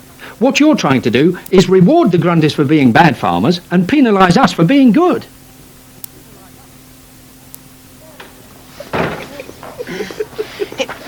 What are you laughing at, young lady? Oh, I'm sorry. Sorry, Chris. Well, come on, share the joke. I don't know whether I should tell you. Why on earth not? It involves a member of your family. Well, not George. No. No, your nephew. Which nephew might that be? I've got almost 100, or it always seems like it at Christmas. David. Oh, that nephew. I bumped into him on the way up here. He had on one green Wellington and one black one. Doesn't sound like David. Well, I wouldn't have noticed. Except that he's obviously embarrassed about it and kept trying to hide it. Oh, yes. How did he do that? Stand on one leg? First, he tried to dart behind a hedge and pretend he hadn't seen me. Then he kept trying to hide one leg behind the other. And he was trying so hard. He fell over. Oh, no. I must remember to tease him the next time I see him. I thought about taking the mickey myself, actually. But he seems so embarrassed and miserable, Chris. I couldn't bear to. They've got a few problems up at Brookfield at the moment. I got the feeling somehow he wouldn't be terribly amused if I laughed at his pathetic attempts to hide his boots. I think I'll probably tease him all the same. If I have one criticism of David, it's that he has the slightest tendency to take himself a bit too seriously. Yes, I know what you mean. Oh, no. Who's that at the end of the drive? Someone who's missed the 4 o'clock ride? Honestly, Caroline, I've hardly had a minute to myself all day. The telephone hasn't stopped ringing. I've taken 4 lessons. Oh, no! Oh, it's not him again. Yes, it is. That's the 2nd time today. You weren't here the first time. Do you want me to get rid of him for you? Oh, would you? I'll try. No, Chris, on second thought, don't. I'll go and talk to him. I've got 1 or 2 things to tell Mr. Brian Aldridge. And I'm getting just a little fed up of pussyfooting around and sparing his feelings. I'll tell him my news. What news? The news I came here to tell you. You see, I'm not going to be able to exercise Tootsie at all this weekend, Chris. Why not? Because straight after he's finished morning surgery on Saturday, Matthew and I are getting in his car and going away for the weekend. Oh, how lovely. I thought you were looking cheerful today. We're going to visit his parents. He wants me to meet his parents. Oh, well, in my day, that meant... I don't think it still does. All the same, it'll be a piece of news for Brian. You see, Shula, I do think it's important to take a historical perspective. Historical perspective? Quite. I do think we can learn from history, don't you agree? It depends. I'll be quite straight with you. There is no way that we can afford a 5% increase. After all, if we didn't learn from what's gone before, we'd have people rushing around all over the place, reinventing the wheel. I don't see how you can possibly even begin to justify an increase of that size, in view of the arrangement you've come to with the Grundys. You see, it's traditional for the landlord's agent to act in the long-term interests of the whole estate, a sort of dual role. Dual role. Yeah. The landlord's agent always used to act in the interest of the tenant as well as the landlord. Forget history. If you're serious about this 5%, Shula, we're going to have to think very carefully about our reaction. I really don't think it's fair to keep citing Joe Grundy. You know as well as I do that your circumstances are entirely different. Take your milk quota, for example. It's more than respectable for a farm of this size. I know you cut your dairy herd last year, but that was your choice. Nothing to do with your quota. Cutting the dairy herd has cost us money, Shula. It was your choice. No, we had to allow the new grass to get going properly. You know that. Well, you're still free to make up the quota by getting a higher yield from the cows you've got. Oh, for goodness sake. It seems to me that not everything about the old methods of estate management was necessarily all bad. It's quite plain you're not going to budge an inch. Tony, I really believe that I'm making a fair proposal. And Pat, I am thinking of you tenants as well as the landlord, or I'd be asking a lot more than 5%. Well, you're not leaving us any option, are you? You're not threatening to go to arbitration, I hope. That would be a very hasty decision. In a way, I sympathise with you, Shula. It's not an easy job you're doing. We don't want to go to arbitration any more than you do. But quite honestly, I'm not prepared to sit here much longer arguing the toss with my cousin about how much rent I'm going to pay my sister. So we've decided to appoint our own agent, Shula. Oh. In future, you can argue agent to agent. It makes the best sense all round. And of course, if they recommend arbitration, then that's what we'll have to do. But Shula, Nigel Pargeter of all people. Nigel has a charm all of his own. Has he? Don't look so worried. Nigel's charm is strictly boyish. I always think it's a miracle he ever made it out of short trousers. Well, Sophie does have a developing maternal instinct. You don't really think she finds him attractive, do you? No, of course Sophie doesn't find him attractive. Well, then why did she go to that Valentine's dance with him when she was supposed to come here for the weekend? Because his partner let him down, and she's soft-hearted. Well, that's what she says. She's nuts about you know that. But she's got a very generous nature. And if Nigel rings her up with a sob story, she'll want to do anything she can to help him out. I don't see why she should. For goodness sake, she's coming back to see you, isn't she? Do you think she'd be doing that if she had anything to hide? She might. As soon as she gets off that train, you'll find all these nasty suspicions of yours will dissolve into thin air. Maybe. Anyway, how's Mark? Trying to forget he's 31. Oh, yeah. Mum said to tell you she'll call round later with his birthday present. Oh, great. And Elizabeth says to tell you to tell him that she's not bought him anything because it's kinder to help him to forget his birthday. Oh, charming. Hello, you two. Oh, Auntie Peggy, what are you doing here? Well, actually, I came in to have a word with Sid. It's about the bus. I think we're going to have to abandon the whole project. Oh, no. Jack Woolley's read the replies to the questionnaires we did, and he says if that's how people feel, he's going to take his money out of the project. After all your work. Well, let's face it was not appreciated. Some of the old folk did nothing but complain when we tried to fundraise or show them a minibus. They'll have to take up hitchhiking. There's Sid, look. He looks busy. I think Betty couldn't make it today. I'd better see if I can lend him a hand in that case. Sid? Oh, she didn't mention rent reviews. Why should she? If I said Pat and Tony? I understand. She keeps asking me what happened. It's so awkward having a tenant's mother working in the office. Well, what did happen? To say it was sticky would be to put it mildly. No power without responsibility, Shula? Oh, thank you for those few words of encouragement, little brother. Anyway, what's all this gossip I've been hearing about you and Wellington boots? Lies. All lies. They look both the same to me. They are both the same. Oh, a shame. I could have done with a good laugh. Oh, no. What is it? You know, I said Auntie Peggy was the last person I wanted to bump into today. Yes? Oh, Tony! Hello, mate.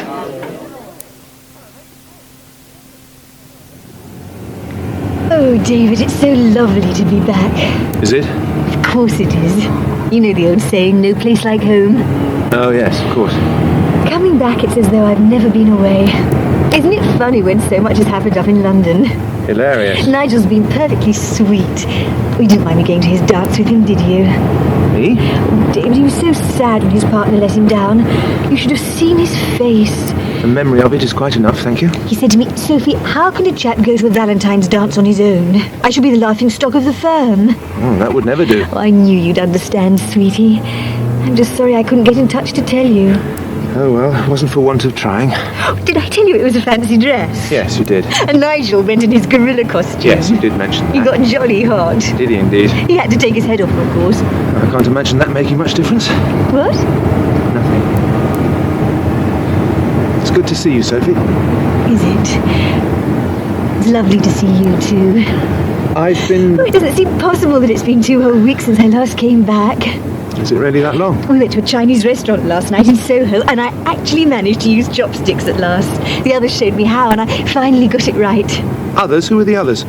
Just some girls from work. Oh, I see. They all loved Nigel. He was a real hit with them. Nigel came too? Yes. Well, it was him who taught me how to use the chopsticks, actually. Oh, David, careful. Sorry. Just took that corner a bit too quickly. She did, silly Billy. Sorry. No harm done. Have you missed me? So, what did you go to the fancy dress as? Oh, it was so funny. It was Nigel's idea. I went as a can-can girl. What, with a frilly doodah and a feather? Oh, not just one feather, darling. Lots of feathers. They kept getting up people's noses. It was so funny. Yes. It sounds hilarious. I'm very flattered that you've agreed to come and see me crocuses, ma'am. Well, it would be a shame to throw out chocolate eclairs, especially ones with real cream. Oh, they're lovely, ain't they, Mrs. P? Yes, Mr. Gabriel, I have to admit they are.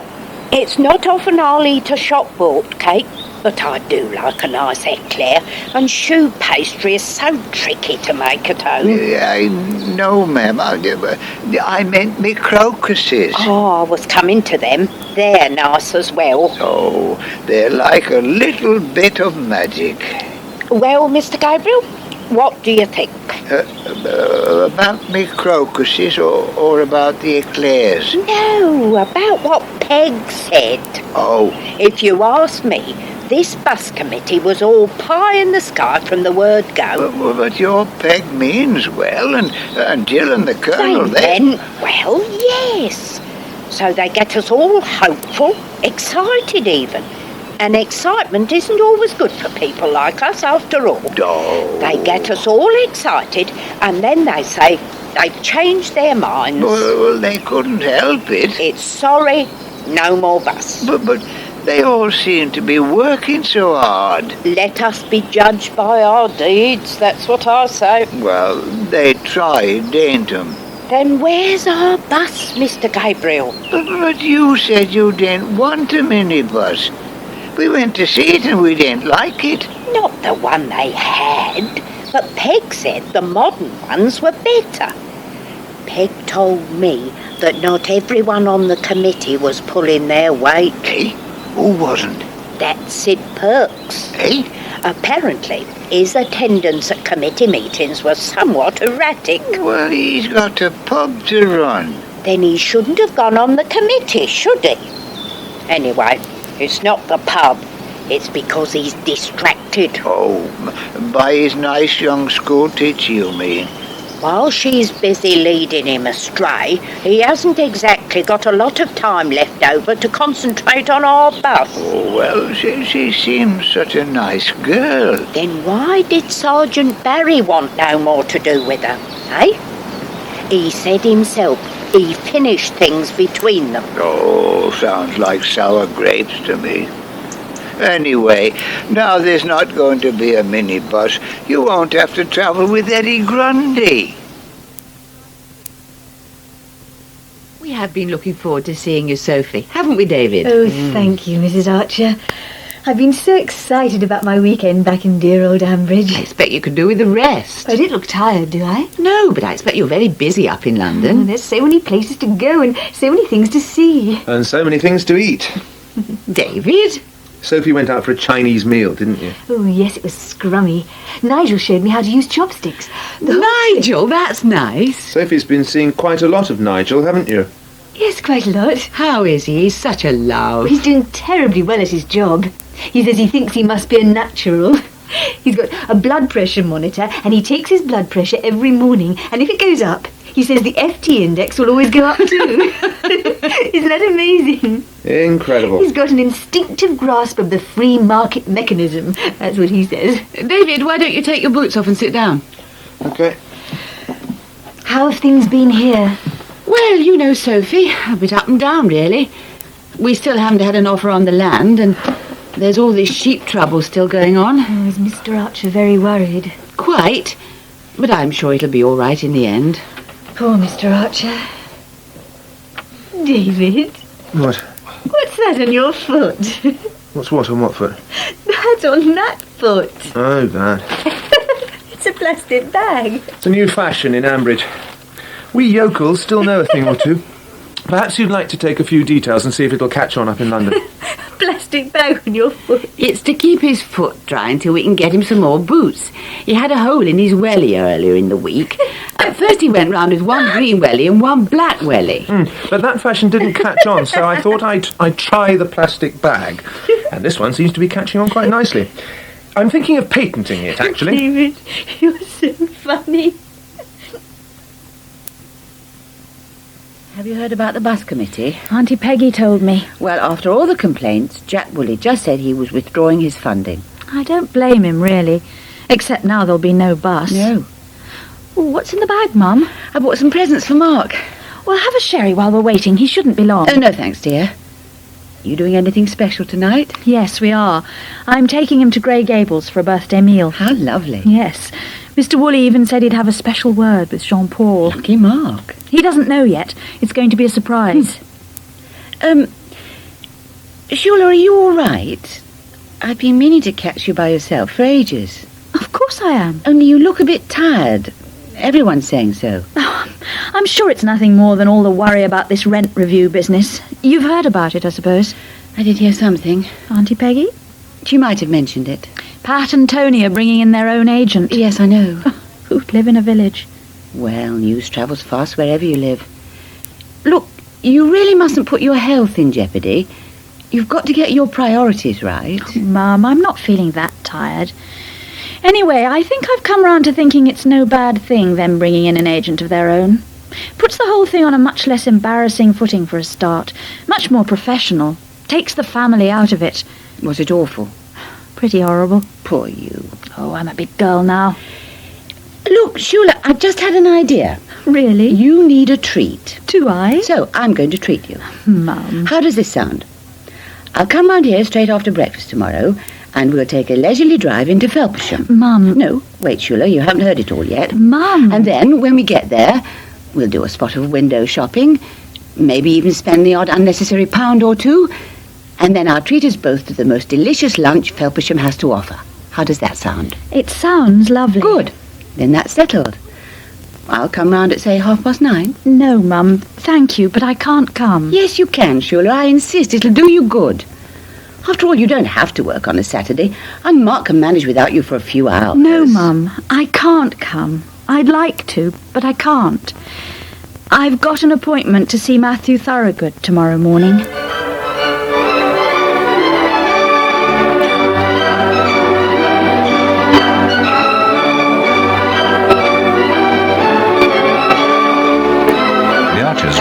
by Gillian Richmond, and the agricultural story editor was Anthony Parkin. It is produced and directed by Liz Rigby in our Pebble Mill studios.